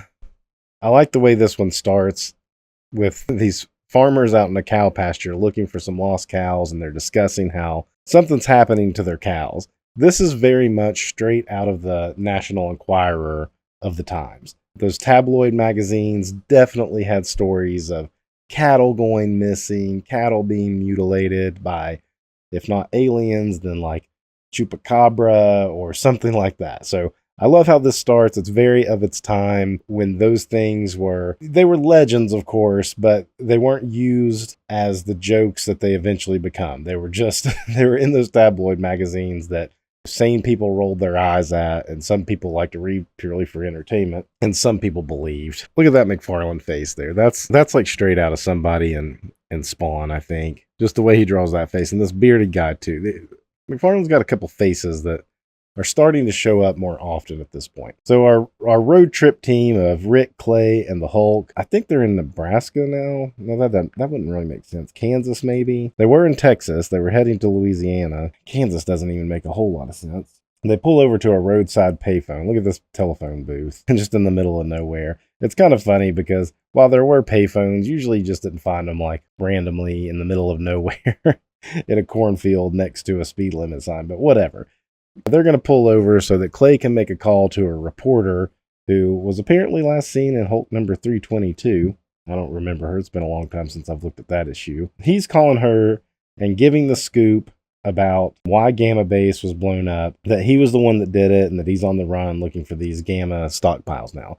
And he's doing this because he's gotten wind that S.H.I.E.L.D. is getting ready to give a press conference to cover up a lot of the reasons behind these things, and he wants it exposed. So while he's on the phone, the Hulk wanders off. I do want to point out too, the first words out of the Hulk's mouth is "I'm hungry," and now that's becoming a running theme for the last couple of issues, that the Hulk is hungry. He's always wanting to eat. Anyway, so while Clay's on the phone, the Hulk kind of wanders off into the cornfield and runs across this character, Man Bull, who... There's an interesting thing here where the Hulk talks about, years ago, a soldier spotted me for the first time and said, "It's some kind of Hulk. That's how I got my name. For the first time, I know how he felt. You're a savage one, ain't ya?" And so now we're going to call it the Savage Bull doth bear the yoke. Peter David writer, Todd McFarlane on art. So he's doing his inks once again. And you really see you can tell the difference between these thin lines, not to mention all the extra little noodly marks, but these really thin lines along the edges, I think, are a standout. McFarlane obviously didn't like that traditional heavy line that I guess you would say kind of was the mainstay of most comics, probably when he was growing up throughout the 70s. And also, probably, this has definitely got to be pulling from Frank Miller to some degree. We've already gone through The Dark Knight Returns, which had a very thin ink line as well. That's kind of what Miller was doing, was like really reducing these lines down. And McFarlane is not copying that, but you can definitely tell that he must have liked that thinner line, so that's the way he's going. Also, I want to say McFarlane not really known for being the best at anatomy, but the more I look at his Hulk, the more I see like pretty decent anatomy. I mean, yeah, there's some like odd, like bumpy muscles here, but really like the shoulder here and the way the skin is pulling right there and the bicep, the forearm separation, it's not bad. His hands are they're always kind of awkwardly like stumpy, but that's one of those defining traits of some artists, is the way they draw hands, and they can either pull it off or they don't, even if they don't look accurate. More of these vertical panels, two great shots of the creatures facing off against each other here, and where the Hulk called him savage, the creature repeats, "Savage. Help, Savage. Help you what? Floss? I don't know what you want, Savage, or how to help you, or even if I should." And so this is what the farmers were looking for. The Man Bull here, Savage, is killing their cattle. And again, we got like good bone structure in the Hulk's face. Sometimes the noodling lines can be over the top, but I think they add to that texture of the Hulk's skin. As I said in the last video, it's like elephant hide or rhinoceros even. So there's going to be this like leathery texture to it that works pretty well. I think the only thing is like when we see it here on the Man Bull 2, but he's supposed to be kind of furry, so you have like a different stroke in the line. I don't know.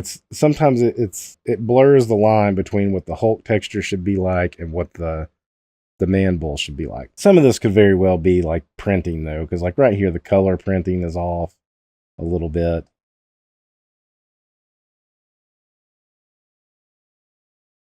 So after the Man Bull runs off, the Hulk comes back. Clay is saying they're going to go visit his brother, who's about an hour from where they are. And he said, "Where's the Hulk?" And the Hulk kind of sneaks up on it, "Right here," like taps Rick on the shoulder and startles him. It's kind of funny to think of a huge lumbering creature like the Hulk sneaking up on him, but that's your Peter David-isms, I guess. Man Bull's broken into some house and feeding. He's just hungry.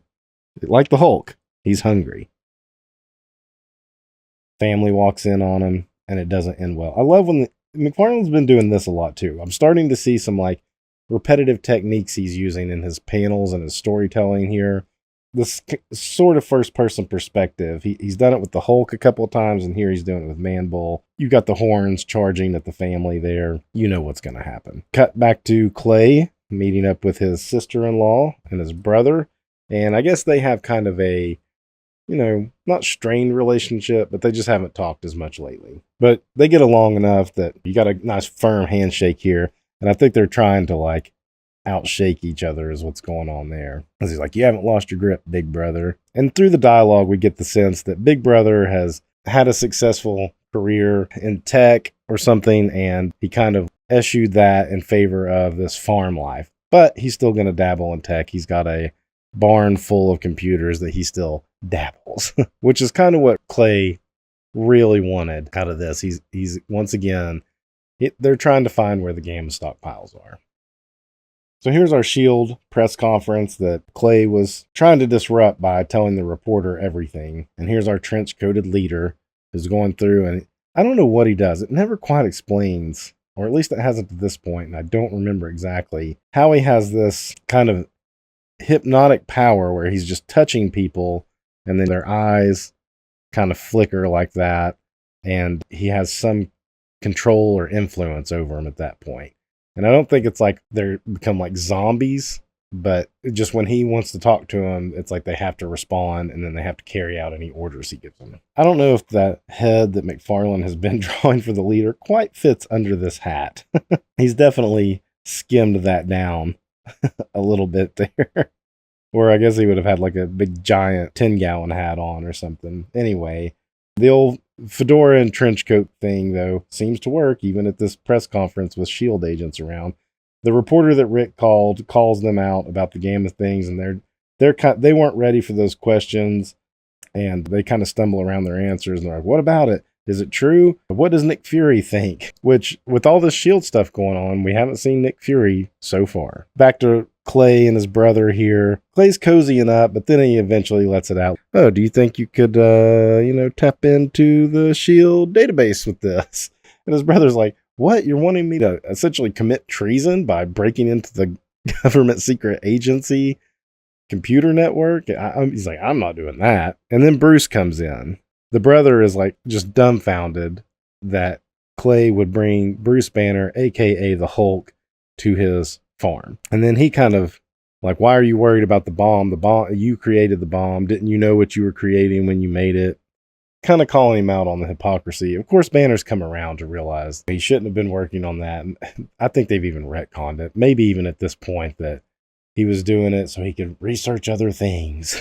Get the money to research other things. I think they while they're having their argument, Alan, come quickly. This is Alan Quatermain. Which it just dawned on me, Alan Quatermain is another fictional character from British literature that was like an adventurer himself. And now that I'm looking at it, he's actually kind of drawn like pictures I've seen. Or Alan Quatermain was used in The League of Extraordinary Gentlemen by Alan Moore, so that's kind of funny. I don't know why I didn't catch that on the first read, but I'm catching it now with you. Anyway, Alan is called in to the house. The wife has just gotten a phone call about the family that was killed by Man-Bull. And Bruce is having memories here of Man-Bull. So it's very much Bruce and the Hulk. They are showing signs that they are the same person. They do share a mind. There's times the Hulk will kind of pull from Banner little bits and pieces that he can when he needs it. Like very early on in the run, he was able to pull just enough of the scientific knowledge he needed to help the leader essentially create that gamma transfusion gun thing that cured Rick and recreated the leader and was supposed to help the Hulk stay the Hulk. Now Banner is pulling from the Hulk and remembering the Man-Bull. I guess it's not something it's like probably like hazy, like a dream, which that's kind of old, I guess, that Bruce would say things like that, but it's something triggers it enough that he can kind of remember it more beyond it just being like a dream. So then Clay gets an idea of how he can convince his brother to help out with the hacking of the computer network by convincing the Hulk to help with the man bull situation, to help with the other farmers and stuff and the people in the neighborhood. I like the way this is a good McFarlane woman here. Tears are a bit much, but there's always something about when McFarlane does that quarter turn face, the way it's laid out always stands out to me. So Bruce is kind of like, I'm not sicking the Hulk on some random creature. I'm not going to use the Hulk as a bargaining chip for something. And man, Clay gets in his face right here. I mean, the angry face here, McFarlane goes to town with the noodles to really show the strain on his face and like how contorted his face got. Same thing with Banner here, and the hair on Banner is so crazy. The bushy eyebrows, the noodling on the hands. I mean, this is an intense McFarlane scene for just two human characters. The glasses seem to grow and get more cartoony. Well, I guess they're pretty big in any panel, but the shape kind of contorts and stuff. There is a little cartoon quality to McFarlane's work that, I mean, I like it. I mean, Jack Kirby had a cartooniness to him too, that proportions and shapes and stuff sometimes had to bend to work in the scene and add a little bit of dynamic interest as well along the way. I mean, this format can do that. So Bruce essentially agrees after Clay kind of threatens Bruce, because Clay's not scared of Banner. And I don't think he really wants to hurt Banner. He's trying to be the strong man here, the big decision maker. And he even smacks Banner there, or at least it looks like he does, or drops him or something. The way his arms move, it looks like he smacked him. And the man-bull's just right outside, hiding behind the tractor, taking a nap. It's hard to tell that he's asleep there, but you get the closed eyes here. Night's falling, so now the Hulk's going to come out. Notice that Bruce put his ripped up clothes on. They didn't mention it here. They've been mentioning that in repetitive issues, that he was going to put on the ripped clothes for the Hulk to come out. How these clothes survived the Wolverine fight, we're still wondering. Partially made out of unstable molecules? I don't know. I like the transformation here too. McFarlane does come up with some creative ways to do the transformations, either just closing up on the eyes or just like on the hands, or in this case, we've just got the silhouette. I mean, he could go crazy and like do a full-on, full-body transformation every issue, and it would probably be awesome. But I kind of like the mystery sometimes. This McFarlane Hulk face is, I mean, this is how I think of McFarlane Hulk. This brow coming out so far, it's almost like a fang brow, and it's coming out pretty far here. This one may have gotten a little away from him. And here's what also too, I mean, it's like I can clearly see the face and the hand, but here's where the noodly marks, almost, it's like there's so many, it makes this hand and face kind of blend together a little bit. But you got the big stubby fingers. I always like the way McFarlane does the side, like when the mouth is like that too, and you kind of see the tops of the teeth. That jawline is definitely dislocating a little bit. So he turns into the Hulk, and there's a pretty good scene here where he's kind of like, why should I do that? He's yelling at the brother, if you beat him up, Hulk, he won't be in any condition to help us. And the Hulk just kind of relents, and Rick immediately is like, uh-oh. He's smiling. I knew you'd listen to reason. By the way, plink. And I love this empty panel here. This is great. This is good cartooning storytelling, because, you know, the magic happens between the gutters sometimes. Like when you think of animation and how comics are static animation, so to have this empty gutter with speed lines going across the empty pane, that lets you know that he got flicked pretty far. This is also a great reminiscent of when the Thing did it to the man on the street in FF 48, I think, the Galactus issue, when he went blink, blink to the man, to a guy who was getting on him about something. That's great. And he's like, that's for your attitude problem. The pointing at him. And this is stemming from the way he treated Banner. Because Clay didn't say anything here to irritate the Hulk. This is solely related to how he was treating Banner and what he was saying to Banner. And so, again, the Hulk pulling from Banner's memories and taking it personal. Where the Hulk hates that he is Banner, and Banner hates that he is the Hulk. And this, without it being like exactly spelled out for you, that is the stuff that Peter David is trying to get across with this like kind of sharing of memories here. So the Hulk agrees and he jumps off to take on the Man-Bull, who was right there watching the whole time. And as he jumps off to go look, Man-Bull comes out from behind the tractor. And the wife goes and calls the neighbor. I guess calls the neighbor to have the other farmers come with their pitchfork. Rick is thinking about all the things he's done in his life. Survived Kree, Skrull Wars, and everything. And then he notices, like, wait, he's not charging. He's just kind of staring at us like the Hulk used to, like in the early days of the Hulk. Just almost confused, and essentially there becomes some pity. Well, the Hulk lands back because he saw him as he jumped away, so he had to jump back. And he shows back up. Now we get our fight. Smashing the tractor here. I don't know if that helps out the brother much by smashing his farm equipment. Bathoom! Bacow! We're pretty much just getting a fight here. There's some dialogue. Man-Bull mentions appearing in Daredevil there, so you got a nice editor's note sending you back. Noodling Mark kind of gets lost in this wreckage here with the Hulk again.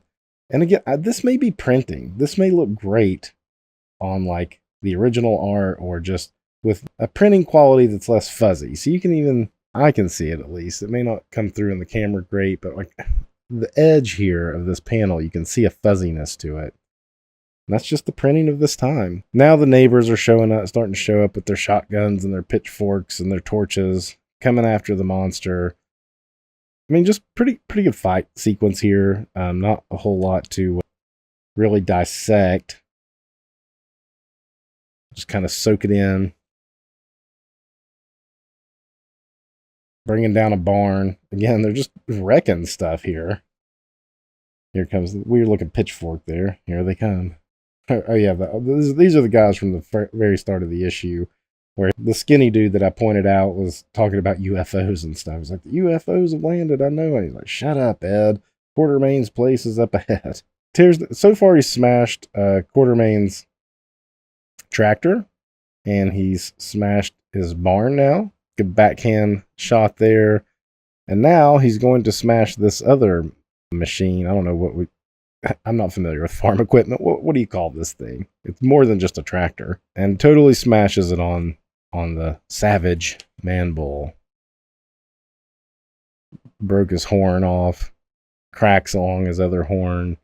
McFarlane has to do this at least one panel every issue. This in the shadow with the teeth and eyes, and I love it. I'm there for it every time he does it. Sometimes he'll just do a small panel of it. Nice big panel there. You get the beaten down Man-Bull. I mean, you saw his cracked horn there. He's missing teeth here. Pretty beat up. The Hulk has won, right? And as the Hulk's staring him down, I don't know why. No, I know why, but I won't admit it. Then he hears the people coming after the Man-Bull, and it makes the Hulk think about how he's hounded and chased. And something I should really point out that I didn't point out at the beginning, a lot of this issue does have inner dialogue from the Hulk, and we haven't gotten that up to this point. Rarely do you even see a thought bubble from the Hulk other than just kind of a quick thought of something. But in this one, we definitely get full-on dialogue box. It started at the beginning. It's going on here. He's feeling the way he feels when he's hounded, so he wants to call off the mob, essentially. He's like, stay back. Leave him alone. Him? Hulk, it's some kind of mutated animal. That's all. We have to kill it. No, he's human. Savage, talk to them. Let them know or they'll kill you. And he wants to die. At one point, he even asked the Hulk to kill him. Because he's in misery. He's in torment. And the Hulk's like, fine. You just do whatever. You let them do what they're going to do to you. And he's like, but me, I never give up. So then Quartermain, the brother, Alan Quartermain, he sees it too. He sees in the eyes of Man-Bull a tear forming, and they're saying, like, look at his eyes. He's crying, and he's crying out. And they're like, but so what do we do now? He has to be punished. Whatever else you do doesn't matter. You're already punishing him. You're going to let him live. And that's the end of this issue. Got kind of an ominous ending there. Got that monster of the month out of this issue. I do enjoy this issue. I think it has a lot of moments that are helping develop the Hulk banner synergy. And obviously, I'm loving the McFarlane doing his own inks on this now. And the Man Bull is a good parallel to the Hulk himself in many ways, to the simpler minded Hulk even. So for that, is this as epic as the 340 Wolverine fight? No, it's not. But this is a good, solid issue. I think if you jumped on board for the 340 and decided, hey, I'm going to keep reading Hulk for a little while, I think you wouldn't be disappointed by this issue at all. Next, No Mortal Fear. Be there. But that's it. That's all for issue 341.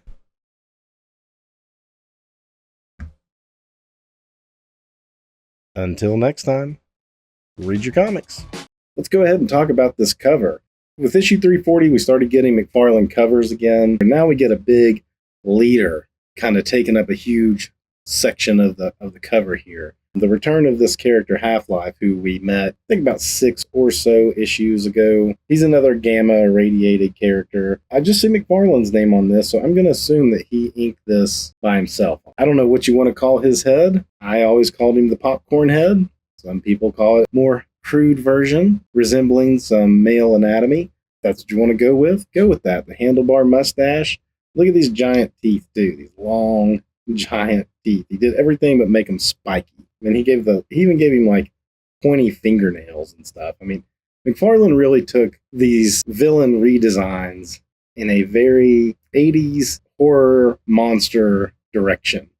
He would do it later in Spider-Man with like the lizard and stuff, pointy, jagged teeth and everything. He was already drawing some things kind of like this at DC in the Invasion miniseries that kind of resembled the leader.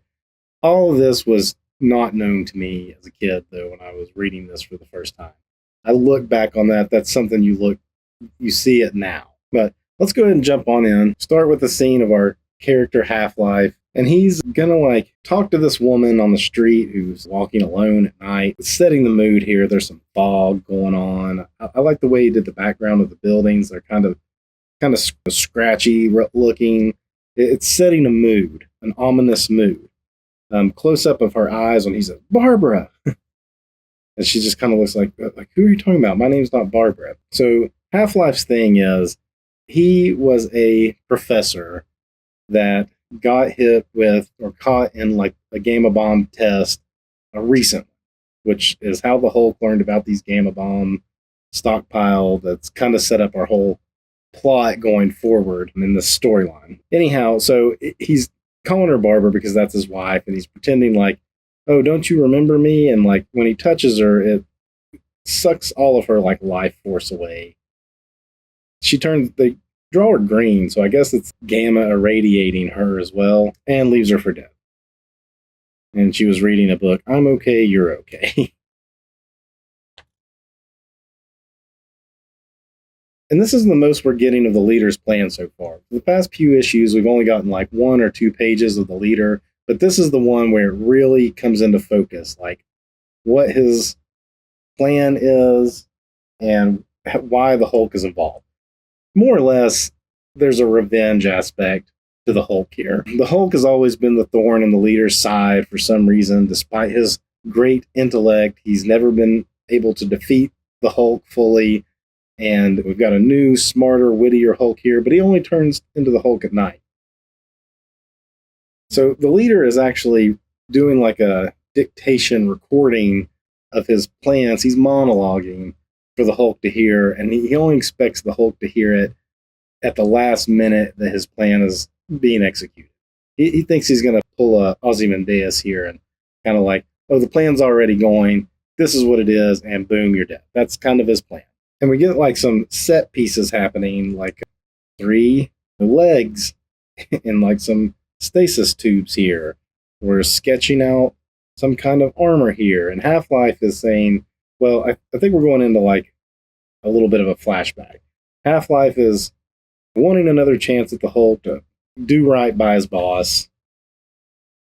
And the leader mounts a camera to his chest, and he's kind of, there's some pretty good dialogue here about, he's like, you couldn't do it last time, you're not going to do it this time, but shoot your shot, bro. I love this leader outfit here that McFarlane draws. this is kind of a thing too. These like big padded ankle braces and arm things too. Is that just like an 80s thing for these guys that came up in this time to draw costumes with that kind of stuff? Anyway, he goes on and he kind of explains how he's been able to keep track of the Hulk. And he says it's because he has a psychic bond with Rick Jones from where he siphoned off the gamma off of Rick when Rick was a Hulk at the start of the Peter David run. And that's created a psychic bond to where he is able to kind of know where Rick is and what he's up to. And he can also play the harmonica and acoustic guitar. Cut back to Alan Quatermain's home. This is where we left off last issue with the Man Bull, and they are trying to hack into the S.H.I.E.L.D. database to find these gamma bombs. And by doing so, they don't realize that the leader now knows where the gamma bombs are as well. So Clay's brother Alan determines there's 5,000 gamma bombs stored in a military base in Yuma, Arizona underground. So that's where we're going to be headed. So now they know where they're going. His wife is in the kitchen. All of a sudden, here comes Half-Life. Love this shot of the Hulk right here, busting through his barn. He's already destroyed a lot of his farm equipment from the Man Bull fiasco in the last issue. Now he's just going to go ahead and take the rest of his little computer lab that he has out in the shed or whatever. So the Hulk's just wreaking havoc. Half-Life's coming through the window to get the wife, and the Hulk pulls him out and immediately starts to feel weak. And that's just a great panel there, too, of the Hulk's face with some confusion. Look at those big, chunky fingers. Half-Life jumps on him. He's got some new armor made out of titanium, but he says the Hulk can't rip that apart. Now, I don't know about that. I would think the Hulk could rip it apart, particularly wherever it meets at the seams. But because Half-Life is also siphoning off his power right here, it does make him too weak to do it. So that does make sense. Got an awesome profile view of the leader here, and he makes kind of light of, oh, Hulk, you've got problems, but I have problems too, such as S.H.I.E.L.D's looking for me out there as well. Kind of a humorous scene right here. So this is Larroquette and Sanders, who were part of the Hulkbusters, and they're with this guy, Agent Trump, who was a S.H.I.E.L.D. operative at Gamma Base. And they're kind of laughing about a press conference that blew up in their face in the last issue. And he's like, well, at least Nick Fury doesn't know about it. Well, guess who's right there? Nick Fury. And Fury's like, who are these two guys? I want them out of here. And Larroquette's like, you can't do that. And then the next panel, I was sure he couldn't do that. So they're out on the street. So these guys have been hanging around Gamma Base. They've kind of been a thorn in Banner / the Hulk / Clay's side in the early part of the run. And now it looks like they're just, okay, they're out of work. They're not part of this anymore. Back to the Hulk, taking on Half-Life. Rick steps in to help a little bit. He's able to throw him away. And the Hulk starts feeling like weak and a little scared. He's scared of being weak, which is a theme of the issue going on. And that's what Alan calls him out on. Because over here, I think the Hulk is like, he's like, we know what we need to know. Let's get out of here. So the Hulk is willing to run away because he hates this feeling that Half-Life is making him have this weak feeling. And Alan calls him out and calls him scared. Look at this panel here. That's a great one, too. Scared? So I guess that's like the Hulk being called chicken, right? I'm the Hulk. And somebody's got their second win. So the Hulk figures it out like, okay, I can't get close to you. I'm just going to batter you with this. He calls it a 10-foot pole, but it's obviously like a 30-foot pole. Power line pole there. But the thing is Half-Life now has siphoned off enough of the Hulk's energy that he's strong. I mean, look at that face there, too. McFarlane's having some fun with this, like, regenerating zombie of Half-Life.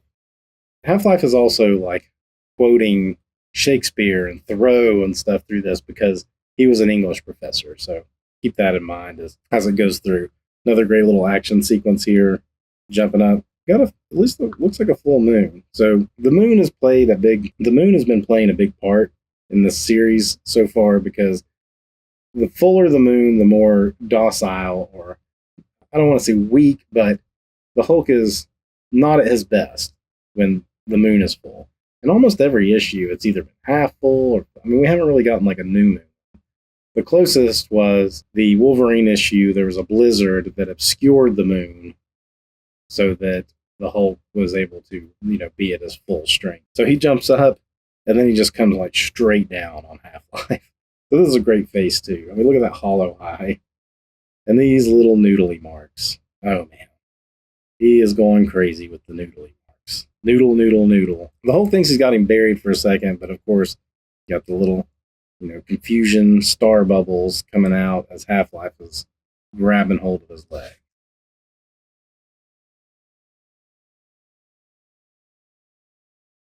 Great leader throne picture here. This is a good 2-page spread altogether. Got an awesome looking leader here. He's talking about Betty and how Betty's going to come into his plans. And then even this like profile here where he's coming up with these machines and he's talking about how he's like capturing. Here he's capturing Betty, and here he's capturing Sanders and Larroquette. So the leader's plan is coming together.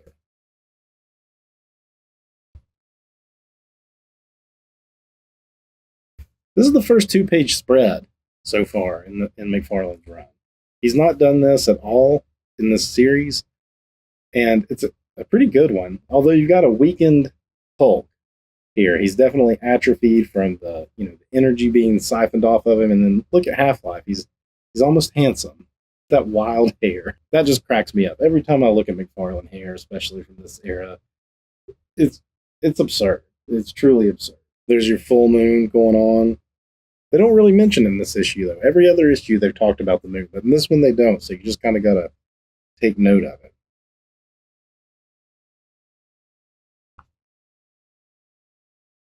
There, he's even like looking more muscular. So this part is a little confusing. Essentially, Half-Life thinks that he's going to siphon off enough energy that's going to cure him.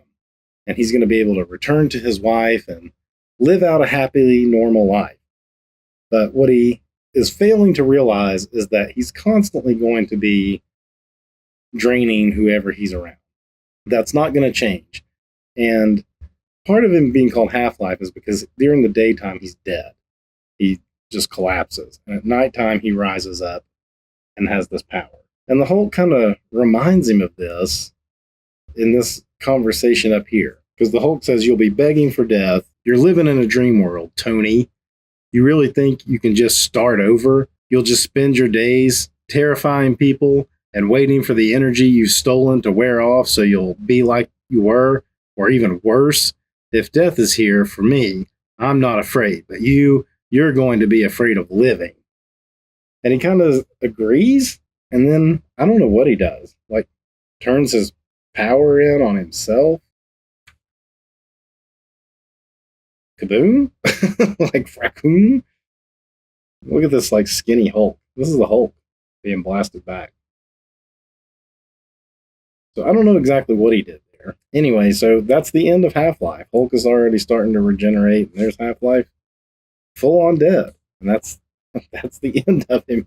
And it didn't really make a lot of sense. That felt very MacGuffin-y to get them out of this situation. The way the Half-Life character ended before was pretty neat, with the Hulk just like ripping his limbs off and throwing them in different directions.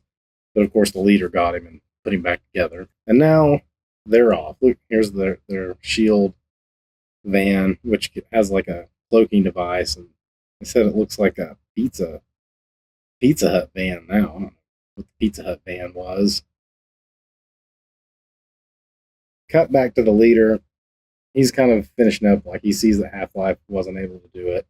So he's going to like finish out the rest of his plan here. Nice like hopping up, giving himself a good stretch, very casual. And then he goes over and he sees Betty and Larroquette and Sanders. Man, he makes Larroquette look quite hulking himself here. He hasn't really been that big this whole time. Then he says, "How odd. The life monitors are picking up 4 life readings, but there are only 3.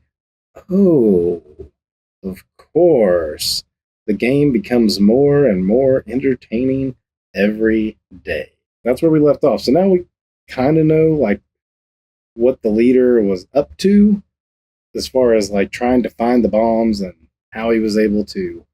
He hadn't really been interfering with the Hulk though, so some of that was a little awkward. We'd just kind of seen him every now and then, like dealing with like military people and stuff, like in Washington, using his little, mind takeover power that he has. You got more leader to this issue, and as we're barreling towards the conclusion of this storyline with the Gamma Bomb. That's all I got for this one. I'll be back soon with 343. We are barreling towards the end of the McFarlane era from the Peter David Hulk run. Awesome McFarlane cover. I only see his name on it, so I'm assuming he inked this himself, and just judging by all the little noodly lines on it, that's probably a safe bet. Kind of disappears on the background there. His face looks like it's just coming out of like a green void. Disappears through these speed lines here, but I don't know that he should have added anything else in there because it may have gotten a little cluttered as it is, this machinery and all the yellow dominating the canvas as it is. This is another one I have like a pretty clear memory of purchasing off the rack at the convenience store near my house. This yellow just jumps out at you. This is kind of an underrated cover in a lot of ways, but I do think it's a little messy with the machinery and just all being yellow, because a lot of times I have to look at it twice. You see this big hook hand, but like this head piece of the robot kind of disappears at times, but otherwise, you're getting what you expect from the issue. Again, the Hulk is going to be smashing some robots, right? And that's what we love in a good Hulk story, is some smashing. So let's dive on in.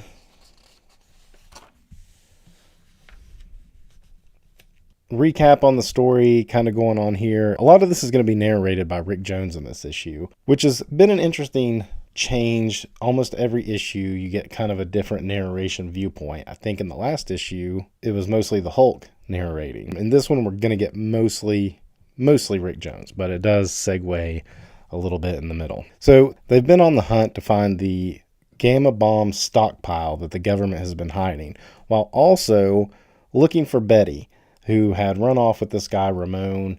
They kind of tracked her to Louisiana, but then I think they decided the Gamma Bombs were more important for the time, and so they were doing that. But here we're going to start out with a woman running through the woods. I love this shot of the eye, this close-up right here, the way the lashes are done on it. There's panic in this little eye here, going through nice silhouette panel with the tattered clothes. So she's obviously in distress, and here's our yellow robot hand that we saw from the cover. She runs out into the road. If we look close, we can tell this is the van that our road group has been driving in here, of Clay, Rick, and Bruce. And sure enough, it's Betty. They come to a screeching stop. So nice title page here. It drives the interest of the issue. They've been looking for Betty, and all of a sudden they're just driving down the road, and Betty just comes out of the woods. Get our credits. Peter David, Todd McFarlane on art, so he is inking this issue still. Probably about this time, he had started doing Spider-Man too. So the fact that he was still inking himself on this and starting Spider-Man at about the same time. I looked it up on fandom.com, and this came out in January of 88, and McFarlane's first issue of Spider-Man, ASM 298, came out in November of 87. So yeah, a couple months of overlap here. Still inking himself on this. He was not inking himself on Amazing Spider-Man at the same time. That's a lot of work, though. I think of a lot of workhorses in the industry, like obviously Kirby, John Byrne, John Romita, those guys doing like multiple books in a month. I never really thought of McFarlane that way, but looking back, I guess it makes sense, because I was buying these Hulks off of the newsstand, and when I found a comic shop towards the end of this run, I was already seeing McFarlane stuff on the shelves on Amazing Spider-Man. So looking back, that does make sense, but I did not realize that at the time. So anyway, they're going to stop, come to a nice screeching stop here. I like the way that McFarlane did the wheel kind of bending right there, a little cartooning going on to, express that the suddenness of the stop. Bruce jumps out, runs over to her, but as he runs to her, the big robot hand grabs her by the face and pulls her in. And this is where Rick's narration really comes in, discussing how Bruce isn't a coward, but he's a scientist, and he thinks logically, and he usually knows, he's outmatched here, so the smart thing to do would be to retreat, head into the van where they have weapons, because this is a SHIELD caravan here. But Bruce loses it. This is a great panel of Bruce's face, like sweat beads pouring down his face. A lot of the noodling lines happening here, and this is where the noodling lines actually work for more than just McFarlane indulging himself. So Bruce jumps and attacks at the robot. Now I do want to point out these boots too. Something funny about the boots, which I noticed on this page. Let me look back on this one and see. You can kind of see it here too. These boots are like really rounded. See how they are like up here? I'm wondering if that was something that a lot of artists were doing at this time to avoid drawing feet in like proper shapes. So instead they would just do these like kind of big bulky boots, or just kind of like a oval, like an egg shape almost. You can see him there too. So the robot, smacks Bruce away, and they fly off with Betty. Bruce gets in the car, and he starts like, saying they're getting away. Clay says he's tracking them, but they got to head to Arizona to get the gamma bombs. They're like, we'll get back to Betty. We'll find her. And it's interesting because this happened the opposite way about 2 issues ago in the Man Bull issue. Clay jumped all over Bruce and like threatened him like this. And here we go again with Bruce being the aggressor in this case, and the noodling lines really helping show the expression, the anger in Bruce's face coming through, because it's all contorted in, like, it's like when you're mad and your face just like scrunches up. All the muscles in your face scrunch up. Still some wild McFarlane hair here, though. I don't know why. It's like when he does it at different angles, he's not quite sure how to draw it. Like there, it looks crazy. Looks almost natural there. It's just when he goes from the other angles, it kind of jumps around. Clay says, okay, we'll track the robots. We'll head down. Sun's going down as they track them to this, looks like a subdivision being built, Carter Estates. Their G.I. Joe wagon here pops its guns out and is blasting them. Rick jumps out with a bazooka or something, like some kind of rocket launcher. So he jumps out, jumping with it and shooting it and taking out at least one robot. Another one flips the car over, but now it's nighttime and look who's coming out. Good dialogue here too. It's like, no, it's not fair. I wanted to do it myself. I wanted to rescue her. Don't let him be the hero. And the Hulk comes out. Cut away. Now we're getting away from the Rick Jones narration, and we're getting some different narration. This is an interesting little panel here, or triple panels of the darkness with the little light flare. Typical McFarlane profile view here as we go into a flashback. This is Saunders, who's been with the Hulkbusters throughout this. And I don't remember them giving a lot of background on him in the past, so I'm not sure if this is like completely recap or if this is kind of added on. But it shows him as a kid. He was, always wanting to blow stuff up. Even in like a chemistry lab, he figured out how to make some big explosives. So he went to the military to be an explosives expert. Notice how the profile turns to silhouette. But something interesting, and I don't know how well it's coming through in the camera, but there's like little pops of like a lighter blue right here. So it's not like he's completely in the dark. There's still a little bit of light coming through. And we continue going through his history here. So there was like a bank robbery, or somebody came in saying they had a bomb in a suitcase, and being a explosives expert from the military, he took it upon himself to disarm the guy. And he's like, I'm an explosives person. He realized it was too late, and he threw it over just as a woman and a child were coming out of the bathroom, indicating that it ended tragically, not just ended them, but also his career. There's blowing up. Army expert kills mother and child. And that was the thing about the Hulkbusters, is they were all kind of outcast in their field of whatever they did. Some were in science, some were in the military. Something had happened in their career, and the Hulkbusters was almost like giving them a second chance. Notice here, we're totally black now. Totally black. So it's almost like he's, gone into the dark. And is it like these 3 panels now, the light is going back to black? Just take note of that. Let's get back to some Hulk smashing here. As Rick is taking on the androids, and they started with 3, and I thought they took a couple out already, so there must be even more coming out of the woodwork. I like this question mark thought balloon here is like digital looking.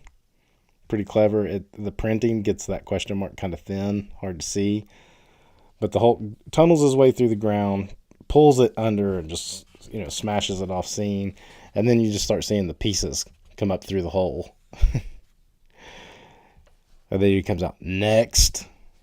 Uh-oh. Even the robots have personality. They discard Betty, and the Hulk screams, "Betty!" And so far, every time that they mention Betty or anything to do with Betty, the Hulk always tries to act like he doesn't care about her. But here you obviously have him screaming it out.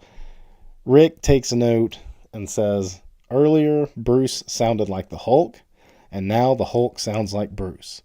And so help me, I don't know which is scarier." Good lettering here on the word dead. Whoever sent you two is dead.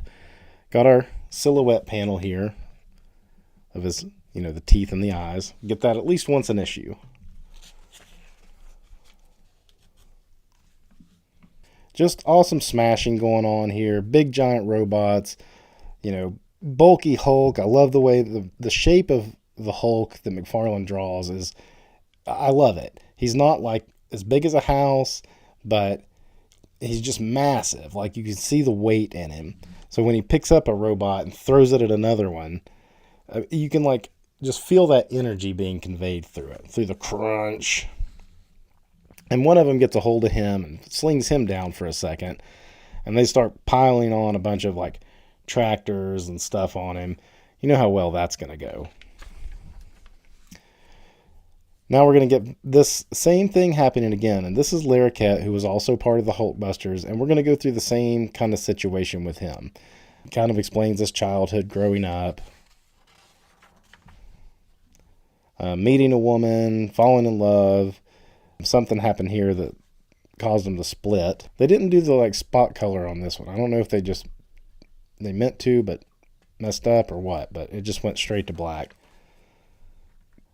Same situation here where he worked for this company, and it explains how he was leading some kind of expedition and there was an earthquake or something that killed some people he was with.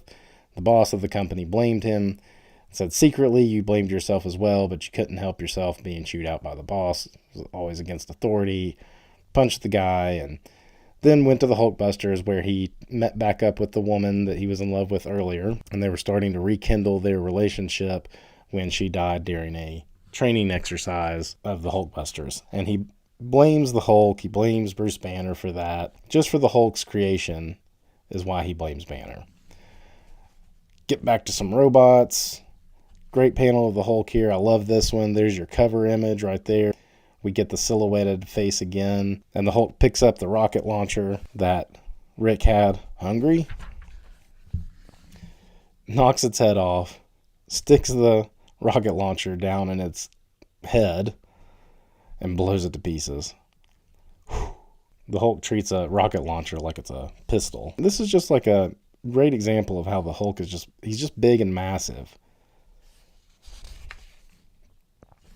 The noodling lines do get out of hand in the muscles sometimes. Looks like he gives him hairy arms even right there.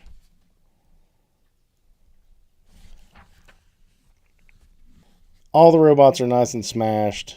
The Hulk straightens up the van where it got knocked over. It does have a cracked windshield still. Will it next issue? We'll find out. And then our trope, too, of the Hulk wanting some food. He's been hungry this whole time.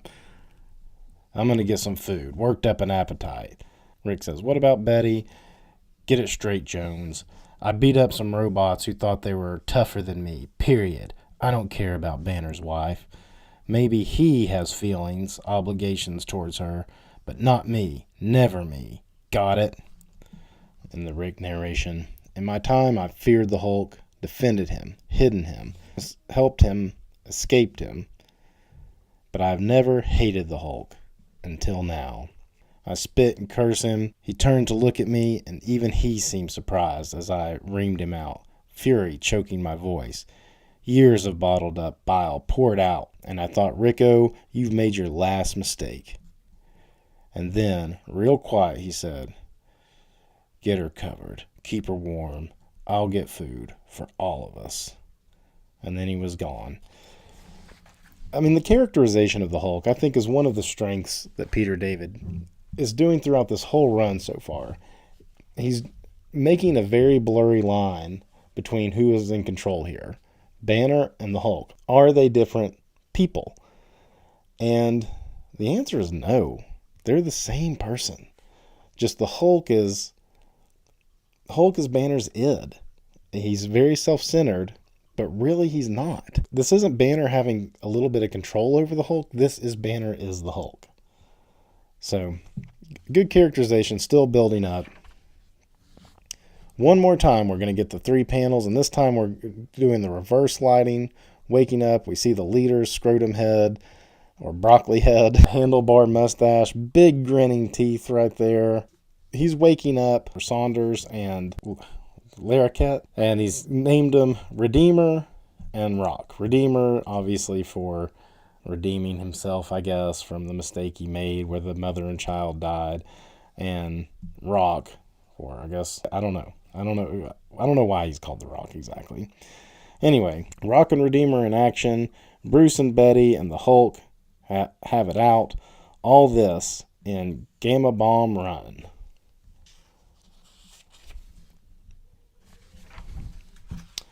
And that's it. That's all for this one. Pretty good issue, I think. Until next time, read your comics. All right, we are barreling towards the conclusion of the McFarlane era of Hulk. I have my special guest once again, WestCoastDAVEngers, here to talk about this awesome cover and what's inside. Hello, Daryl. Thanks for having me back. It's always a pleasure to be talking comics with you, especially when it's involving Todd. The Todd father. Yeah. I've heard of him before. So let's discuss this cover for a minute. Pretty cool one. It's no 340 cover, but I do think it's one of the standout covers of the McFarlane covers in particular.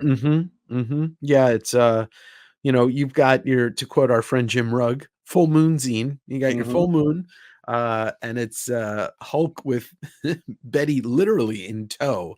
And the thing about this is, for some reason, I don't know why, but it's familiar to me. Does it feel a little familiar? I mean, I can't imagine why. If the layout looks a little familiar. The thing about this is, it doesn't just feel familiar for ASM 300, but obviously ASM 301. But I got to applaud Todd for taking his layout and then literally making it new again.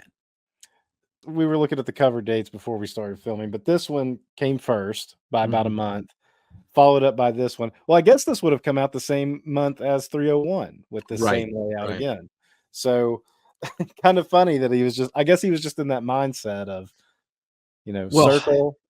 But the position of the body and everything, you got this arm going out like that, this one going forward, The trade dress is being minorly interfered with, but we got to give Todd some, past Todd in the past some grace, because ASM 300 is double sized.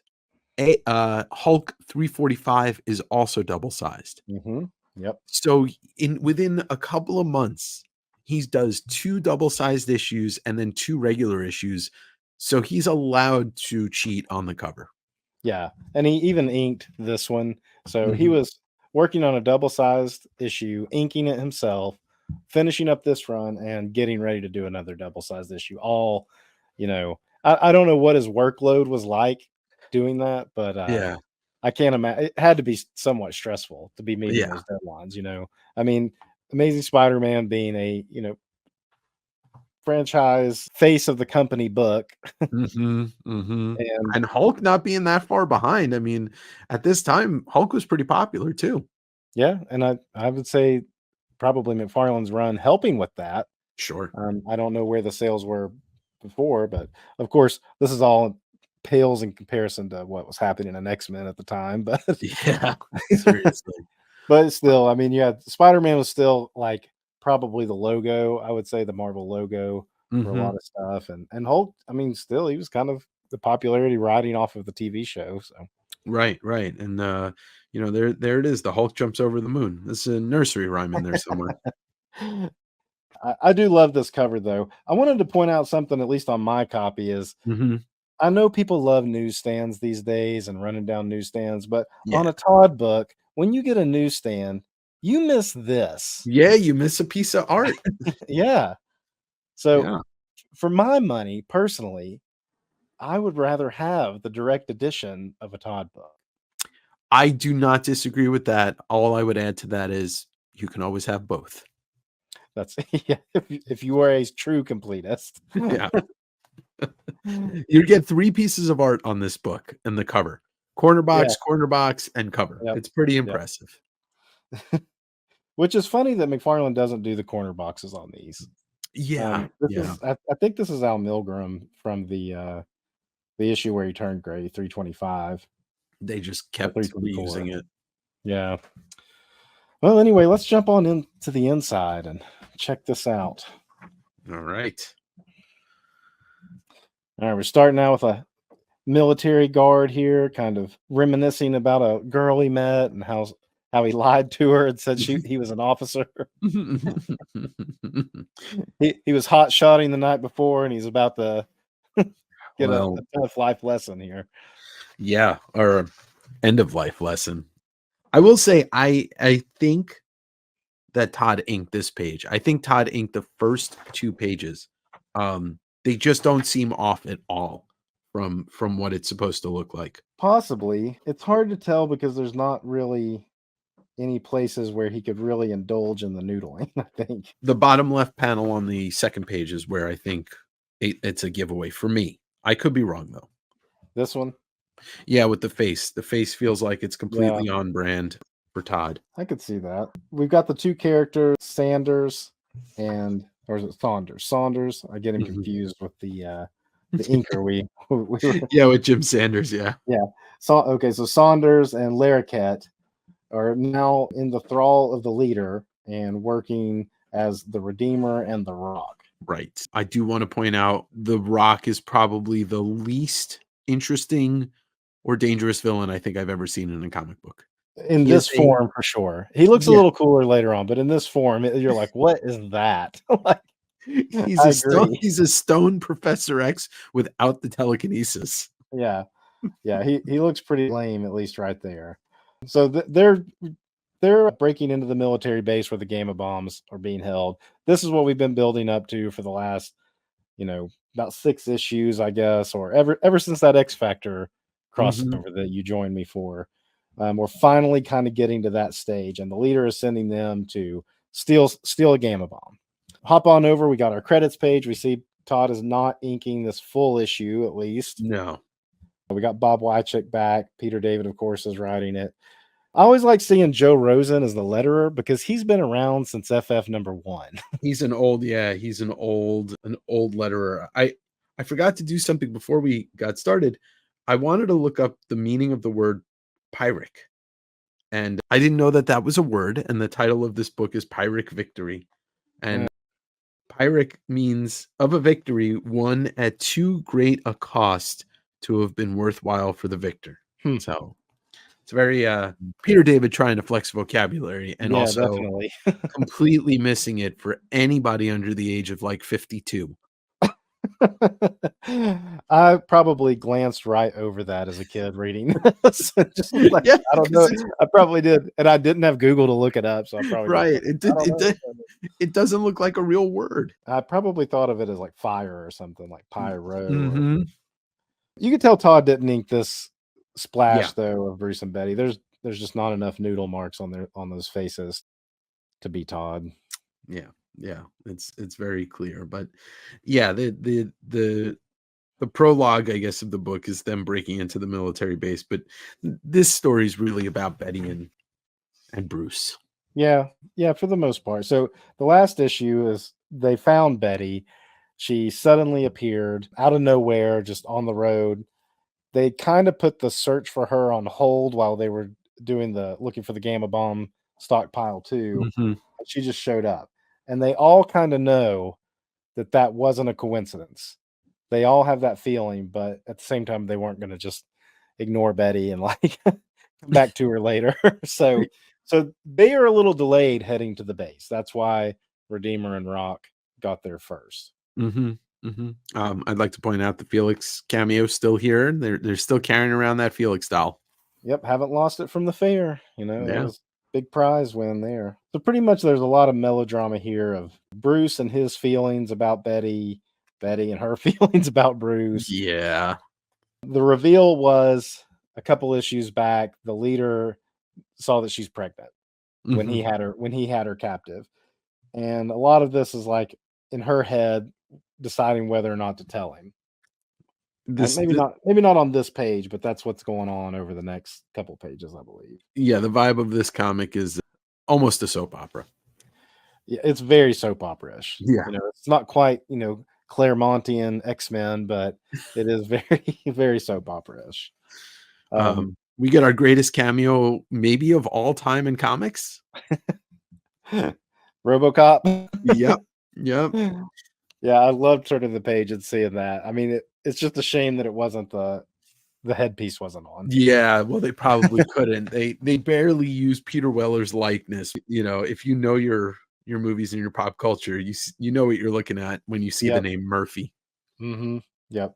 So while Bruce and Betty are having their powwow, Rick and Clay go see a movie, I guess, to like kill some time. Or they're at least hanging out by the movie theater. Yeah, yeah, not exactly at the movies, but at the movie theater. And then you get a little chopping mall poster, which is pretty cool. It's interesting because if you look at this bottom right panel, I think we're seeing a Eddie Brock prototype. Yeah, he's a little more elongated face, but Yeah. he probably it would it be a prototype? Because like we said, this has Oh, already that's been true. out. That's true. This He has just, already been yeah. out. Yeah, he's changing the face a little bit, but not Yeah. too much.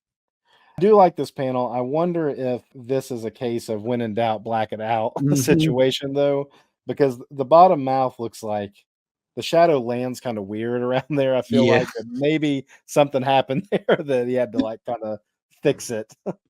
You can definitely see the shortcuts that he used, like the the faces on all of these panels. They're wider angles, so you don't have to draw too much detail. The the lines in the background on that third panel, there's no detail whatsoever. Like he might have actually been doing roughs, and that's it Mhm. on this. And letting Wyacek or Wyacek, I don't know how to say his name, Yeah, Wyacek, do filling the that heavy down. lifting. Maybe so. I mean, like we said, he just finished up a double issue on Amazing Spider-Man, and probably he was already focusing a lot of his energy towards that, knowing that he was wrapping this run up. Sure, sure. Um, And then like the next pages though have more detail. yeah, it's more fun to draw these action pages. Yeah. But I do like this. I think with Rick and Clay here discussing what their next move is, and Clay has determined that the only way to bring this gamma bomb situation to light is for them to steal one themselves. So Yeah, now yeah. they have Everybody's come to a similar plan.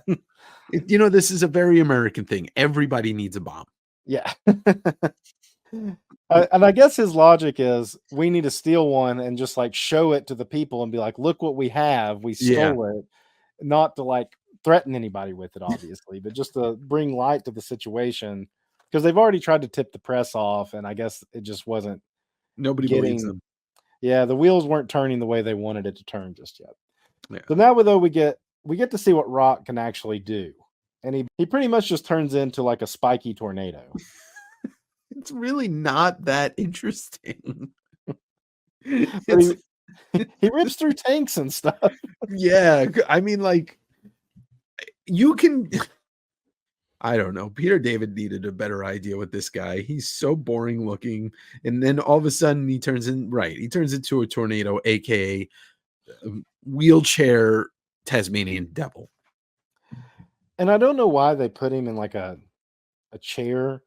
He had been in a wheelchair earlier because he'd gotten hurt like in a Hulkbuster training mission, but Yeah. he'd recovered because the last couple times we've seen him, he was like just up walking around normal. So why did he stick him back in like a chair? I don't know, but and why be in this chair form? Because later on we see that he can like sprout arms and legs, which Yeah. is a lot cooler, you know. It's very strange. So anyway, didn't really love this panel up here. I thought it was just not much going on of interest. Yeah. This looks pretty good. I like the bloody hand here to let you know that they're tearing through these soldiers. Right. They're laying waste. I mean, they did throw the first page, they threw that guy 2 miles, and Yeah, unless he landed in cotton candy, I don't think he survived that. he rolled with it. Yeah. Tuck and roll. Yeah, it's just a boring comic, I'm not gonna lie. But you get this cool ad. Yeah, that is I mean, it's a great storyline. Yeah. All right, so now we got Bruce and Betty. This is kind of where she's going through her mind of like, should I tell him? Just kind of going through the typical pain of being married to someone who turns into a rage monster, Yeah. Yeah, it's drama, it's talking, it's a relationship, but it's just a lot of repeating the same kind of things. Mm-hmm. What do you think about this panel with Bruce's glasses? Like, I feel like his glasses get bigger and smaller depending on the panel sometimes. Yeah, and then there's a lot of reflection because, I guess Todd maybe doesn't want to draw eyes, but reminds me of a little bit of a little Twitch from Spawn. Obviously, this predates Twitch by 5 years or so, but Yeah. kinda Yeah, but you still can see reminds what me. he was gonna build up to that, right? Yeah, yeah. I don't have much. I mean, like it's nice to look at Todd's art. There's way too much text on this. I do like how the van that they've been driving around in it's all window and it's a submarine. There's not much character to the van really either. Although, last issue I think they cracked the window on it and it's fixed now. I made a point, and when I made the last one, I was like, "Oh, the window's cracked. Let's see if that sticks the next issue," and it does not. The one thing I do like about this is that they walk away, they get away from people, and she's basically just like, "We're gonna wait till the sun goes down, Mm-hmm. and me and Hulk are gonna have a chat." It does build a little bit to, is this gonna go violent or is this gonna go civil? And it's an interesting thought of Betty too, saying like, for us to reconcile, I've got to reconcile with your other half. Yeah. So there's, it's pretty good drama, really. And honestly, the Gray Hulk and Betty have a different relationship. The Green Hulk did care, like outwardly cared for Betty. When something was happening to Betty, it made him more enraged. He was always concerned about Betty. The Gray Hulk this whole time has been acting as if he does not care Right. about Betty, He's an but he ego. really does. Yeah. He's egotistical as the Gray Hulk.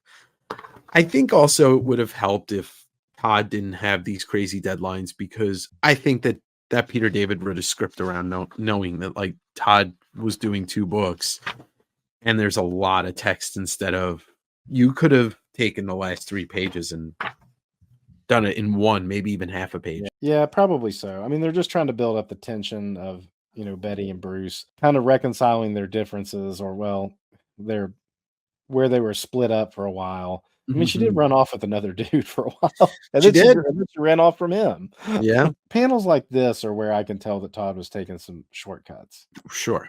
Like even like just instead of silhouetting it, it's just these like kind of lines. Just a little circle of white in the paper to show the Yeah. glasses.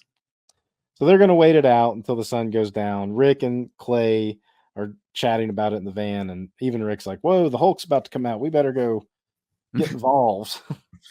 And there's old Sackhead. It's looking especially strong there.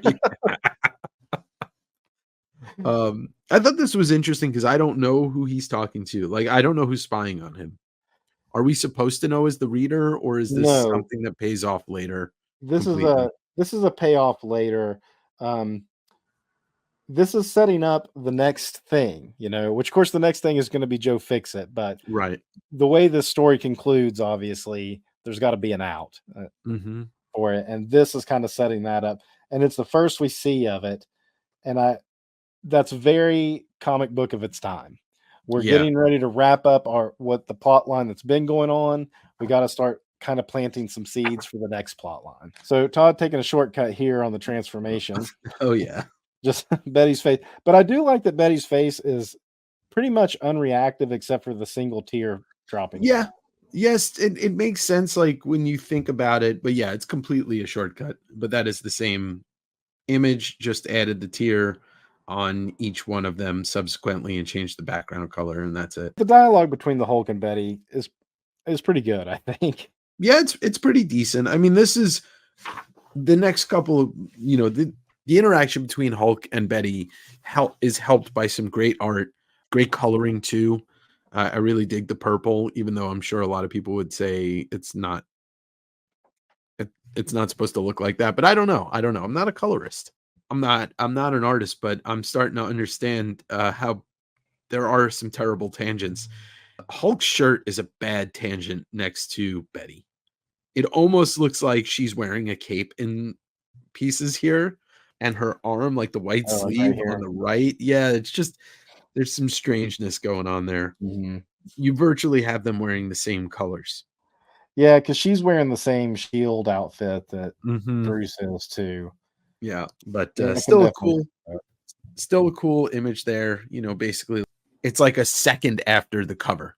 He turns and then he get his backside. This panel stands out to me as a not inked by Todd panel. It's just like the last few issues of having the Todd inks really make it when he is not being inking himself how much it stands out. Yeah, he looks less brutal when he's not being inked by Todd. All right, well, let's get back to the most interesting villain character ever made, and the other guy in just a battle suit.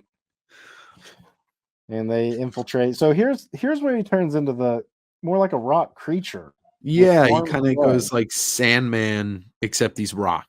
That's more interesting than his wheelchair form. Yeah, the only problem is like it's such a far there's no close-ups, there's not enough detail on it for it to look. If Todd was inking it, it would look a lot cooler.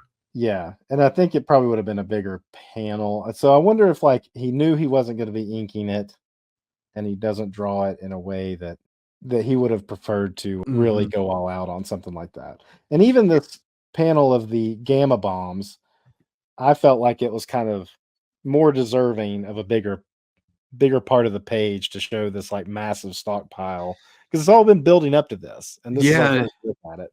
It's really hard to, there's not a lot of detail. I really do think that he did mostly layouts on some of this stuff, and that's why you're not getting even great perspective on it. Back to Betty and the Hulk. They are now up on top of a cold mountaintop. Yes, they're somewhere. The full moon's still out. There's a very mysterious light source on the last panel. I'm not sure what the light source is, but I like the layout of this page, though. It's more interesting than we've seen throughout the issue so far. Yes. With, it is like a splash page with like panels in the middle. It's Todd doing his weird layouts for a little bit, and I always dig it. Mm-hmm. Yeah, I mean, I think the whole composition of this page is much more interesting. But they go into their discussion about, the Hulk being part of Banner, and of course he argues that. These pages too, I think, are good layouts. I think this one on the left is the best non Hulk 340 image that Todd put forth on an interior Hulk page. I've always loved this. Yeah, I like the shadow of it. My only complaint is Betty almost looks just like a nude figure there. Yeah, she really see her clothes. On her shoulders maybe, but the rest. But the perspective, and he's still hunched over, and he's still 17 times the size of her. Mm-hmm. I've always thought that that's just great. And then the next page too, I think is great. But there's something that I always loved about the iconic kind of silhouette of the Hulk there. Yeah, I mean, both of these pages I think are great. Yeah, that's definitely a solid one. Um, this almost looks like maybe Todd had a little bit more hand on the ink. Yeah, I can At see least on that. the Hulk's, at least on, but even this page, like look at, or this panel, look at this, look at the noodle marks there on the Hulk's face. Yeah, above the brow. Mm-hmm. Yeah, these last 4 or 5 pages, whatever it is, are the only reason why I really like this comic. Yeah, and the cover. The cover is a good one. Yeah, yeah.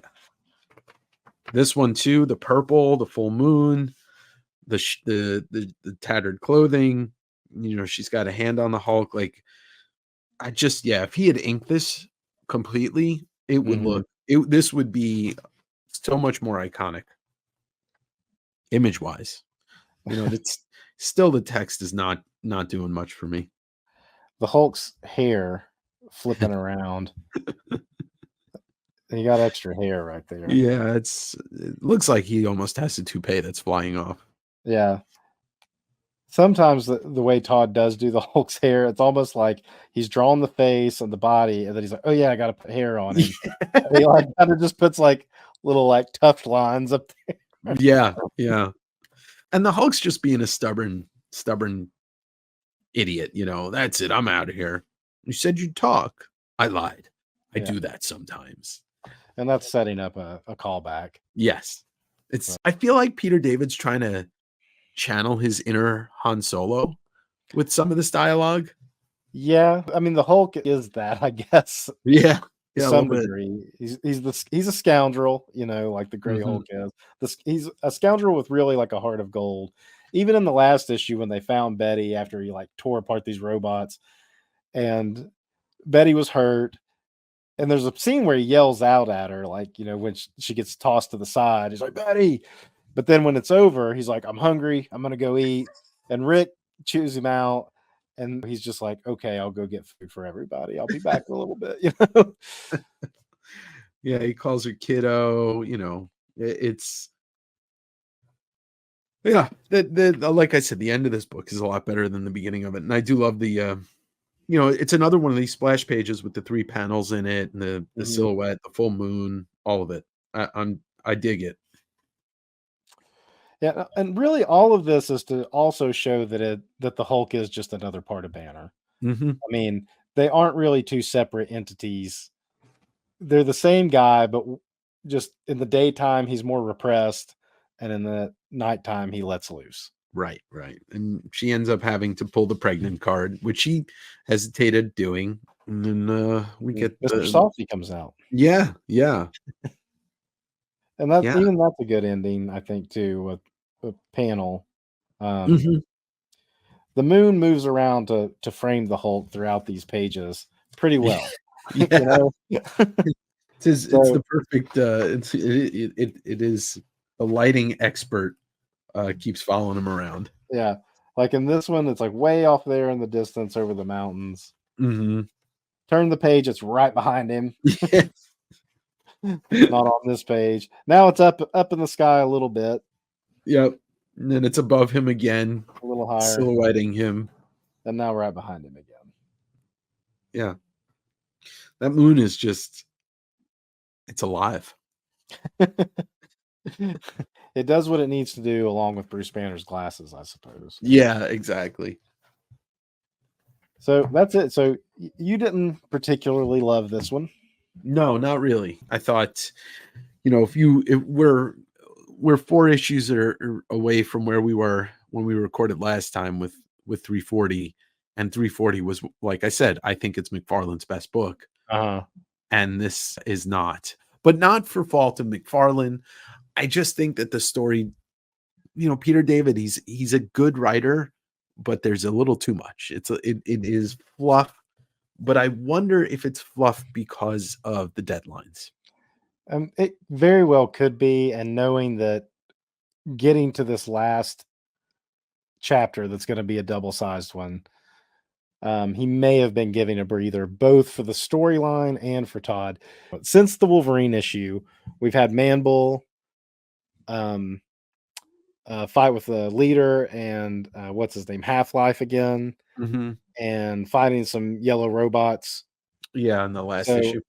it's been a lot of action each issue, like Monster of the Month kind of Yeah, stuff. So this is kind of like the calm before the storm of like we're getting ready to wrap the whole thing up. yeah, yeah. I guess one of the other things is that the whole thing with Betty just it doesn't interest like not a, there should be a way to write interesting superheroes without it revolving around a love story. I agree, and I'll be honest, I've never been a big fan of Betty's role in the Hulk's Yeah, mythos. I'm a Jarella guy. I love Jarella. yeah. Drell is great. Yeah, but anytime Betty gets too involved in it, I'm always kind of like, "Ugh, I don't love Betty. I wish Yeah, Betty would kind of go away, Betty. You don't want to be there anyway." yeah. You're not happy you ran off before. You can just go away. But Yeah, overall, the imagery in this book still I still enjoy a lot of the imagery in it. I do think the workload in general has taken a little bit of a toll. You can tell he probably enjoyed doing those last 4 or 5 pages that we discussed, and Yeah. because he tried to make more interesting layouts than anywhere else in the book. So, Yeah. mm. Yeah, and the colorist had a fun time, it looked like. Well, any final thoughts before we wrap this one up? I feel like we're letting the audience down. We're just kind of very morose on this one compared to the last couple ones we've done. I mean, it's your channels read your comics. It doesn't say that they have to be the best. I have a not a contentious, but I have a back and forth relationship with Copper Age writing or, uh, early modern, late Copper. And the melodrama of a lot of these books doesn't match up to some of the great writing that would come, 10 years later in Marvel. But, yeah, I love Todd, but this book just didn't do it for me. But that doesn't mean, you shouldn't read it. It is one of those rare things still, this era of comics that sure, Peter David was constructing a bigger storyline, but each issue was a standalone issue. it definitely was, and that's part of this era that I actually really enjoy. Is that it really was pick this month up, and you'll get pretty much a complete narrative of this one chapter. Yeah. And if you liked it enough, come back for the next month for the ongoing plot that's developing. And nowadays, like most, at least Marvel and DC modern stuff, you don't really get that in a single monthly book. And I think that's a No. lot to ask the audience for whatever they are, like $4 or $5 every month, you know? Yeah. Yeah. But, and with the good of what you were just saying comes the bad because Claremont would leave a lot of things hanging and Yeah, those indefinitely. threads would never get tied off. So there is a price to pay for a long storyline that has single issues versus a 4 or 5 or 6 parter. Right. But see, that's where I would say Peter David did do this particular storyline pretty well. Mhm. Um, I think what is the trade paperback you have? Does it Called start with Ground. 340? Yeah, it's Ground Zero. It's 340 through 346. So it goes to that last issue that Larson does the finishes on Todd's layouts.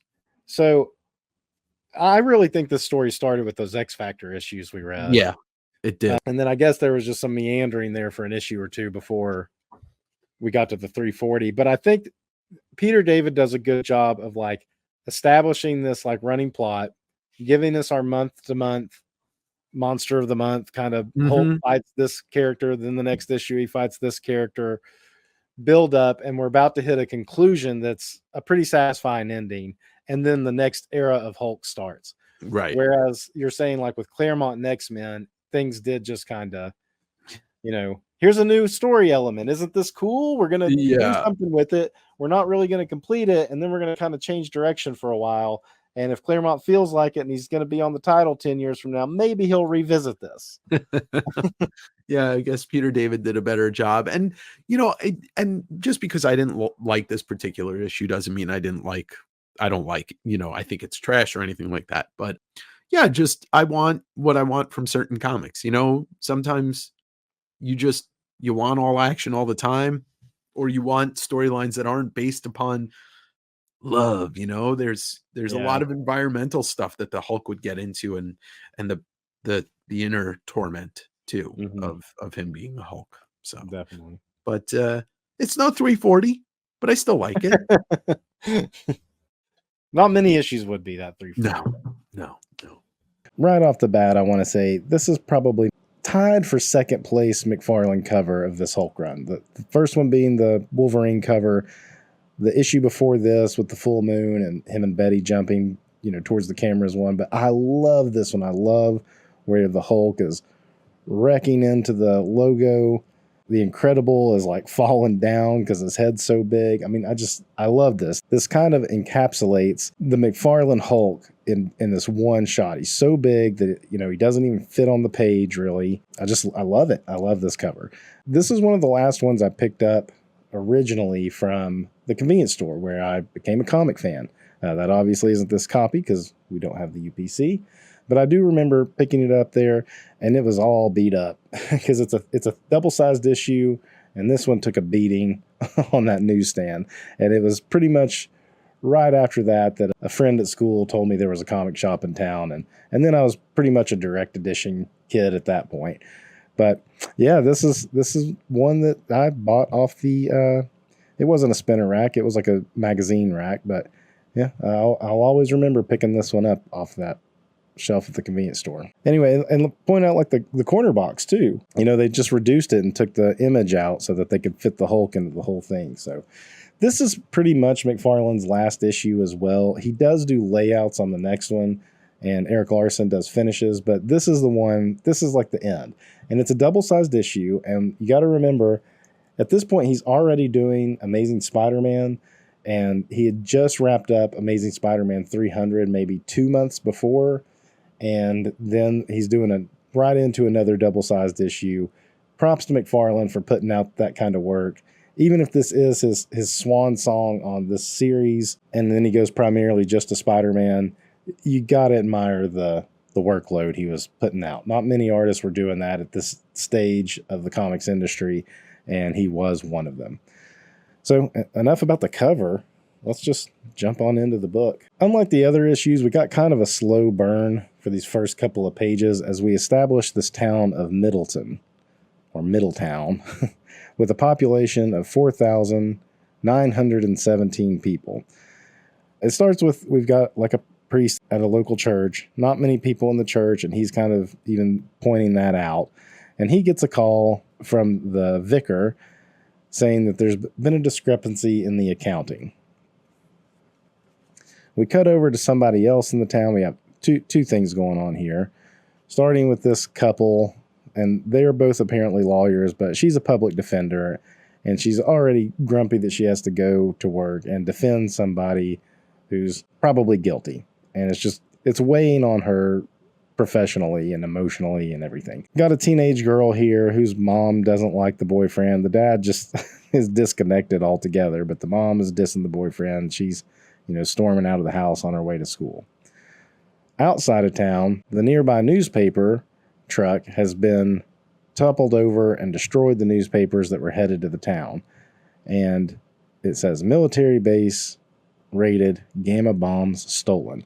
And that's what happened in the last issue. The leader sent Rock and Redeemer, and they stole a gamma bomb. Cut to the leader, and he's kind of going over his plans here, his checklist, because this is the culmination of it all. So he's checking off that the newspapers to this small town have been intercepted, and the town's not getting that news. Finally get our title page of Rick saying, what? And so you think that's about the gamma bomb or something. The title of the issue is Closing Curtain. There's our credits. So in this one, actually, Todd is only credited with breakdowns. And Jim Sanders, who was the inker earlier in the McFarlane run, he's credited with finishes with an assist from Chris Ivey. This still has a very McFarlane look to it and feel to it. So I was just heaping praise on McFarlane for the workload of doing another double-sized issue. And this still, it still has like the faces and stuff. That looks very McFarlane-y. I was going to say Sanders probably cut corners on the inking job of it, but now that I see that he's finishing, McFarlane was probably doing some pretty rough layouts in this, quite honestly. And it's a McFarlane book, so we still gotta have the Felix right there. So Rick was saying a what, and when he screamed what, Clay, driving their Shield camper van, hits the brake, it throws them all on the floor, and he jumps up like, what's going on? What's going on? And Bruce says, it's a baby. We're having a baby. Clay's like, oh, that's great. Betty doesn't seem very excited about sharing the news because that was revealed. Well, it was really revealed a couple issues back when the leader had her captive and saw it on like his life monitoring system, but she told the Hulk in the last issue. And then they hear on the radio about the bomb being stolen already. Cut back to our town. We meet a guy who's selling encyclopedias coming into town, and he notices these workers. So he stops to talk to him for a second, and he's like, what are you guys doing?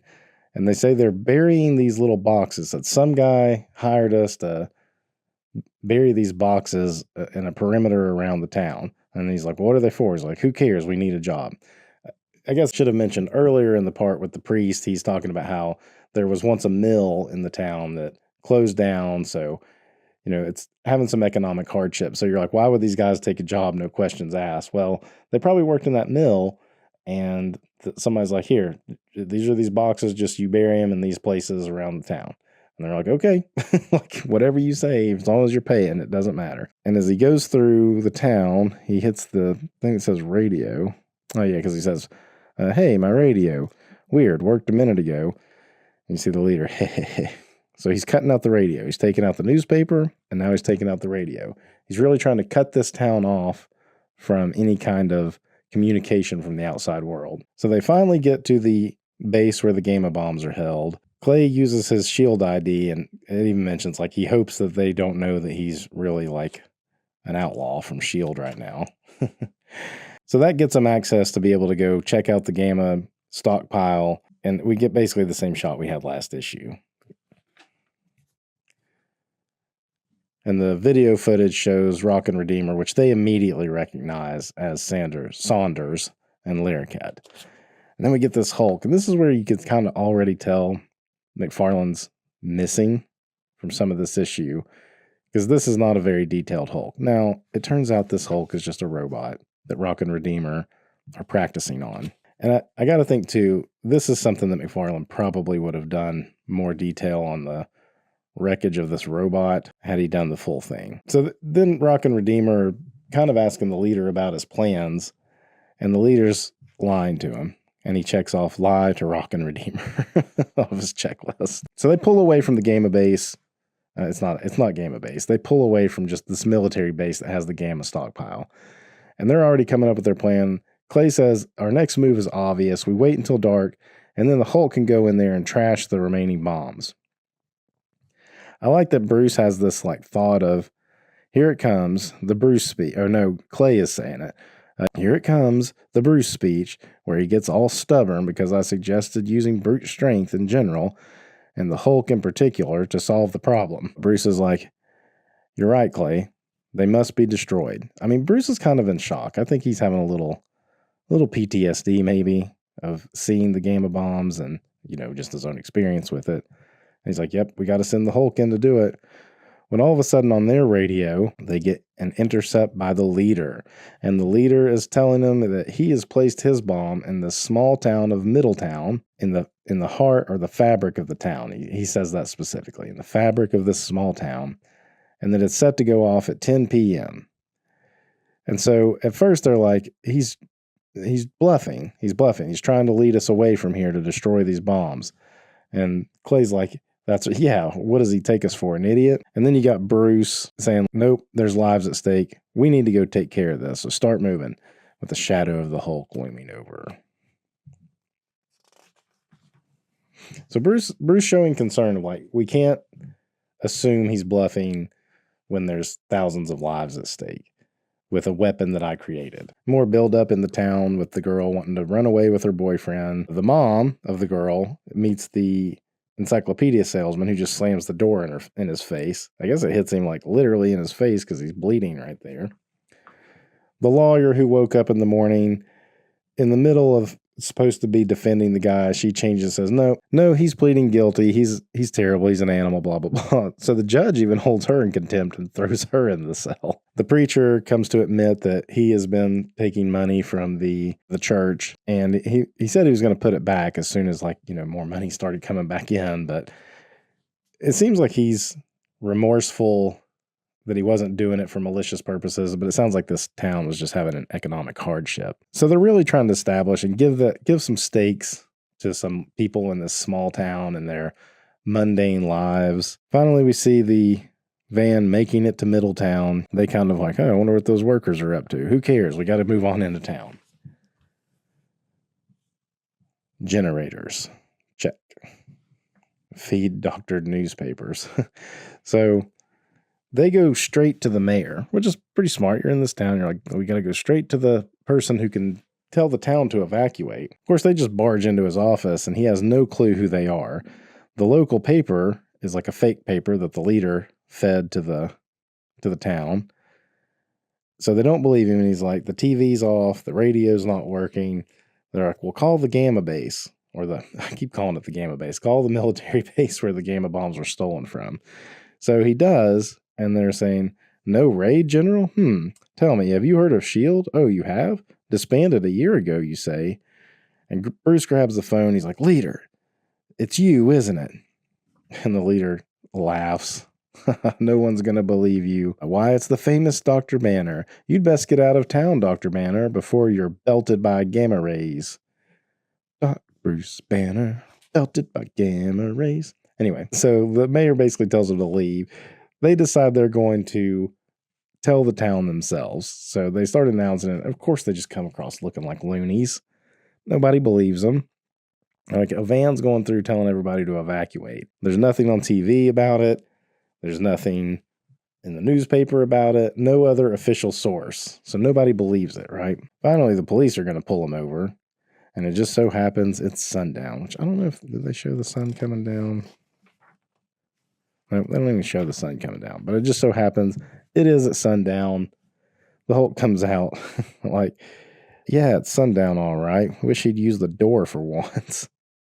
This is the first time I think that I've seen him bust through the side of the van. This is where you're missing the McFarlane details on the face. You're definitely getting these McFarlane layouts, though. Now, I will say, compared to the next issue where Larsen does the finishes, you see a lot more Larsen come through.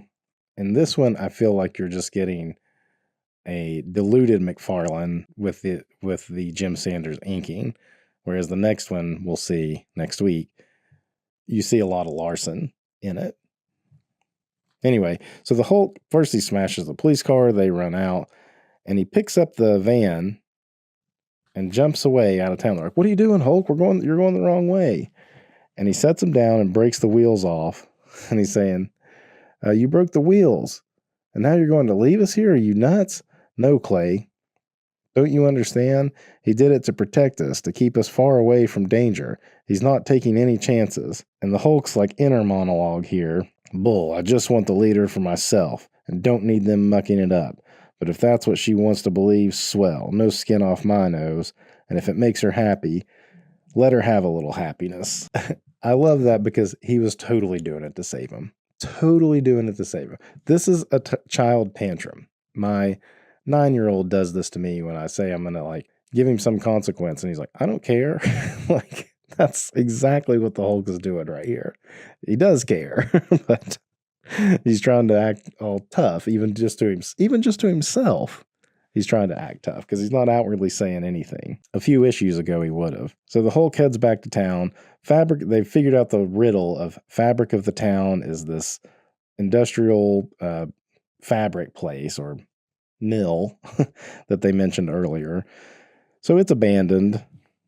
And we're doing another industrial thing. We've already done a paper mill and, of course, the farm area. And now we're doing the fabric mill, I guess. Anyhow, so the Hulk goes in. There's an old tape player there. It says, play me, Hulk. Thankfully, this Hulk can read. I don't know, could the Green Hulk read? I don't recall him ever reading a sign or anything. More about the people in town. Again, we're just trying to build the stakes of this town. It's getting less and less, though. You're just getting one panel and stuff of them. And they're just kind of coming to realize their positions in life. Here's your mill. And then the leader starts explaining what's going on, why he's doing this. He basically just wants to destroy the Hulk and get him out of the way for any future plans he wants to do.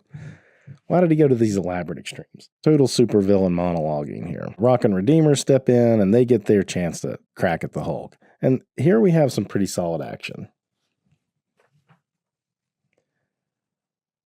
But it's watered down. It's definitely watered down. That's Rock in his better form, taking it on. You should get a lot of smashing right here, right? I like this panel. And this one's really good too. You get a lot of... You forget how fast the Hulk can move sometimes. And as we kind of just move through the action, he realizes they are in over their head. Why he's like, why do we keep going back after the Hulk? We always lose. That's what that expression says. So he fires at the Hulk. Another great one there. You can tell where McFarlane maybe did a little bit more, took a little bit more attention to the layouts than some other pages. But this is definitely one I feel like he had some fun. Probably put a little bit more detail in. Crushes his arm. Look at that scream. It's a big open mouth.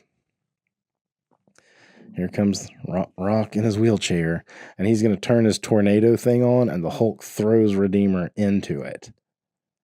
And remember, this tore up tanks. He did this through a tank before. He immediately feels guilty. The Hulk says, "You know what, Rock? I think you killed him. Big mistake. Almost as big as hovering there long enough for me to get my hands on you." And here's a pretty good action sequence here. This is finally getting Rock doing something kind of cool. Of course, he's made out of rock. What is he gonna do to the Hulk, really? I like this, your vertical panel with the jagged edges coming in to know that he's in some pain as the Hulk. He must be feeling the pain of the appendages getting ripped off. And the Hulk does kind of like he did to Loki in the Avengers movie. Wham, wham. And finally, the leader intervenes. The leader says, "I knew I was going to have to step in eventually, so here I am." And here's the bomb, by the way. And then he grows real big. And even the Hulk's like, what the? Which is what I was thinking too. I was like, how is the leader going to do this? And he smacks the Hulk away. And there's a little bit here. This, I thought, something's missing here. You have the Hulk holding up the foot of the leader, but then he's able to get his hands free somehow enough to do a thunderclap.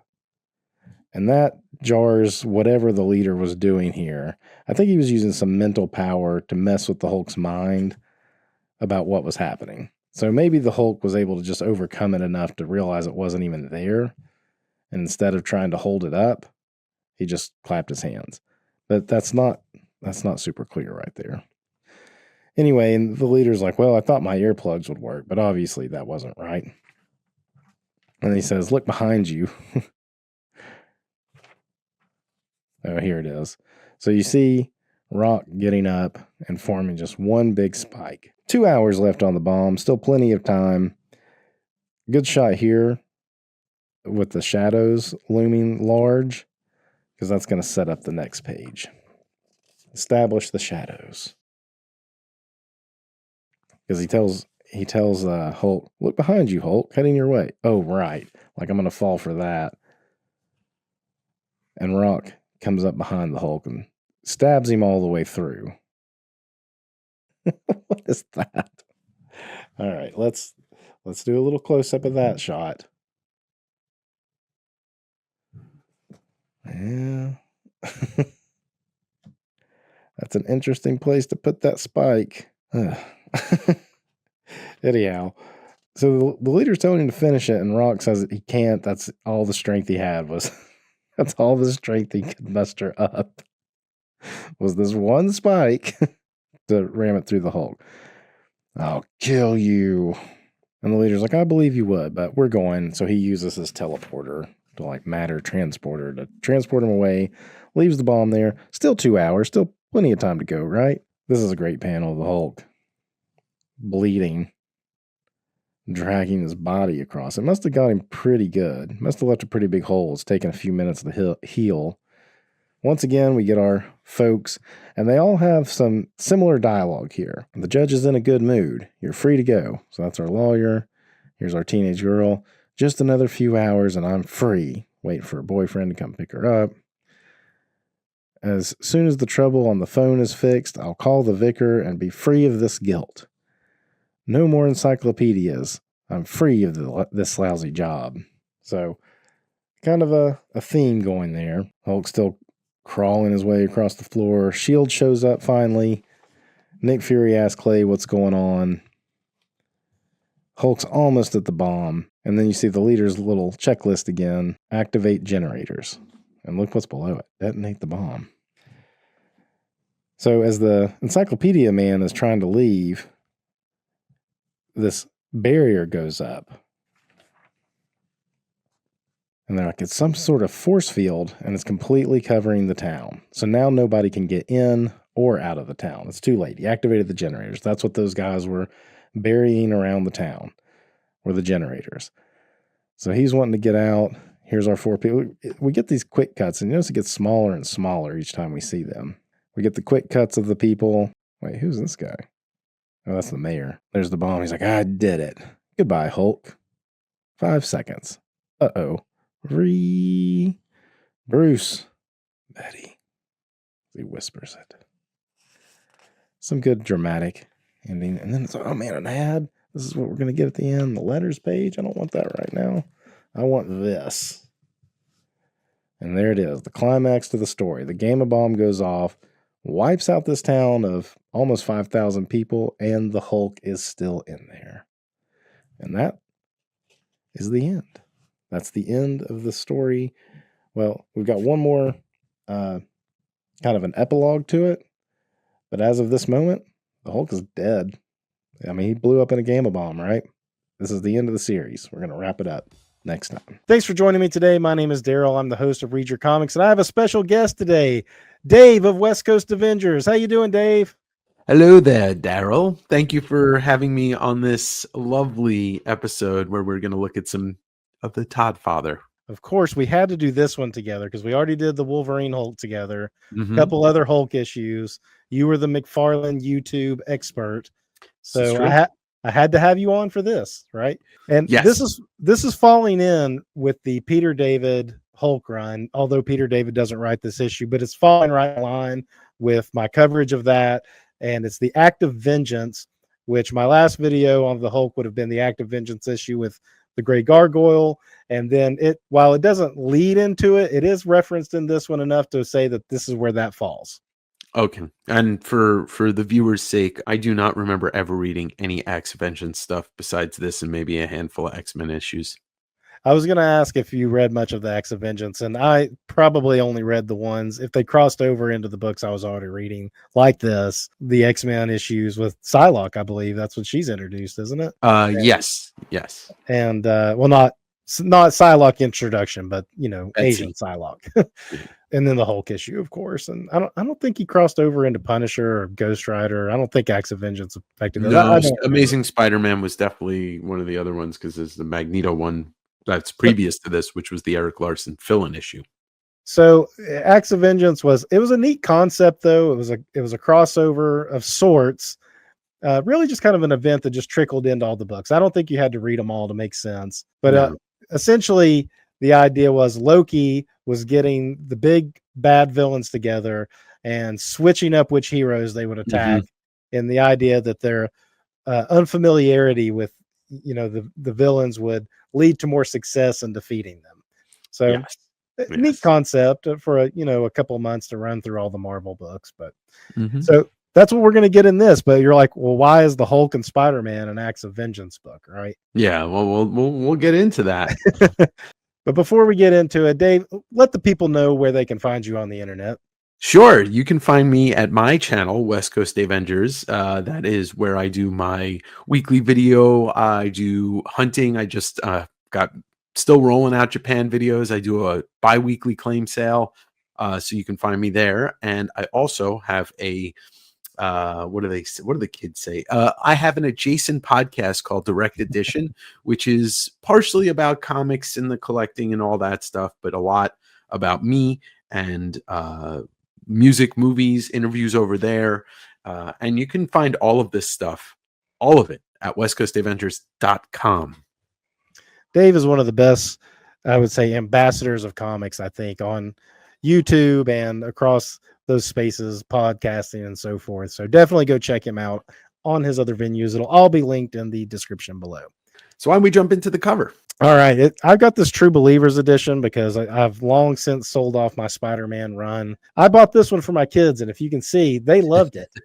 That is well loved. I'm reading this, even though I have multiple copies of that issue. I just grabbed the Omnibus, the McFarlane Amazing Spider-Man Omnibus off the shelf because it's very easy for me to access that. Yeah, it's really one I should purchase again. It's just kind of not been a high priority for me. And it's not that it's a terribly expensive book, but yeah, not anymore. It's like $15.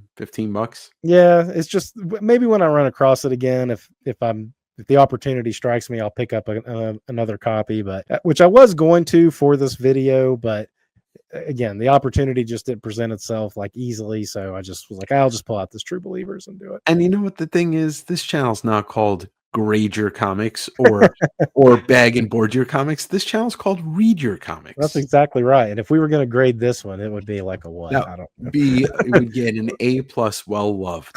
Exactly. All right, the cover here. Iconic. Dave, what's your first impression of this cover? Well, this is one of the most sought after books of my childhood because of the cover. I did not get this off the newsstand or, in the shop when it came out. I bought it at a comic show because I was like, what?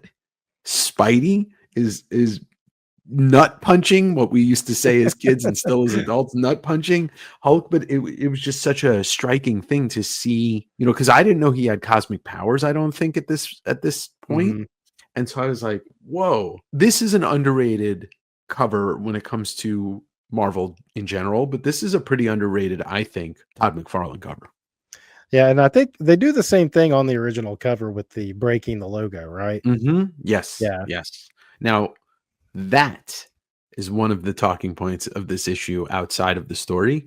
This was one of the first high-profile comic book original cover. The original art was one of the first high-profile sales of anything across the comic medium. In 2012, this cover sold on Heritage for $657,000. And we're talking 12 years ago now, before people were paying, $500,000 plus for original comic art. So when's the last time it moved? I think that's it. I think it has not moved since then. Wow. So by those numbers, we're talking $1.5 million now. I mean, probably sell for between this one and the Wolverine cover, the Hulk with Wolverine cover. Which one do you think would fetch the higher price? Oh, 340. 340 would definitely fetch the higher price. Yeah. Yeah. As iconic as and important this cover is, we've already talked about how it's a top Hulk 340's top 5 covers of all time. Period. I think we spent 30 minutes talking about that cover by itself. So we won't do that on this one. We'll just say awesome cover. We both love how Spidey is nut punching the Hulk, and it would definitely grab your attention on the stands. I did buy this off the stands because I was getting Hulk. I did follow McFarlane over to Amazing Spider-Man as a kid. So I did pick this up when it came out. And I don't know that was Spidey cosmic in the issue before of this. I know he became cosmic. I think he was, which I did not get at the time. The previous issue, he's just figuring out that he could fly, because I'm looking at it right now, which is 2 pages before this issue. Okay. And he has an incident where he says, "Oh, fly? Oh, won't this ever end?" So he's just discovering his cosmic powers in the issue before it. Okay. I couldn't remember. I know that he gets the cosmic powers in a spectacular issue, and that was a hot book back in the day. Yeah. I probably did know then that he had the cosmic powers going into this issue, but it's hard for me to put myself in that mindset 35 years ago at this point. And unfortunately you can't, on your copy, you can't see the corner box, the lower corner box. It's like the Hulk's face, but only about 3/4 of it. Oh, I can picture that in my head. I'll pull it up and put it right here. Yeah, there we go. Yeah, those corner boxes, I think, on the direct edition for McFarlane books, those are just, little cherries on the top of the McFarlane covers. The lost art, right? The lost Yeah. art. So I love this, what Spidey's saying too. Now who's the strongest one there Right. is? Definitely a callback. Something special about this issue that I always think about too is I consider it the full circle for McFarlane. Really, his Marvel career blowing up on the Hulk, moving over to Amazing Spider-Man. He'd been off Amazing Spider-Man for just a couple issues. And at the time, as a kid, I probably just thought those were fill-in issues. I didn't realize that he was going to be gone for good. And then I don't know back. if anybody did at that time. Yeah. And then he came back for this issue with the Hulk, kind of where he started, and kind of wrapped up that chapter, because it was still about a year away before the adjectiveless Spider-Man series would launch. Yeah, he took some time off to get that stuff started. So full circle for McFarlane to wrap up this, like I said, this era of his Marvel career. So let's go ahead and dive in. Great opening splash page 2, very reminiscent of what Todd was doing when he was on the Hulk. He even keeps the tattered outfit the same as when he was the Hulk, because at this point we're like just coming out of the Joe Fixit era. He should have been wearing like remnants of his like Joe Fixit suit look. Right, looking all dapper. But Todd was like, "No, I'm just going to put him in what I drew him in before." The one thing that I do, well, McFarlane did the inks and the pencils on this, so it looks as good as it's going to look. And Bob Sharon, who I'm not familiar with, does a great job on the color. But purple, then like light purple or pink, and then dark purple. It's all in one page. And I also love that they use Gambit's color for the word Gambit. That's the color of Gambit's suit, is that like pinkish purple. The magenta and the color of his power.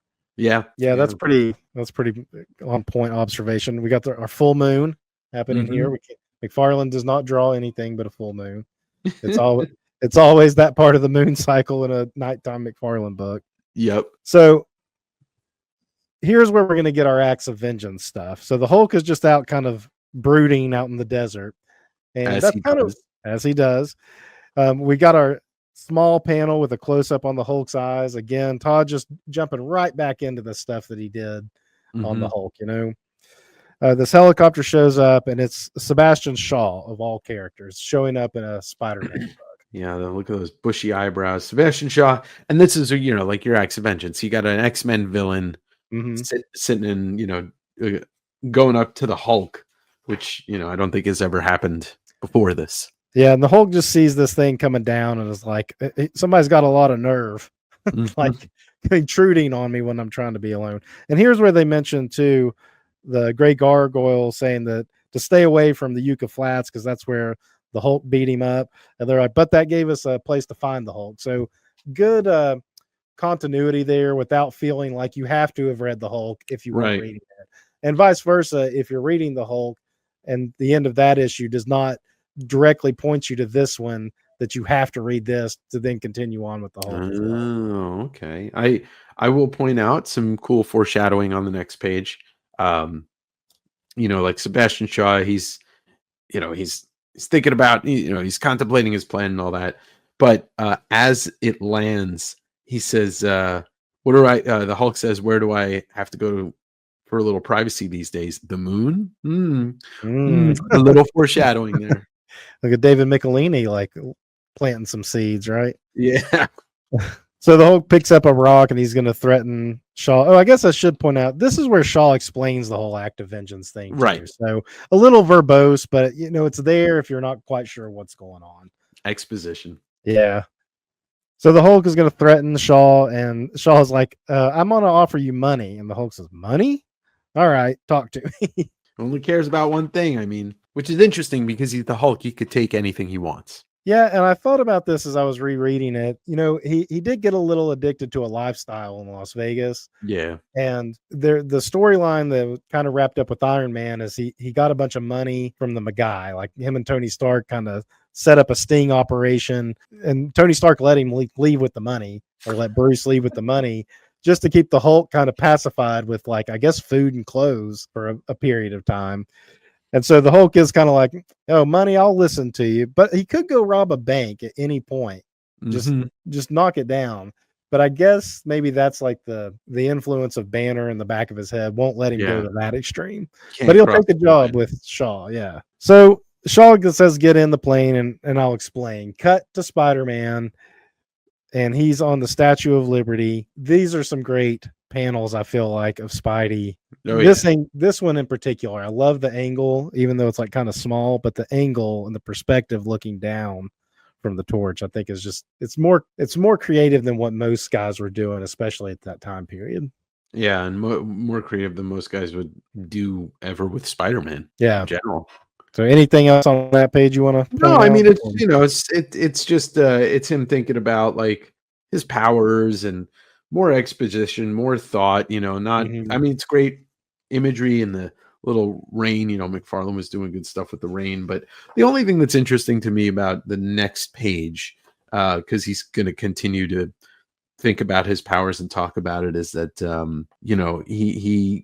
he's a little bit towards the dark side with these cosmic powers. He's even leaning like maybe He talks about how he accidentally, or he thinks he accidentally killed killed Goliath. Goliath. Yeah, And I don't know if that happened. I haven't read this Web of Spider-Man 60 it points you to here. So I don't know if did he actually yeah. unintentionally kill Goliath, or was it like a fake out and he just left thinking it? I don't know. But this is the great power comes great responsibility in real time, and he obviously says, if I don't use the power, I'll let it beat me, but I also can't go around killing people. So he's still Spider-Man. Yeah, the Peter Parker guilt factor is always going to be there. Look at this profile. Yeah, the little button nose that Todd always used to draw. Yeah, that to me as a kid, I remember thinking like when McFarlane added the nose that nobody else ever really did. Yeah, yeah, Like everybody else, it had just been like round, kind of rounded off. Like yeah. He made face. it his own. He really did. Aside from just the big eyes, of course, but Yeah. even the nose and the brow, everything about it. Mm-hmm. There's some terrorists here going to take over, or they are taking over the Statue of Liberty. I don't know what their goal is, to blow it up. I don't know what for. That's irrelevant, really. Yeah, it is. Love the top panel. This is how he would go on to do the adjectiveless Spider-Man. I don't remember him ever doing Spidey like in this kind of shadow and Amazing before this. Yeah, he made it a little bit darker. I mean, I think he was, he wanted to do it a little bit darker, but I think he also wanted to, because he wasn't doing Batman, he wanted to do Spider-Man, and he would have taken either or the dark way. Yeah, just the shadow and everything. I just think that's a great. I don't want to say foreshadowing, but it's you see the evolution of where he definitely was wanting to take the character once he got his shot at just being in complete control of the storyline and stuff. Here he's using his powers to make his web come out, and I guess he's like controlling it.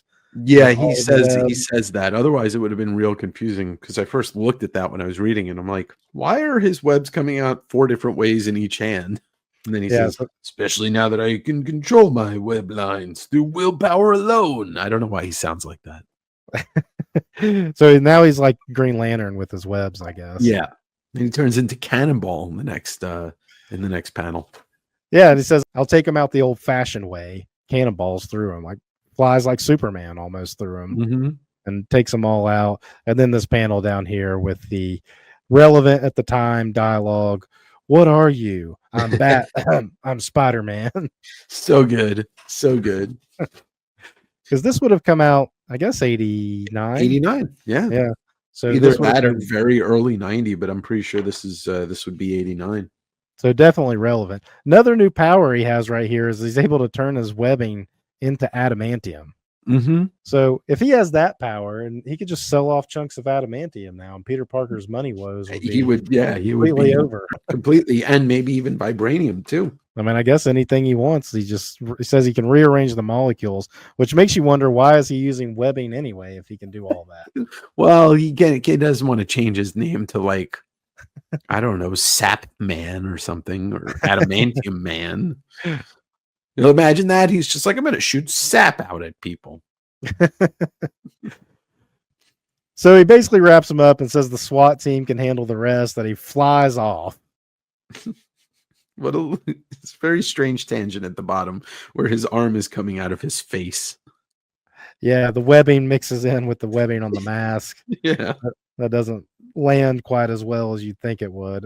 No. Coloring choice may have helped right there, Yeah. which probably is what Todd thought was going to happen, and it didn't. It didn't work exactly like he thought, but you get the idea. I still like the close up of the eye. Sure. I like this shot too, and the way the city's done. Mm-hmm. I don't think that is something that you think he drew all that, or No, it's a photostat background. He was doing photostat backgrounds to save on time. Now this, I feel like maybe he drew though. The Twin Towers. It's very possible he did, but it's still the coloring makes me think that it's a photostat. Yeah, it's just so like direct onto him and not like from like a lower angle or anything. But it could have been zoomed like from across the river, zoomed in or something like that. Anyway, it's always so weird to see them anymore. When you read a comic and they're there and they're like, oh.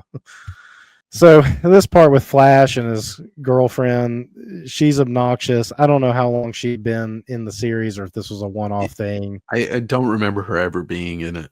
Yeah, so she's just obnoxious, and that's basically all you get out of that page. Well, can we just talk about how Todd?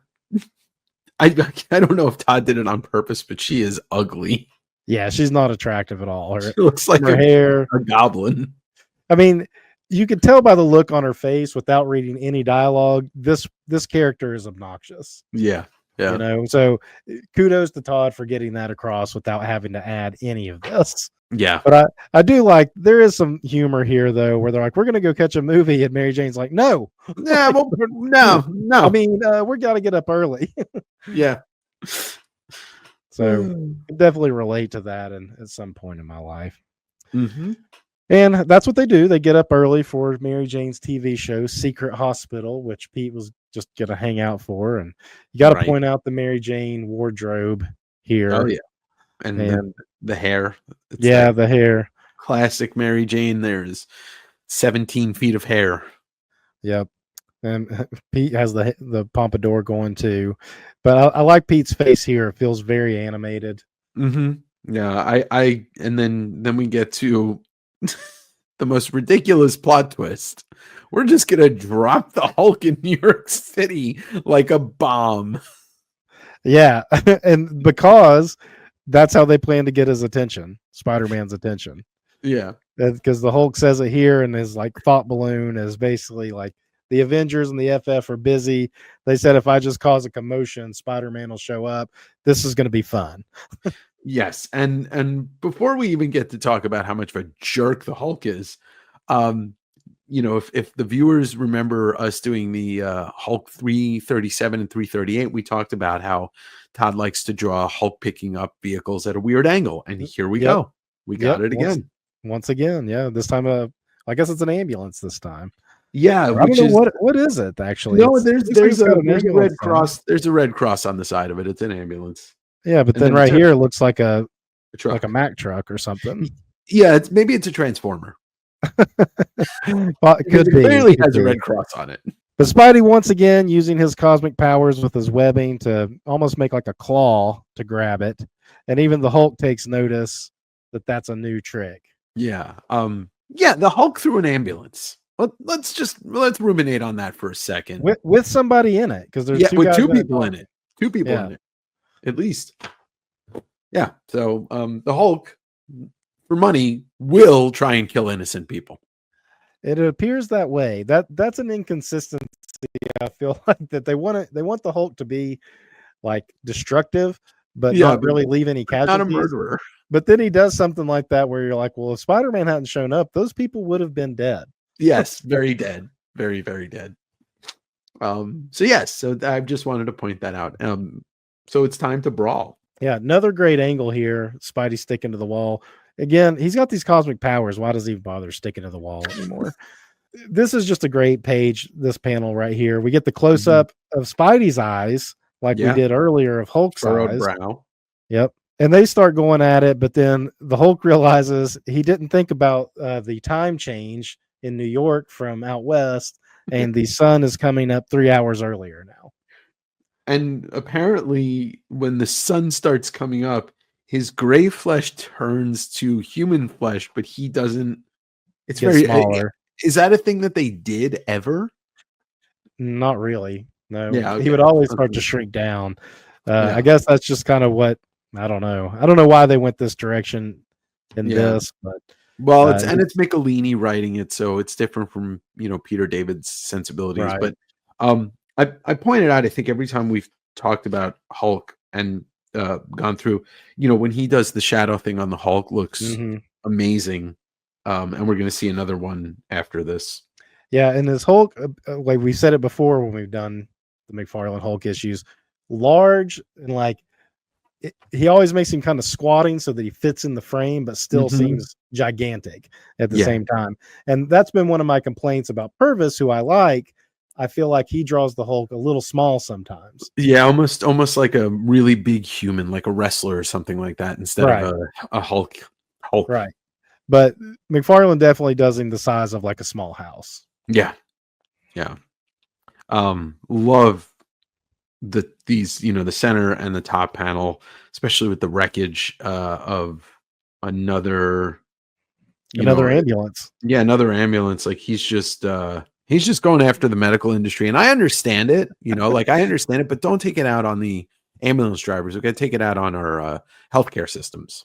Yeah, his Luigi had the correct exactly. Not don't go after the folks out there. Don't harass your ambulance drivers, please, and don't. Yeah, smash they're barely paid above minimum wage themselves, so it's not their fault.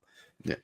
I do want to point out the mad scientist outfits these paramedics seem to be wearing. Yeah, they're definitely going to what's the name of the hospital in New York? Bellevue. They're Bellevue ambulance workers.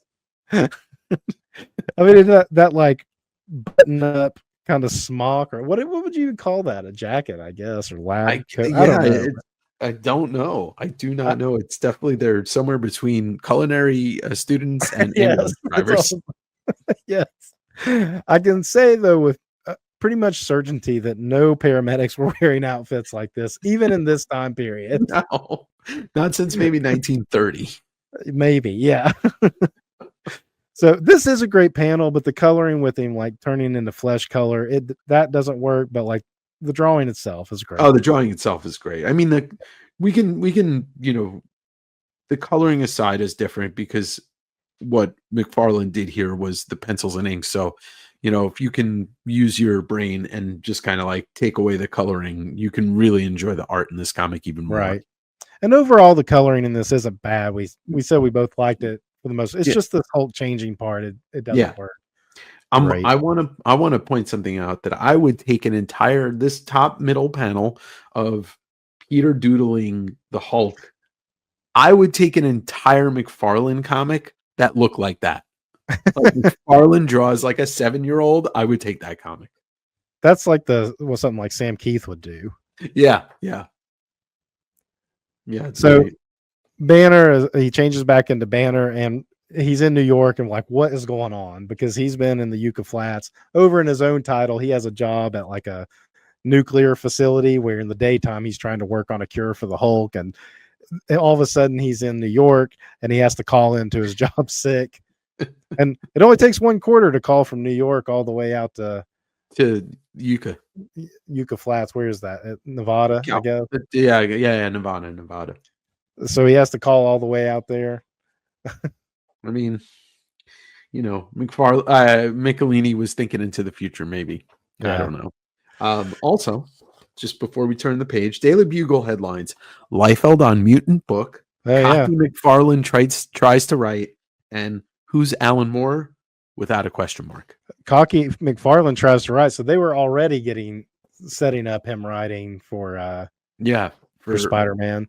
So I've heard that he said he wanted to get into writing and then was surprised when they offered him a Spider-Man book. Yes. Yeah, it was a surprise. Also, Felix in the right below the word bugle. Here on right there. Okay, there he is. So a lot going on this page, more than I was about to just turn it, and then you pointed all that stuff out. So I didn't see it the first time. That's why I have you on, Dave. That's right. Yes, the McFarlane, Dr. McFarlane expert. Yep. This is a lot like the last page of 300. Was it 300? Yeah. the end when he switches back. That's what this reminds me of. Yeah, it's that classic McFarlane Spidey swinging pose, and super dynamic. Also, just destroys Spider-Man's anatomy. But that is what made his work so fun. Of course, You try to figure out how his leg is going up like that. It doesn't make sense, but it just looks awesome. And it does. That's all that mattered to the kids. I mean, that's all that matters now in this comic to the adults. Yep. So the Hulk told him to come out to a part of where is it? Staten Island? Roosevelt Island. Roosevelt Island, where I guess there's like some burnt out, probably old tenements or something, and you would know better than I. A lot of people live on Roosevelt Island. They did it this time too, but for suspension of belief, yes, there's nobody there. Okay. So, except for these two kids who are named Smoking figs. And their names are Stan and Steve. Stan and Jack? Nope, Stan and Steve. Oh, Stan and Steve, sorry. Yeah. So they call him, this one's Stan. The one with the dark hair is Stan. And Steve stole the butts from his mom's purse. I guess she was just putting cigarette butts into her purse. Yeah, of course. And the kids stole them to go smoke the last ends of the cigarettes. They went all the way out to Roosevelt Island to smoke half cigarettes. Welcome to New York, folks. And that's when Spidey shows up. Look at that Spidey sense going off of his head right there. Yeah, it's amazing. I love it.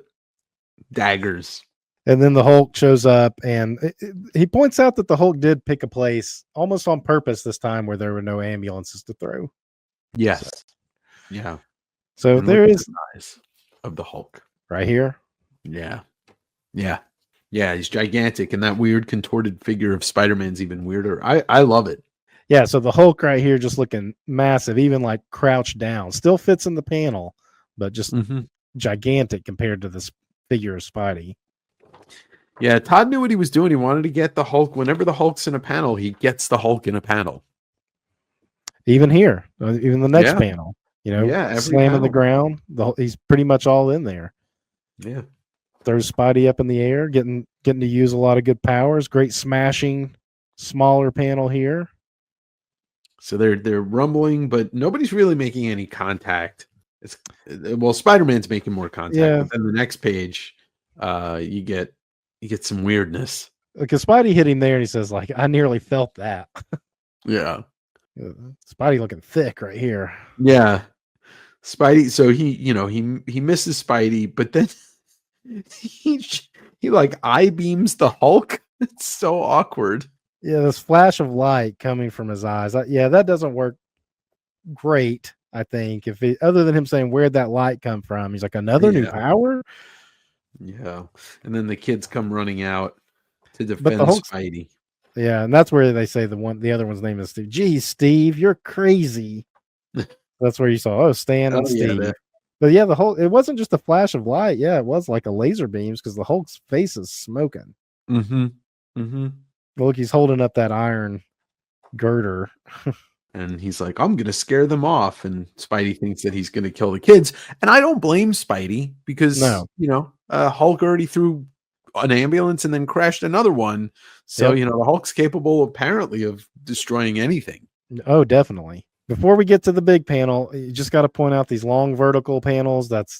I guarantee he pulled this from Frank Miller, that style, I think.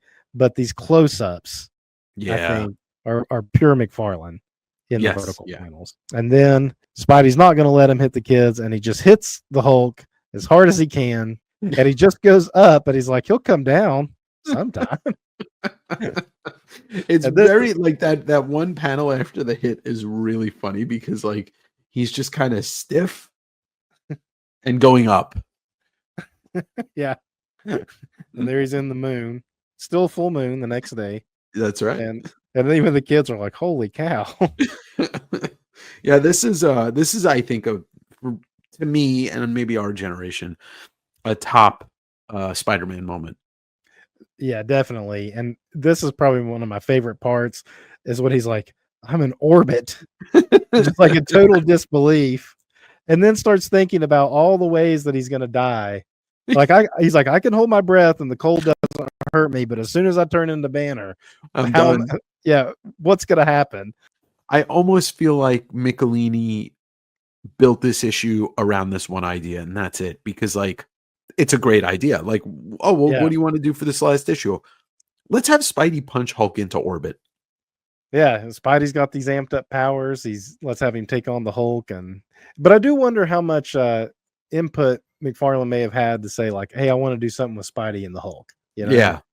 And then Michelini maybe said that about like, let's have him punch him into orbit, and this is just a great moment. And Spider-Man finally is like, I better go check on him. Like, and I like this panel too. I like he's going so fast you can't see the webbing on his costume. Yeah, it's very Superman like. It's a good effect overall.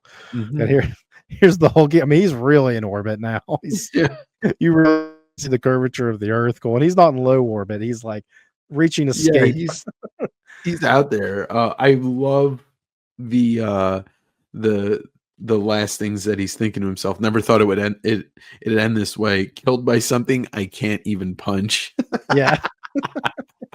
So he's channeling his Peter David here, I think, a little bit for the dialogue. Sure. Then you see Spidey's hands, grabs him, pulls him back down. There's your Hulk and Shadow. Look at that mouth. It's mimics the one that I think what's the one we talked was 345, 346, something like that. Had a page, like almost a splash page like that. Yeah. He did a series of pages of silhouette with him and Betty. Yeah, on the mountainside. Yeah, and that's kind of almost a similar pose. It was probably Betty standing there just with him like that instead. So the Hulk's like, okay, I won't kill you this time. That's that cocky attitude. He kind of knows he's beat. And he knows he can't win. But he's the bravado, and he's just like, all right, since you brought me back down, I won't kill you this time. And he takes off. And then it wraps up with, Peter kind of wondering if he even likes these powers, because he feels like he accidentally already killed one character. He almost accidentally killed the Hulk because he wasn't trying to punch him into orbit. He was just trying to save those kids. Sure. And just hit him. And then you have Shaw setting up, I guess, the next issue where Spidey takes on some Sentinels, which is, I always like when Spider-Man takes on Sentinels for some reason. It's happened a handful of times, and it's always kind of fun. Yeah, which in the next issue introduces the Tri-Sentinel. Right. But look at those Todd sausage fingers on that bottom panel. And I wonder if that was miscolored too, if that was like Todd drew a bare hand and they colored it like he's wearing a glove, but the fingernails. Yeah, it's kind of strange. So overall, this is just a fun one-off issue. Yeah. It is part of Acts of Vengeance, which was a bigger crossover. I don't think that really matters too much to just read this just as a one-off. No, it does totally one-off. It does somewhat crossover with what was going on in the Hulk, but again, it stands on its own. I think this is what made this era of comics fun, is when they could just come up with these, single issue stories that a kid could buy, see an awesome cover like this, buy it, read it, enjoying it. And if they miss the next issue, it's like, whatever. Right. And if they wanted to add more to the story, they could read some of the other stuff. But it's a fun issue. I think the only thing I wish there was like 2 or 3 more pages of them fighting. But it's the apex of that fight. What the punchline is literally is so good. Yeah, definitely great setup with the cover. It pays off in the book. What more can you really ask? I would say that's the entirety of it is a perfect comic. I agree. Well, you got any last words on this before we go? No, it's sad that this is the last Todd Amazing Spider-Man, but then you get 15 issues of adjectiveless Spider-Man, or 14 issues of Todd drawing and writing. And I really love Todd McFarlane, if you haven't figured that out.